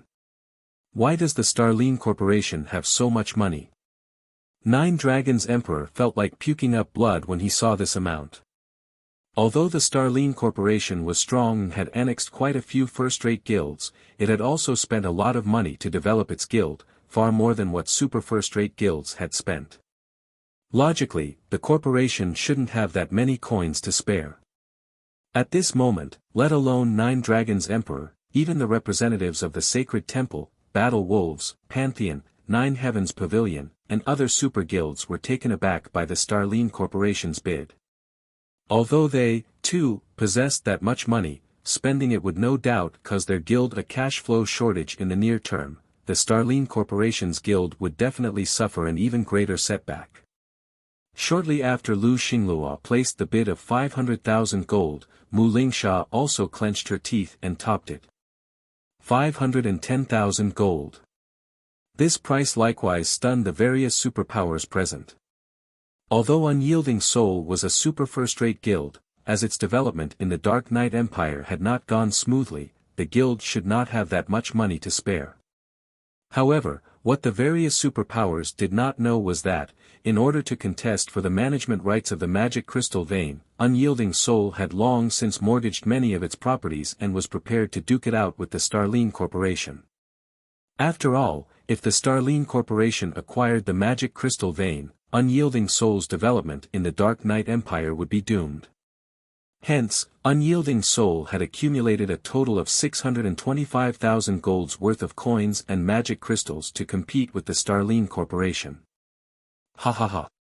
You want to compete against the Starline Corporation in terms of financial strength? Lu Xinglua sneered at Mu Lingsha's new bid. A pity. Truly a pity. The Starline Corporation might not have as powerful a background as a super first-rate guild like Unyielding Soul, but we do have high-level energy. In order to acquire the magic crystal vein, the Starline Corporation had traded 400,000 gold's worth of high-level energy with the secret pavilion. Of course, it had stipulated that Unyielding Soul would not be invited to the internal auction. Including the 300,000 gold the corporation raised, Starline had a total of 700,000 gold prepared to purchase the vein. At this stage of the game, even the various super guilds were incapable of taking out 700,000 gold, which was why he was confident of acquiring the magic crystal vein. After some back and forth, the price eventually reached 630,000 gold, the bid being placed by Lu Xinglua. This figure caused many of the superpowers present to give up on the auction.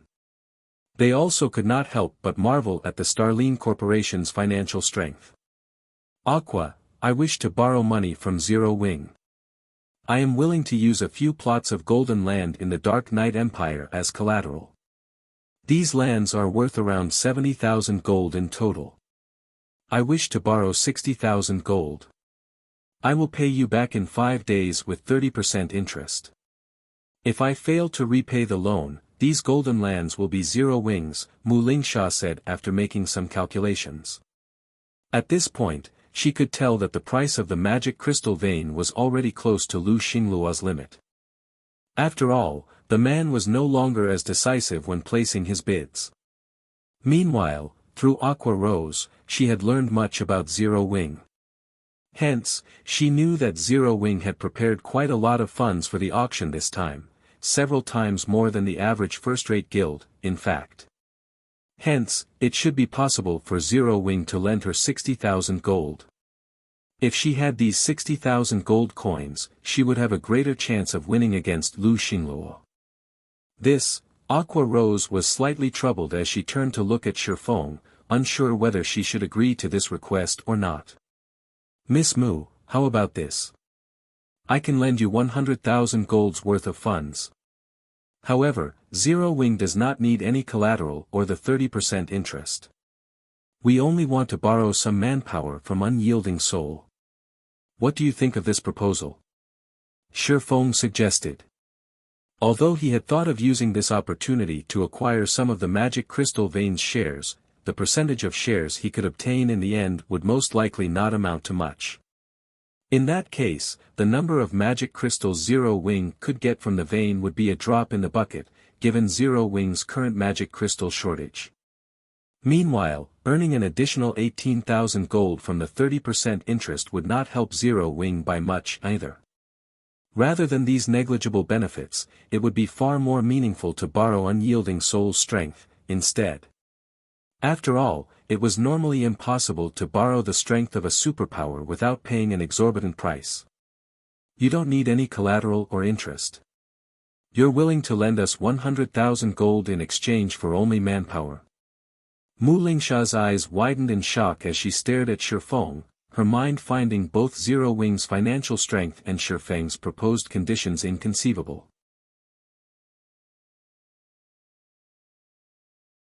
Chapter 1790, or Vein of Astronomical Value. Lucky Old Cat. Upon hearing Shifeng's proposal, Aqua Rose and Gentle Snow could not help but stare at him in disbelief. They could not understand why he would actually abandon such a good opportunity to make money and, instead, settle for just borrowing manpower from Unyielding Soul. Meanwhile, during the time Shifeng and Mu Lingsha were discussing this point, Yuan Tiexin had slammed his gavel for the second time. 630,000, going twice. Is there nobody present willing to offer a higher price? Yuan Tiexin asked as he glanced at the audience before him. Although 630,000 gold already exceeded the secret pavilion's original estimates, earning a few more coins would not do the pavilion any harm. Greedy bastard. Lu Xinglua frowned at Yuan Tiexin's deliberate prolongation of the auction. 630,000 gold was already far outside of his expectations. He had never thought that Unyielding Soul would be capable of taking out so much money. With such an expenditure, even if he could eventually recover the cost from the profits generated by the magic crystal vein, it would take a very long time before he could recoup his entire investment. Not to mention, he would also have to station an army of 100,000 players at the vein over the long run, which would further increase the time needed to recover his cost. The only fortunate matter was that the magic crystal vein produced magic crystals and rare ores that were very difficult to acquire on the market. For the foreseeable future, the Starline Corporation would no longer have to worry about its guild's daily magic crystal expenditure.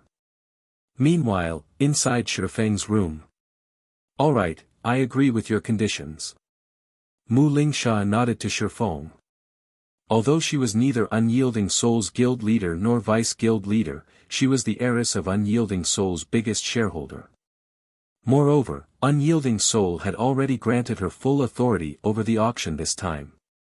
If it was only getting some of Unyielding Soul's members to help Zero Wing with a task, she could easily approve this matter with her authority. All right, I'll write up a contract. You should place a bid first.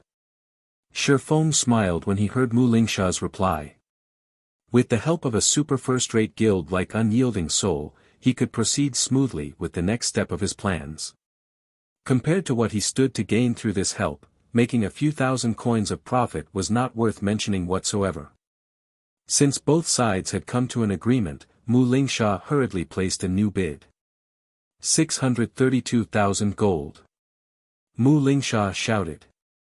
The secret pavilion's internal auction was different from the auctions held in God's domain, where players had to have enough currency in their pockets to place their bids. The secret pavilion did not bother verifying how much the bidders had. It would be fine so long as the buyer could pay for their purchase afterward. The silent auction venue immediately livened once again with Mu Lingsha's bid. How does Unyielding Soul still have money? Lu Xinglua's gaze turned chilling as he glared at Mu Lingsha's room. He had thought that the auction for the magic crystal vein was already over, never imagining that Mu Lingsha still hadn't given up hope. He immediately placed a new bid to thoroughly suppress her. 640,000 gold. 642,000 gold. 650,000 gold. 652,000 gold.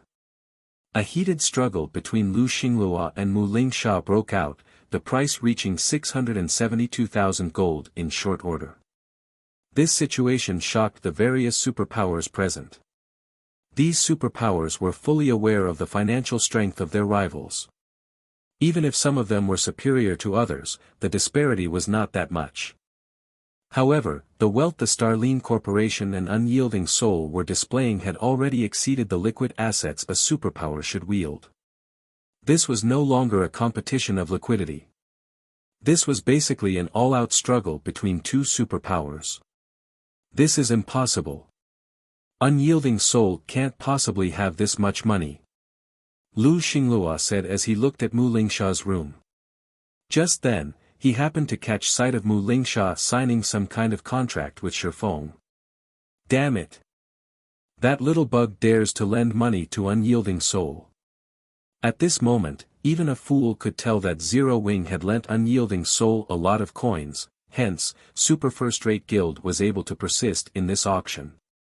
Mu Lingsha, do you think you can win against the Starline Corporation just because you borrowed some money from a little bug? Lu Xinglua placed another bid. 700,000 gold. Although Zero Wing had lent coins to Unyielding soul, how much could an up-and-coming guild that could rival first-rate guilds possibly have?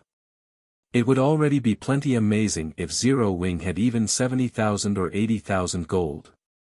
If Lu Xinglua included the amount of money Zero Wing spent earlier, he estimated that the guild would be able to lend around 50,000 gold, at most, to Mu Lingsha. Previously, she had also stopped placing bids after the price reached 630,000 gold, which meant that her personal limit was 630,000 gold. Including the 50,000 gold from Zero Wing, she would have only around 680,000 gold in total. With his bid of 700,000 gold, he would definitely triumph over Mu Lingsha. The people inside the auction venue gasped upon hearing Lu Xinglua's bid. If he were to spend so much money to acquire the magic crystal vein, he would have to wait for 3 months or so just to recoup his costs. However, 700,000 gold at this stage of the game was definitely more valuable than 700,000 gold 3 months later. After all, coins and magic crystals were constantly depreciating in value in God's domain. Of course, the purchase also wasn't without benefits. With the magic crystal vein, Lu Xinglua would convert 700,000 gold into magic crystals and various rare ores. In the long term, it was still more beneficial to have the magic crystal vein than not to have it. However, before Yuan Tiexin could even hammer his gavel once, Mu Lingsha made another bid. 710,000 gold. Are you kidding me? How does Unyielding soul have so much money? The people present were dumbfounded at Mu Lingsha's bid.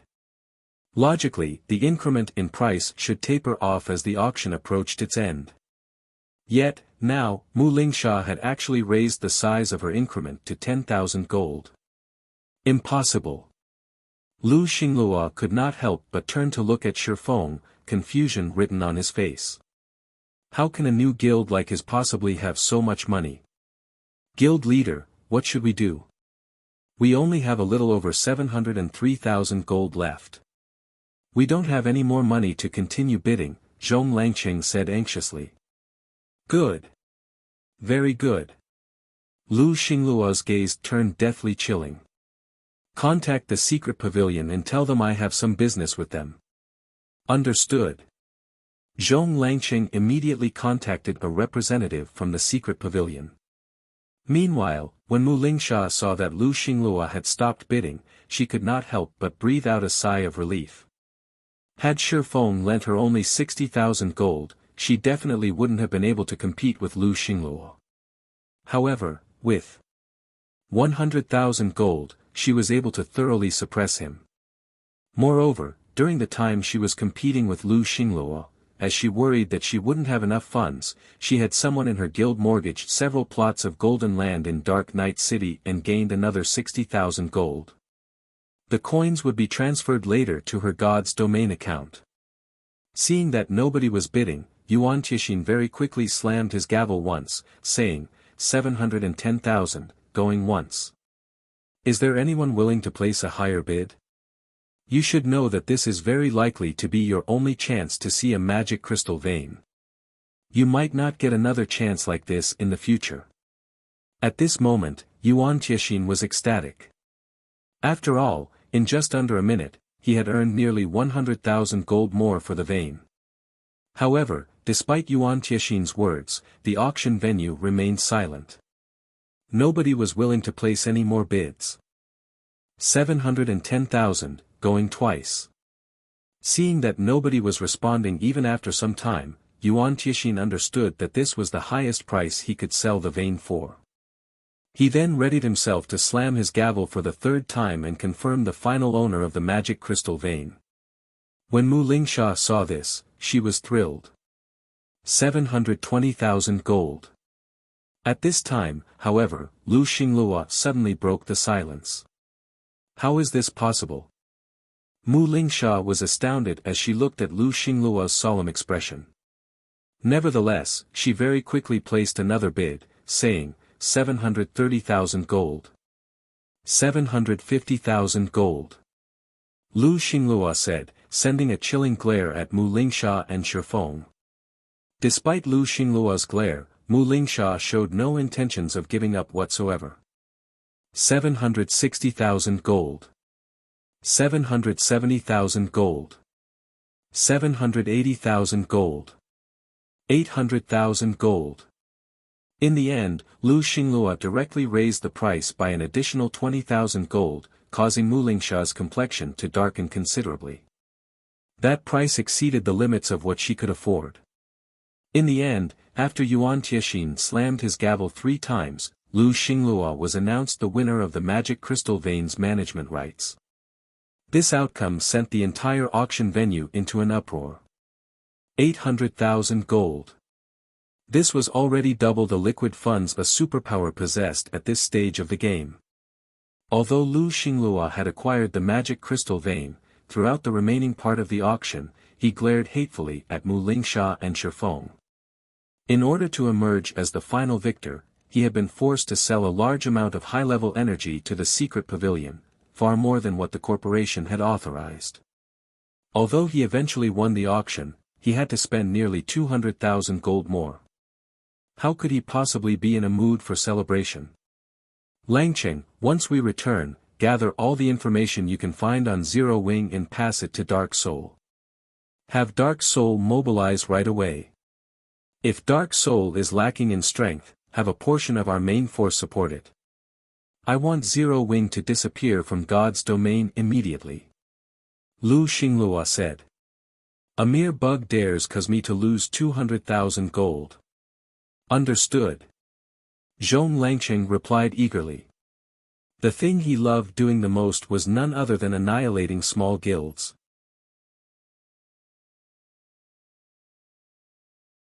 Chapter 1791, Crazy Actions.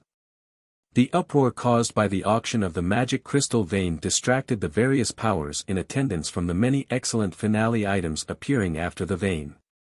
Most focused their attention on the implications of the magic crystal vein. Now that the Starline Corporation had the magic crystal vein, combined with its financial strength and military strength, its development in God's domain would most likely skyrocket in the future. Particularly, when it came to magic crystals, the Starline Corporation would have a massive advantage over everyone else. Now that Starline has obtained the magic crystal vein, the Dark Knight Empire will probably belong to Starline from now on. Crimson Emperor and Unyielding Soul sure are pitiful. The two of them going all out was what allowed Starline to annex 2 former super first-rate guilds in one go. Without the sudden influx of experts and veteran players, Starline wouldn't have developed so quickly and become capable of rivaling Crimson Emperor and Unyielding Soul. Now that Starline has acquired a magic crystal vein as well, it'll be able to nurture more experts through the Divine Colosseum. That's right. Most likely, it won't be long before Crimson Emperor and Unyielding Soul get chased out of the Dark Knight Empire. Unyielding Soul is truly unfortunate. It was just a little bit short of acquiring the magic crystal vein. It really makes you wonder where the Starline Corporation managed to get so much money from. Everyone secretly discussed the matter between the Starline Corporation and Unyielding Soul. The auction of the magic crystal vein had determined the future of the Dark Knight Empire. This situation also prompted some first-rate guilds, which had been developing in the Dark Knight Empire all this time, to draft alternate plans. Meanwhile, inside Zero Wing's private room. After this auction, Gentle Snow and Aqua Rose gained newfound recognition of the financial strength of major corporations. Compared to the major corporations, the amount of money Zero Wing possessed was not worth mentioning whatsoever. They also realized just how far Zero Wing was from becoming a superpower in God's domain. The guild was already severely lacking just in the aspect of financial strength. So, this is the Starline Corporation's strength? Mu Lingsha could not help a bitter smile when she saw Lu Xinglua acquiring the magic crystal vein. Despite all her efforts, she still lost in the end. Fortunately, she did not suffer a total loss in this auction. At the very least, she had forced Starline to spend a large portion of its wealth. With this, Starline would not have the funds to develop rapidly within the short term. Following which, Mu Lingsha turned to look at Shifeng and said, "Thank you for your help. As per our agreement, I will have Unyielding Soul help you out once." That's just wonderful.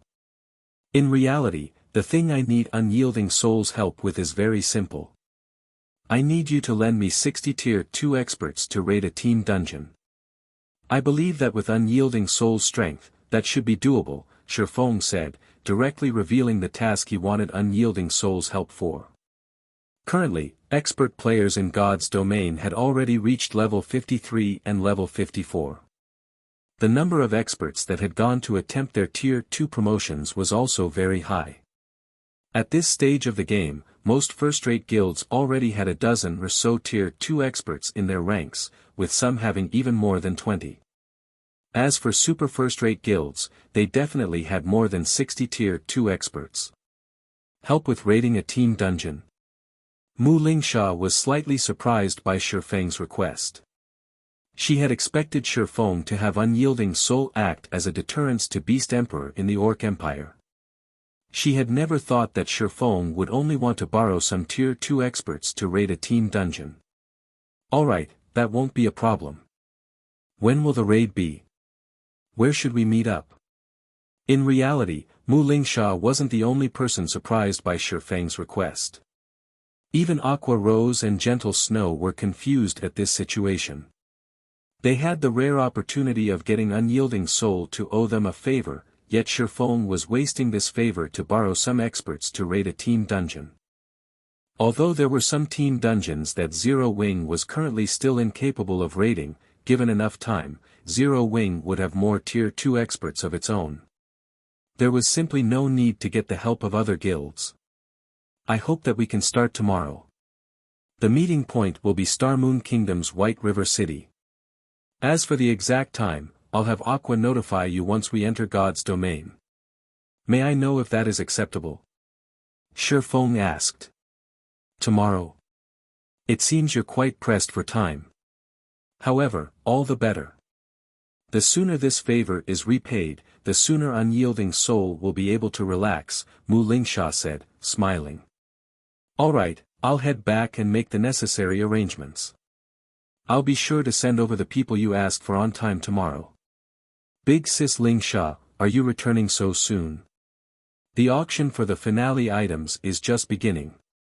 There are bound to be some excellent items coming out. Isn't it a waste to leave right now? Aqua Rose asked, surprised when she noticed Mu Lingsha standing up from her seat. My goal this time is only the magic crystal vein. Now that the Starline Corporation has acquired it, I naturally have no reason to stay. Rather than waste time here, it is much better if I return and start making the necessary preparations, Mu Lingsha explained. However, I must also remind you that Lu Xinglua is a vengeful bastard. Now that you have gone against him, although he won't be able to dispatch his guild's armies after you, he is very likely to send a large number of experts to target Zero Wing. It is best if you all beware. Thank you for your reminder, Shifeng said. In reality, Shifeng had a much greater understanding of the Starline Corporation than Mu Lingsha did. During his previous life, the Starline Corporation had quickly become the overlord of the Dark Knight Empire by relying on its advantages from entering God's domain at the game's launch and having a large amount of high-level energy. Moreover, aside from the Empire, Starline had also taken control of several neighboring kingdoms. Eventually, the corporation annihilated Unyielding Soul and developed into a bona fide super guild. Meanwhile, Lu Xinglua, the the guild leader of the Starline Corporation's guild, was also famed for being incomparably ruthless. As Lu Xinglua had close ties with dark players, those who became his enemy were often hunted down by dark players. Some first-rate guilds had even gotten wiped out because of this. After Mu Lingsha was done speaking, she promptly left the room. Now, only 4 people remained inside. Guild leader, just which dungeon are we going to raid that we actually need unyielding soul strength? Gentle Snow asked quietly, unable to rein in her curiosity, after seeing Mu Lingsha leave. Although she wasn't one to self-praise, she believed that Zero Wing's dungeon raiding capabilities were not the slightest bit weaker than those of the superpowers of God's domain. In fact, Zero Wing might be stronger than even some superpowers. Given a little more time, Zero Wing would be capable of raiding even super-large-scale team dungeons. Hence, there really wasn't a need to employ the help of a super first-rate guild. No, we're not just going to borrow unyielding soul strength. Shifeng said, smiling. Afterward, we're going to borrow the Dragon Phoenix Pavilion strength as well. Borrow the Dragon Phoenix Pavilion strength? Gentle Snow grew even more confused at Shifeng's words. She simply could not figure out what Shifeng intended to do. Shifeng wasn't satisfied with getting the help of just one super first-rate guild. He was even going to get the help of 2 super first-rate guilds. Aqua Rose was similarly surprised by Shifeng's declaration. Guild leader, we can't possibly be trying to raid the Flaming Ruins now, right? A hint of shock flashed across Aqua Rose's eyes as she suddenly thought of a possibility. No matter how she tried, the only team dungeon that she could think of that would necessitate the help of Unyielding Soul and the Dragon Phoenix Pavilion would be Star Moon Kingdom's Flaming Ruins, a level 50 super large-scale team dungeon. Up to now, nobody in the game had managed to acquire the first clear of even a level 50, 100-man hard-mode team dungeon. Trying to challenge a 200-man team dungeon was simply insane. After all, the raid difficulty of a super large-scale team dungeon was many times greater than that of a 100-man team dungeon.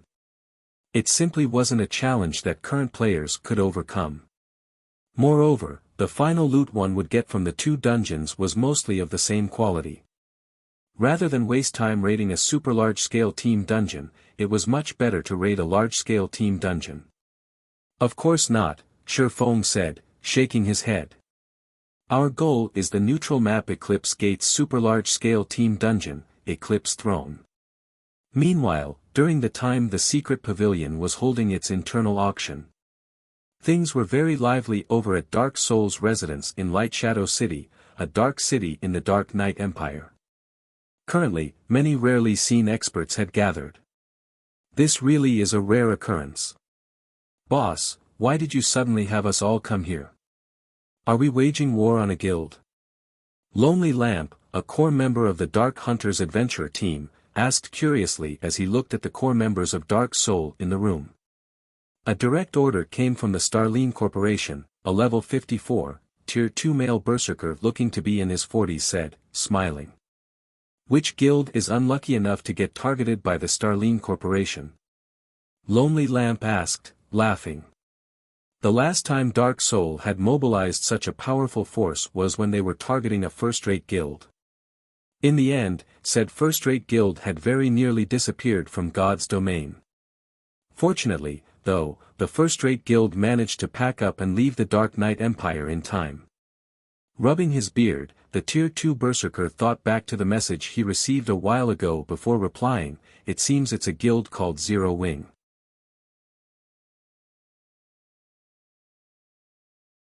Chapter 1792, Upgrading a Magic Weapon. Lucky Old Cat. We're targeting Zero Wing. Lonely Lamp could not help his surprise when he heard the Tier 2 Berserker's words. Could it be Star Moon Kingdom's Zero Wing? That's right. Looking at Lonely Lamp curiously, the Tier 2 Berserker asked, is there a problem? And no. Lonely Lamp shook his head, his complexion darkening slightly. He had never thought that the various adventurer teams belonging to Dark Soul had actually been gathered this time to deal with Zero Wing. "This is interesting," a soldierly man seated before lonely lamp said, his lips curling up slightly. "Originally, I was planning to take care of this Zero Wing sometime in the future. Now, it seems that won't be necessary." "Commander Shark, does Dark Hunters have some kind of grudge against Zero Wing?" a beautiful, womanly lady wearing dark blue robes asked, a faint smile on her face. "Emicham. We crossed paths when carrying out a client's commission. Although we managed to complete the commission, our side suffered quite a loss as well," the soldierly man named Black Shark replied, a cold glint flashing in his eyes. "To be able to make your Dark Hunters eat a loss, Zero Wing must be quite capable. It's no wonder the Alliance Master has gathered us here today," the beautiful lady said. "When the time comes, if Commander Shark needs any help in the battle, do make sure to ask Dark Claw." "Then, I'll have to thank you in advance for the help, Commander Spirit," Black Shark replied. Lonely Lamp could not help but grow excited upon overhearing the conversation between Black Shark and Veiled Spirit. Even now, he still remembered with hate the time Sherfong had killed him. Although his commander had also stated previously that they would make Zero Wing pay, he was painfully aware of just how powerful Zero Wing was. Even if the entire Dark Hunters adventure team mobilized, they wouldn't be a match for Zero Wing. However, it was a different story now. Dark Soul was a dark alliance of over 10 dark adventure teams. If these adventure teams mobilized simultaneously, the alliance would have no problem throwing the entire Star Moon Kingdom into chaos. After all, the dark adventure teams capable of joining Dark Soul were all frighteningly powerful. Just as everyone inside the meeting room was discussing this matter, 3 players suddenly entered the room. At the lead was a level 50 male guardian knight wearing pitch-black armor.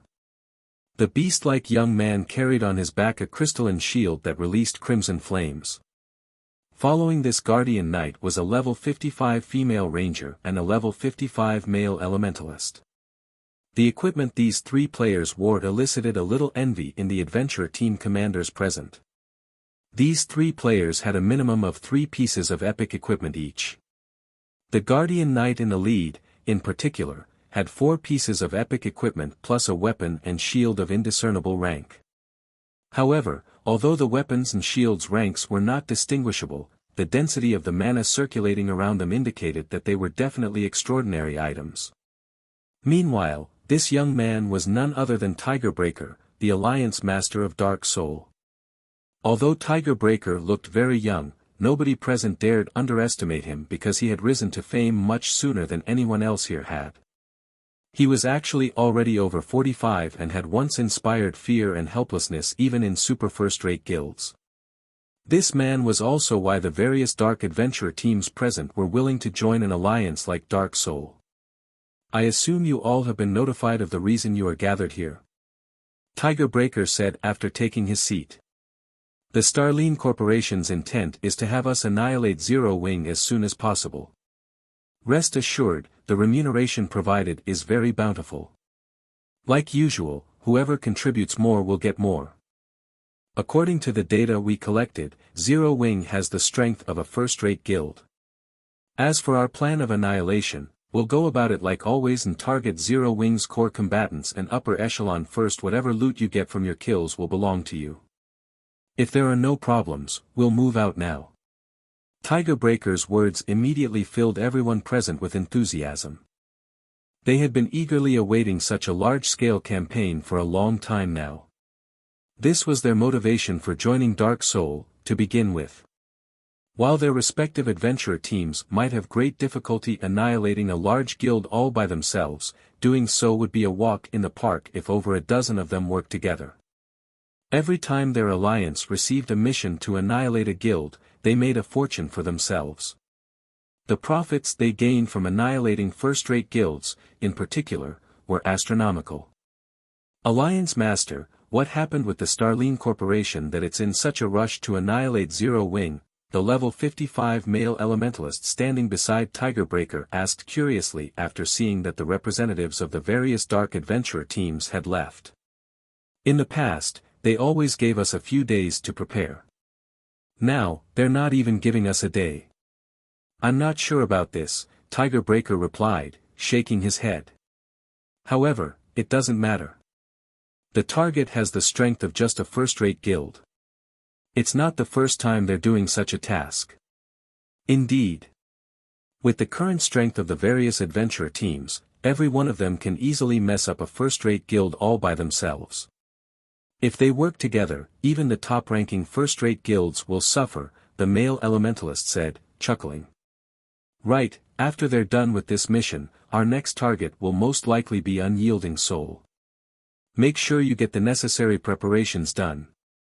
Even though Unyielding Soul has fallen behind the times, it is still a super first-rate guild. It won't be an easy opponent, Tiger Breaker said. Alliance Master, rest assured, as long as that batch of resources arrives, we'll be able to nurture a large group of experts very quickly, the elementalist said confidently.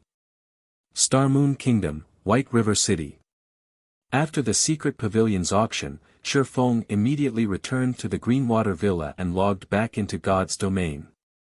The first thing he did after getting online was contact Phoenix Rain and have her send every Tier 2 expert she had to White River City. After making the necessary arrangements, he handed 30,000 gold to Aqua Rose and had her continue fortifying Silverwing Town. He then took out another 30,000 gold and secretly fortified the Lost Town. Next, he gathered the rare materials he brought over from the Ice Crystal World and 19 lifestyle players at the Candlelight Trading Firm. Finally, he used the Holy City's emblem and brought the 19 lifestyle players to the Holy City of Titan. At this point, the Abyssal Blade was still just a level 45 magic weapon. Although the Abyssal Blade remained very powerful, it was severely mismatched for his current level. Compared to Killing Ray, the Abyssal Blade was no different from baggage to him. Meanwhile, the Eclipse Throne was a level 50 super large-scale team dungeon in the Eclipse Gate, a neutral map. Its difficulty was much greater than even that of the level 50 super large-scale team dungeons in Kingdoms and Empires, not to mention the special environment inside the Eclipse Throne. He would have to increase his combat power further if he wanted to improve his chances of successfully raiding the dungeon. Hence, Shifeng planned on forging level 50 weapons in Titan City in order to upgrade the Abyssal Blade. In the outside world, level 50 fine gold and dark gold weapon designs were very rare. In Titan City, however, so long as one had sufficient status, one could use magic crystals to exchange for all kinds of weapon production designs. However, only the player that exchanged for these designs could learn them. At the same time, the weapons produced using the designs obtained in Titan City were slightly weaker than average weapons of the same rank.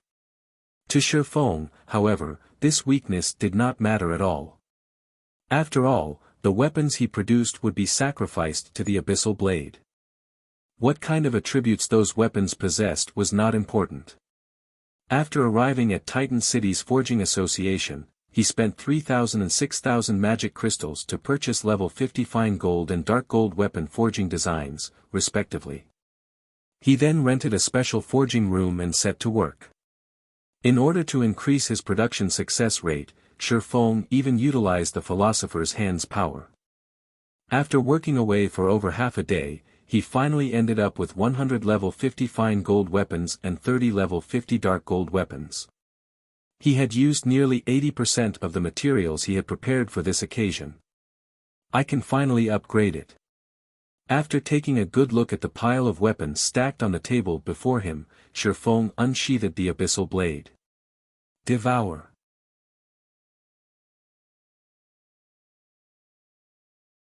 Chapter 1793, Black Dragon Appears. Lucky Old Cat.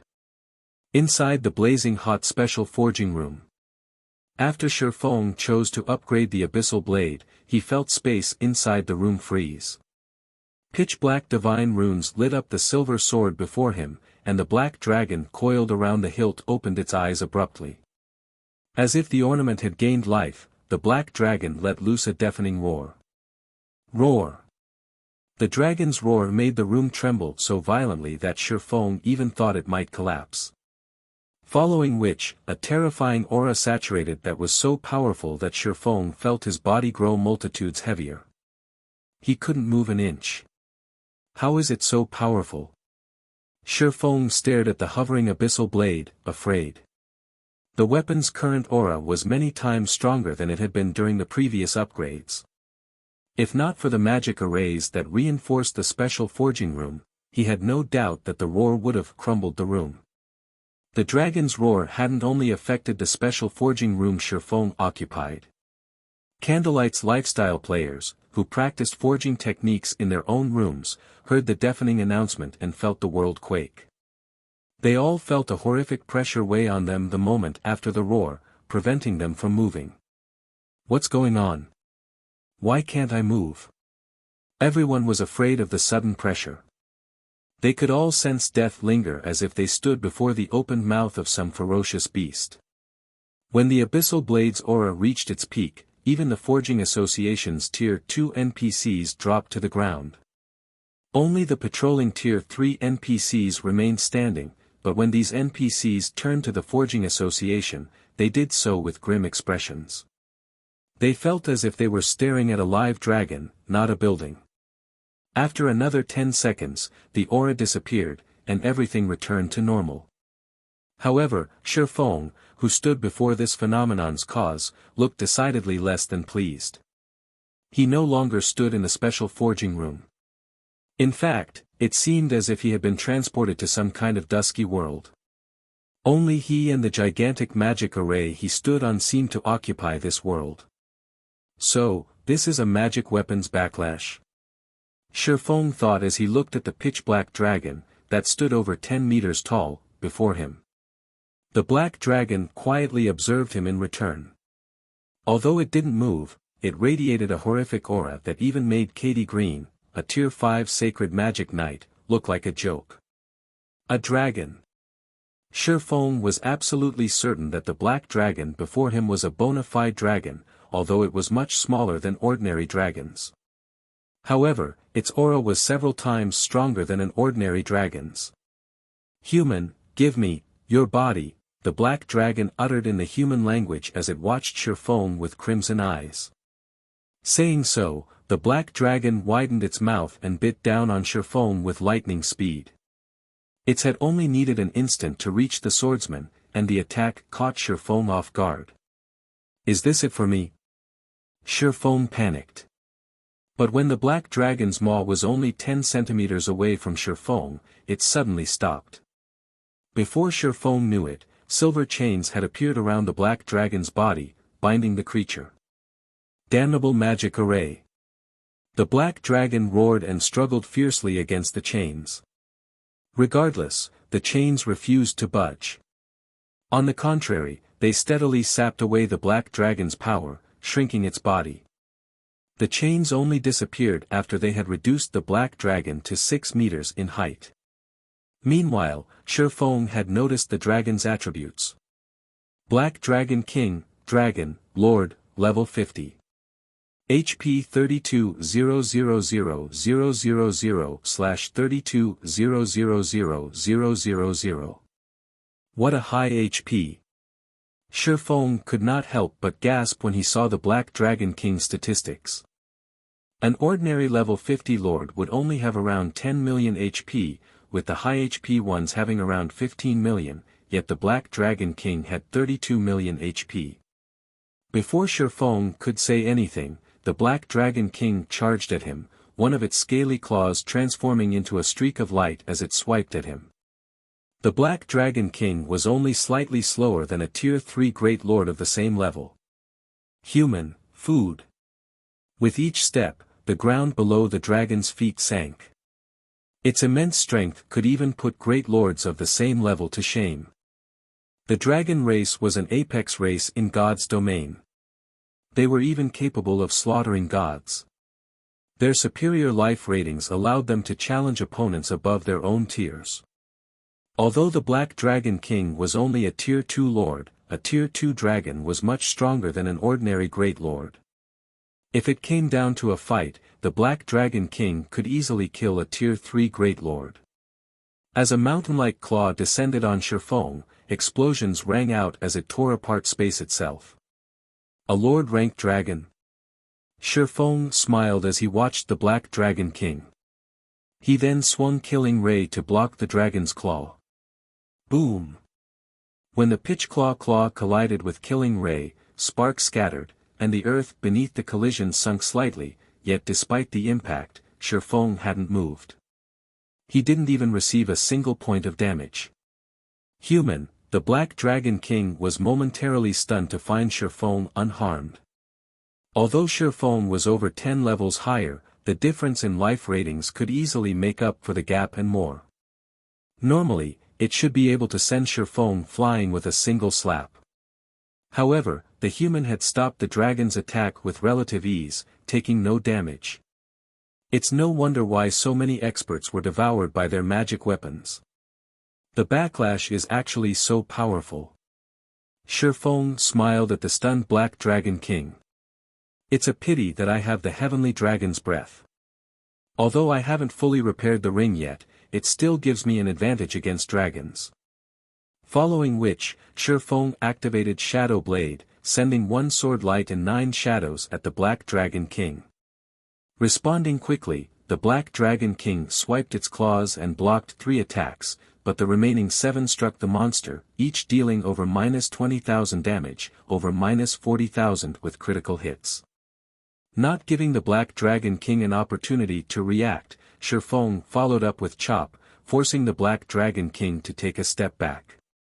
He then used Thundering Flash, and damages exceeding -30,000 appeared above the Black Dragon King's head, one after another. A dragon might be a troublesome foe for others, but it was no problem for Shifeng. Shifeng already had frightening basic attributes.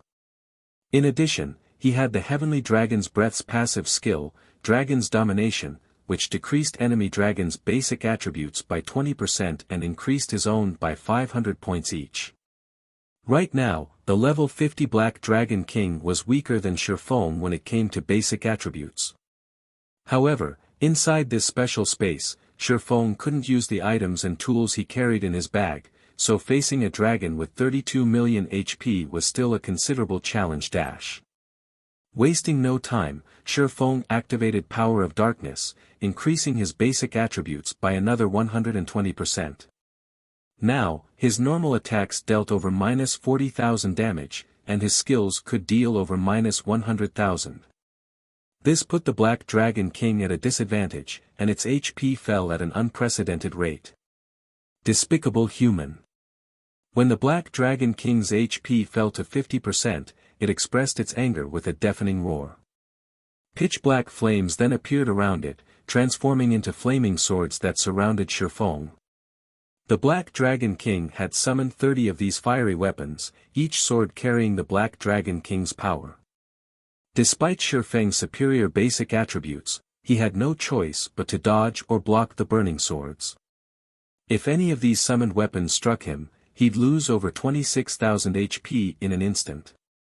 Meanwhile, under the effects of Power of Darkness, Shifeng only had a measly 180,000 HP. If he were struck 7 or 8 times, he'd be dead. Hence, Shifeng had no choice but to defend himself while fighting.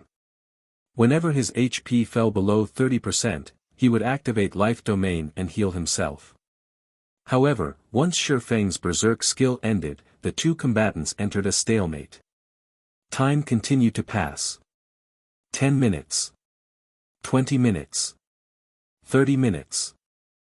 Finally, after 40 minutes, the Black Dragon King's HP fell to 10%, and Shifeng activated Heavenly Dragon's power, increasing his strength, defense, and HP significantly. With Heavenly Dragon's power, Shifeng could completely suppress the dragon. He turned some of his focus away from defense, enduring the Flaming Sword's attacks to strike the Black Dragon King's chest. The hit was a critical, dealing more than -100,000 damage to the Lord. Following which, the Black Dragon King's HP began to decrease much faster than before. 8%. 6%. 3%. Shifeng also steadily lost HP. Despite Heavenly Dragon's powers buffs, each flaming sword shaved off over 10,000 HP. Against the 30 flaming sword's relentless attacks, it was inevitable that he'd lose HP rapidly. 90%. 70%. 50%. Die. Once the Black Dragon King had very little HP remaining, Shifeng used Lightning Slash. Suddenly, a damage of over -400,000 appeared above the Black Dragon King's head and devoured of the Lord's last strand of HP. By the time the Black Dragon King's body disappeared, Shifeng had less than 1/3 of his HP remaining.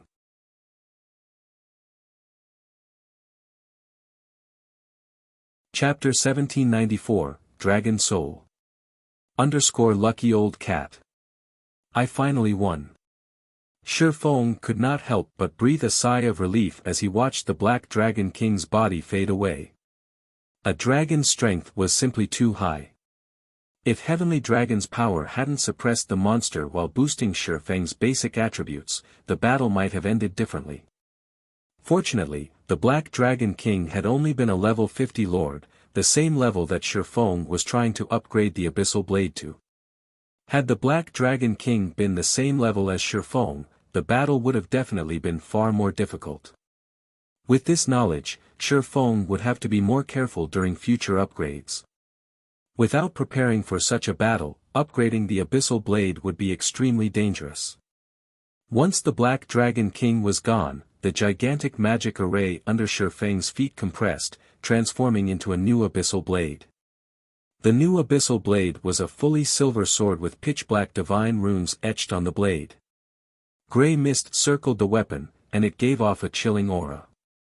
This is the newly upgraded Abyssal Blade. When Shifeng gripped the new Abyssal Blade, he could clearly feel the sword pulsate. It felt as if the sword had become an extension of his body. What truly surprised Shifeng, however, was the new information in the weapon's attribute panel. Abyssal Blade, one-handed sword, magic weapon. Attack power plus 2070, all attributes plus 170, attack speed plus 27, ignore levels plus 20, attacks have 70% chance to cause 220% damage. 30% chance to cause 300% damage. Every attack increases damage by 2% to a maximum of 24%. If wielder belongs to a swordsman-related class, all skill levels plus 5. Increase free ability points received for every increase in level by 2 points. Equipment level 50. Can be upgraded, devour 100 level 55 fine gold weapons and 30 level 55 dark gold weapons to upgrade to level 55. Equipment tier 2.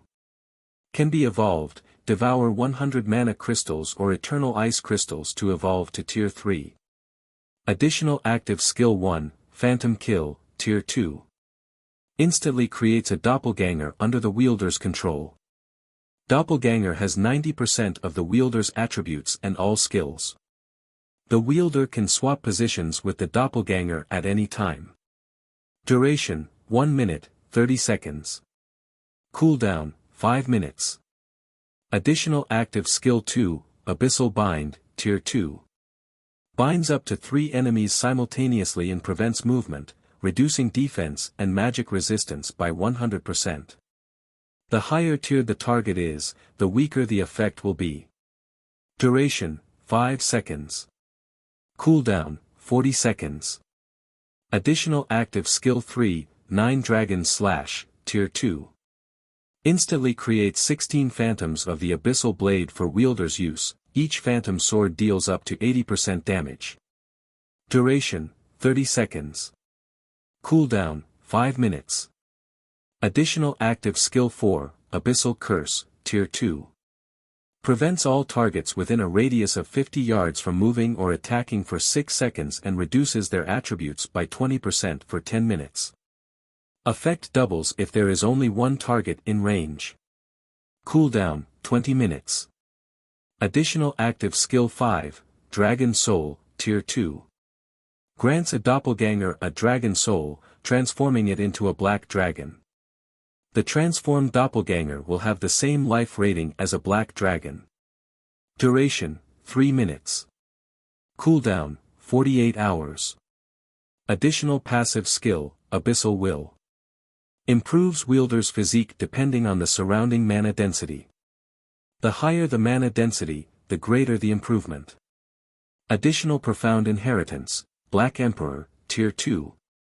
When activated, every critical hit will accumulate 1 stack of death aura.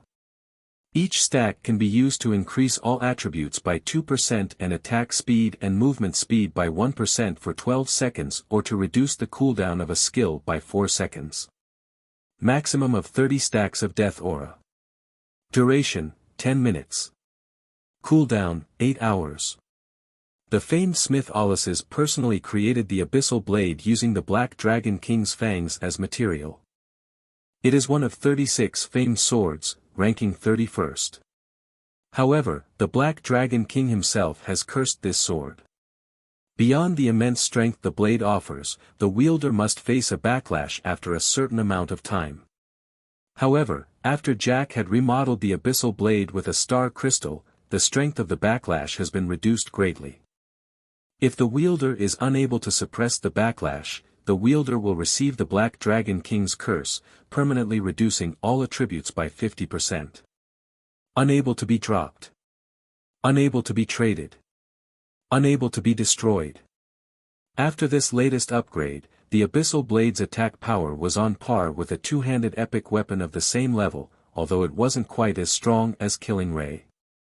After all, the Abyssal Blade was only level 50, whereas Killing Ray's level automatically increased to match its user's level. Regardless, the Abyssal Blade was still very powerful. The new skill, Dragon Soul, was particularly impressive. He could turn one of his doppelgangers into a true black dragon. Just thinking about this excited Shifeng. That was a bona fide dragon they were talking about. An archaic species was insignificant before a true dragon. Even angels had a slightly lower life rating than dragons. This skill was now Shifeng's greatest trump card. Unfortunately, the skill only had a short, 3-minute duration. Once Shifeng had finished marveling at the new Abyssal Blade, he sheathed the weapon and contacted Silent Wonder, Candlelight's current chief alchemist. Aside from the lifestyle players with the highest chances of becoming masters, Shifeng had also brought the Candlelight trading firm's top 5 alchemists to the holy city of Titan. Naturally, after Silent Wonder had become an internal member and read the Moon God's secret journal, she had quickly become a master alchemist. Now, she was the trading firm's #1 alchemist in terms of alchemy techniques. Since Candlelight had too many lifestyle players for Melancholic Smile to manage alone, Shifeng had split the management responsibilities for each subclass among their respective chiefs. How is the Elven Silver production coining along? Shifeng asked. Elven Silver was an alchemy recipe that could only be found in Titan City. Each copy cost an exorbitant 800 magic crystals. Elven Silver was also very difficult to produce. Even if an advanced alchemist had the help of various support tools, they would be fortunate if they could achieve a 20% production success rate, and each attempt cost roughly 4 gold. Elven Silver only had one function: temporary physical reinforcement. Not only could it increase one's physique and stamina, but it would also improve their resistance significantly. It was an extremely valuable potion and had been a must-have when raiding super large-scale team dungeons during Shifeng's previous life. Since Candlelight's alchemy standard had been lacking, Shifeng hadn't had his alchemists attempt to produce Elven Silver.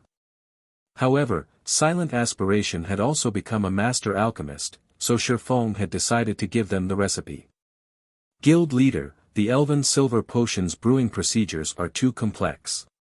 Even now, we only have 217 bottles. May I know if that is enough? Silent Wonder said, a little embarrassed. 217. So many. Shifeng was slightly surprised when he heard Silent Wonder's report. He knew that even a basic master alchemist would only have a 25% theoretical success rate, roughly 30% if they had the proper support tools. Moreover, each bottle of Elven Silver required a very long time to brew. A basic master alchemist would be fortunate to brew around 100 bottles after a full day of work, yet despite having only been in Titan City for half that, the 2 master alchemists and 3 advanced alchemists that had been given the task had produced over 200 bottles. Good. Bring them to me. Understood. Silent Wonder nodded before disconnecting the call. Shifeng then turned his attention to crafting all-round devices. The Eclipse Throne had a chance of dropping top-tier fire resistance equipment. The dungeon's recommended raid level was level 55 to level 60, and it was far more challenging than the level 50 super large-scale team dungeons at Kingdoms and Empire's borders. Aside from the dungeon's corrosive gas, its low mana density made it particularly difficult. Shifeng's team needed the all-round devices to raid the dungeon. Shifeng spent the rest of the day producing 80+ all-round devices. Including the all-round devices he had made some time ago, he had more than enough to outfit a team of 200 players. Time is almost up. They should have arrived in White River City by now. Shifeng smiled as he took a look at the time. Before he had realized it, a new day had arrived in God's domain. There were less than 20 minutes remaining before the agreed meeting time. Immediately, Shifeng took out a return scroll for White River City. After activating the scroll, his body transformed into a streak of light and left the special forging room.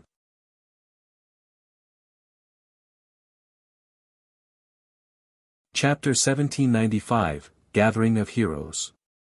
Lucky Old Cat. Star Moon Kingdom, Zero Wing's residence in White River City. Silence dominated the crowded guild hall due to the group of the guild's main force members resting in the lobby. The lowest leveled player among this group was level 54, tier 2, and the weakest equipment they wore was level 50 fine gold rank.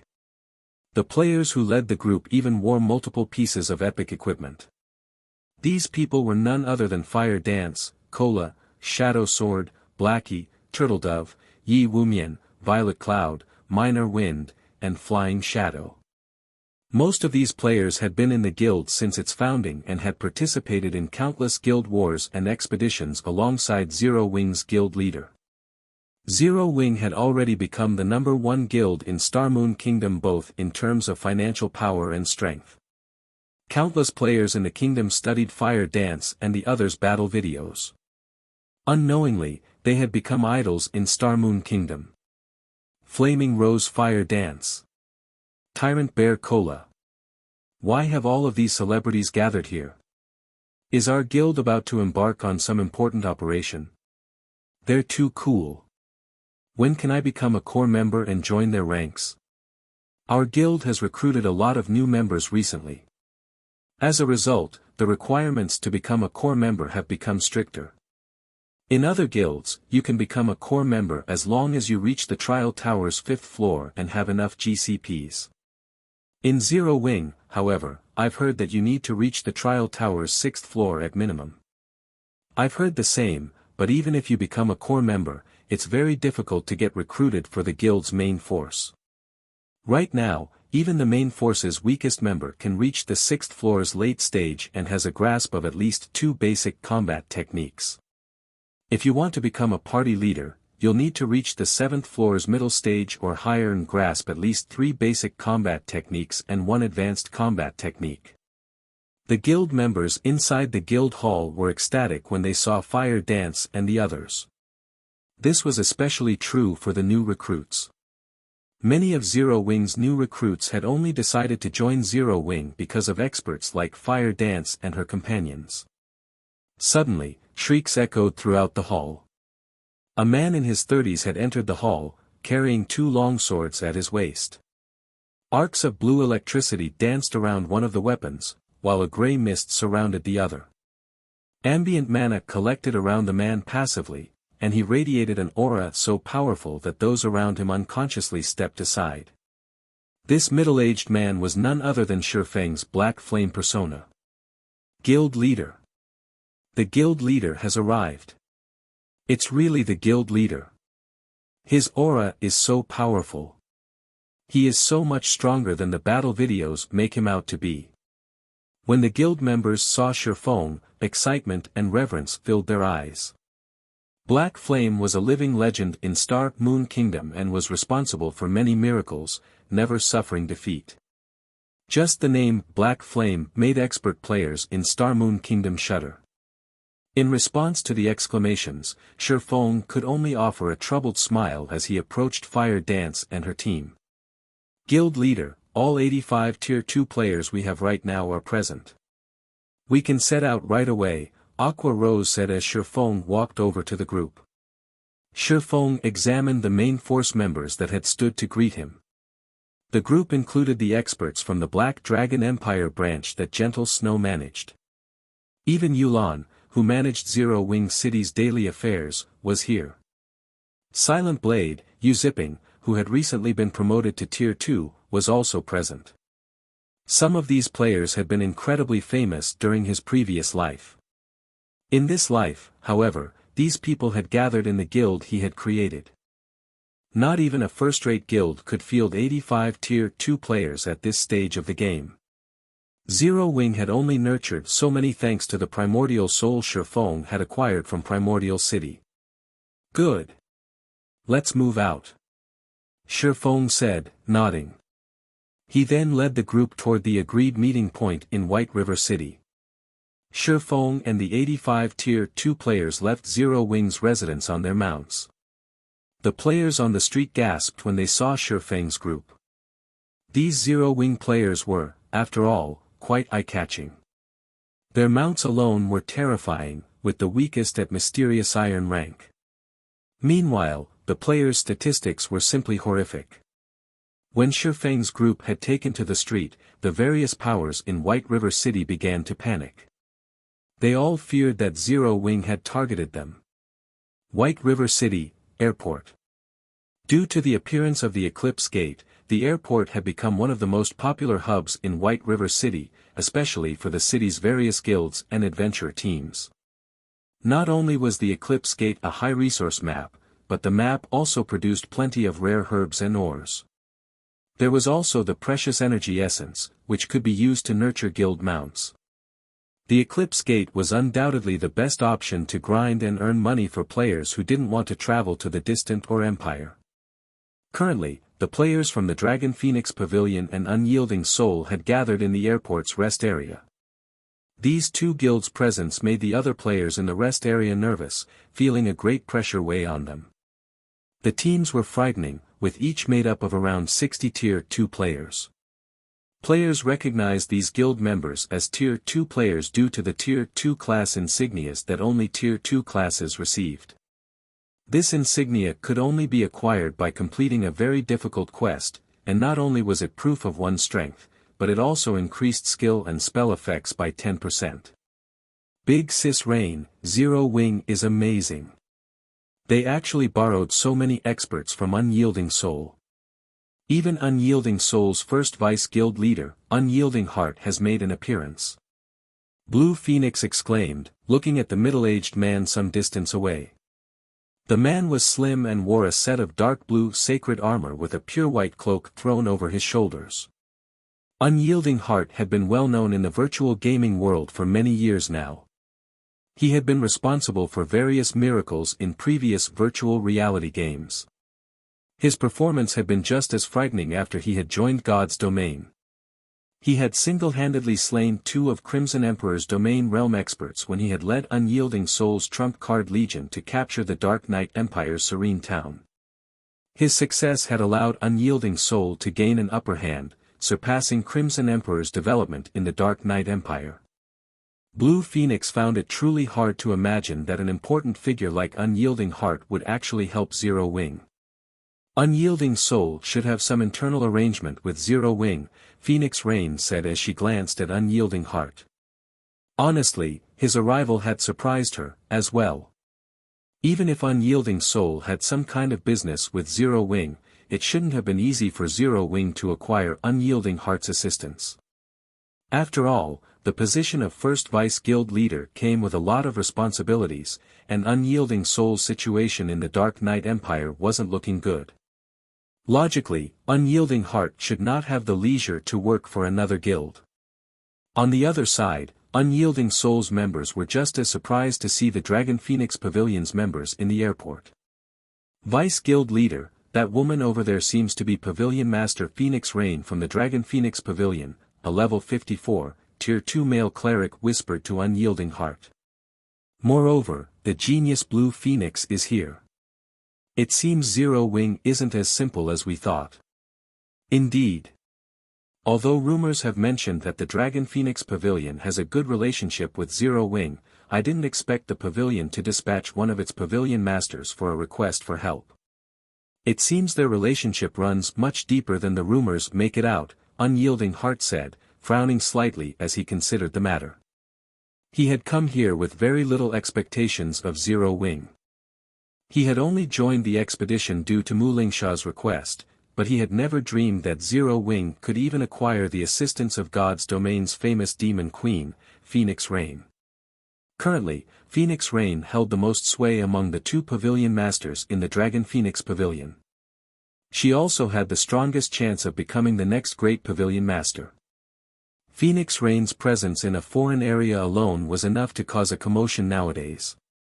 If the public realized that she was here to help Zero Wing, it would cause a sensation that would sweep across God's domain. While the Dragon Phoenix Pavilion and Unyielding Soul discussed each other, excited cries reached them from outside of the airport. Many players in the lobby ran over immediately to take a look. A short moment later, a group of players entered the airport's main lobby. All of these players were at least level 54, with some at level 56. Their equipment was just as impressive. At this stage of the game, level 50 fine gold equipment was even extremely rare in the various superpowers, yet such equipment was the weakest that could be found on these 80+ players. You're tuning in to the Han Lee's Wuxia Chronicles YouTube channel. We're so grateful for your support, and don't forget to subscribe to join us on this incredible journey through captivating stories. Your generosity through donations truly makes a world of difference, as it's the primary source of revenue that allows me to expand and enhance this channel for you. Thank you from the bottom of my heart for being a part of this adventure.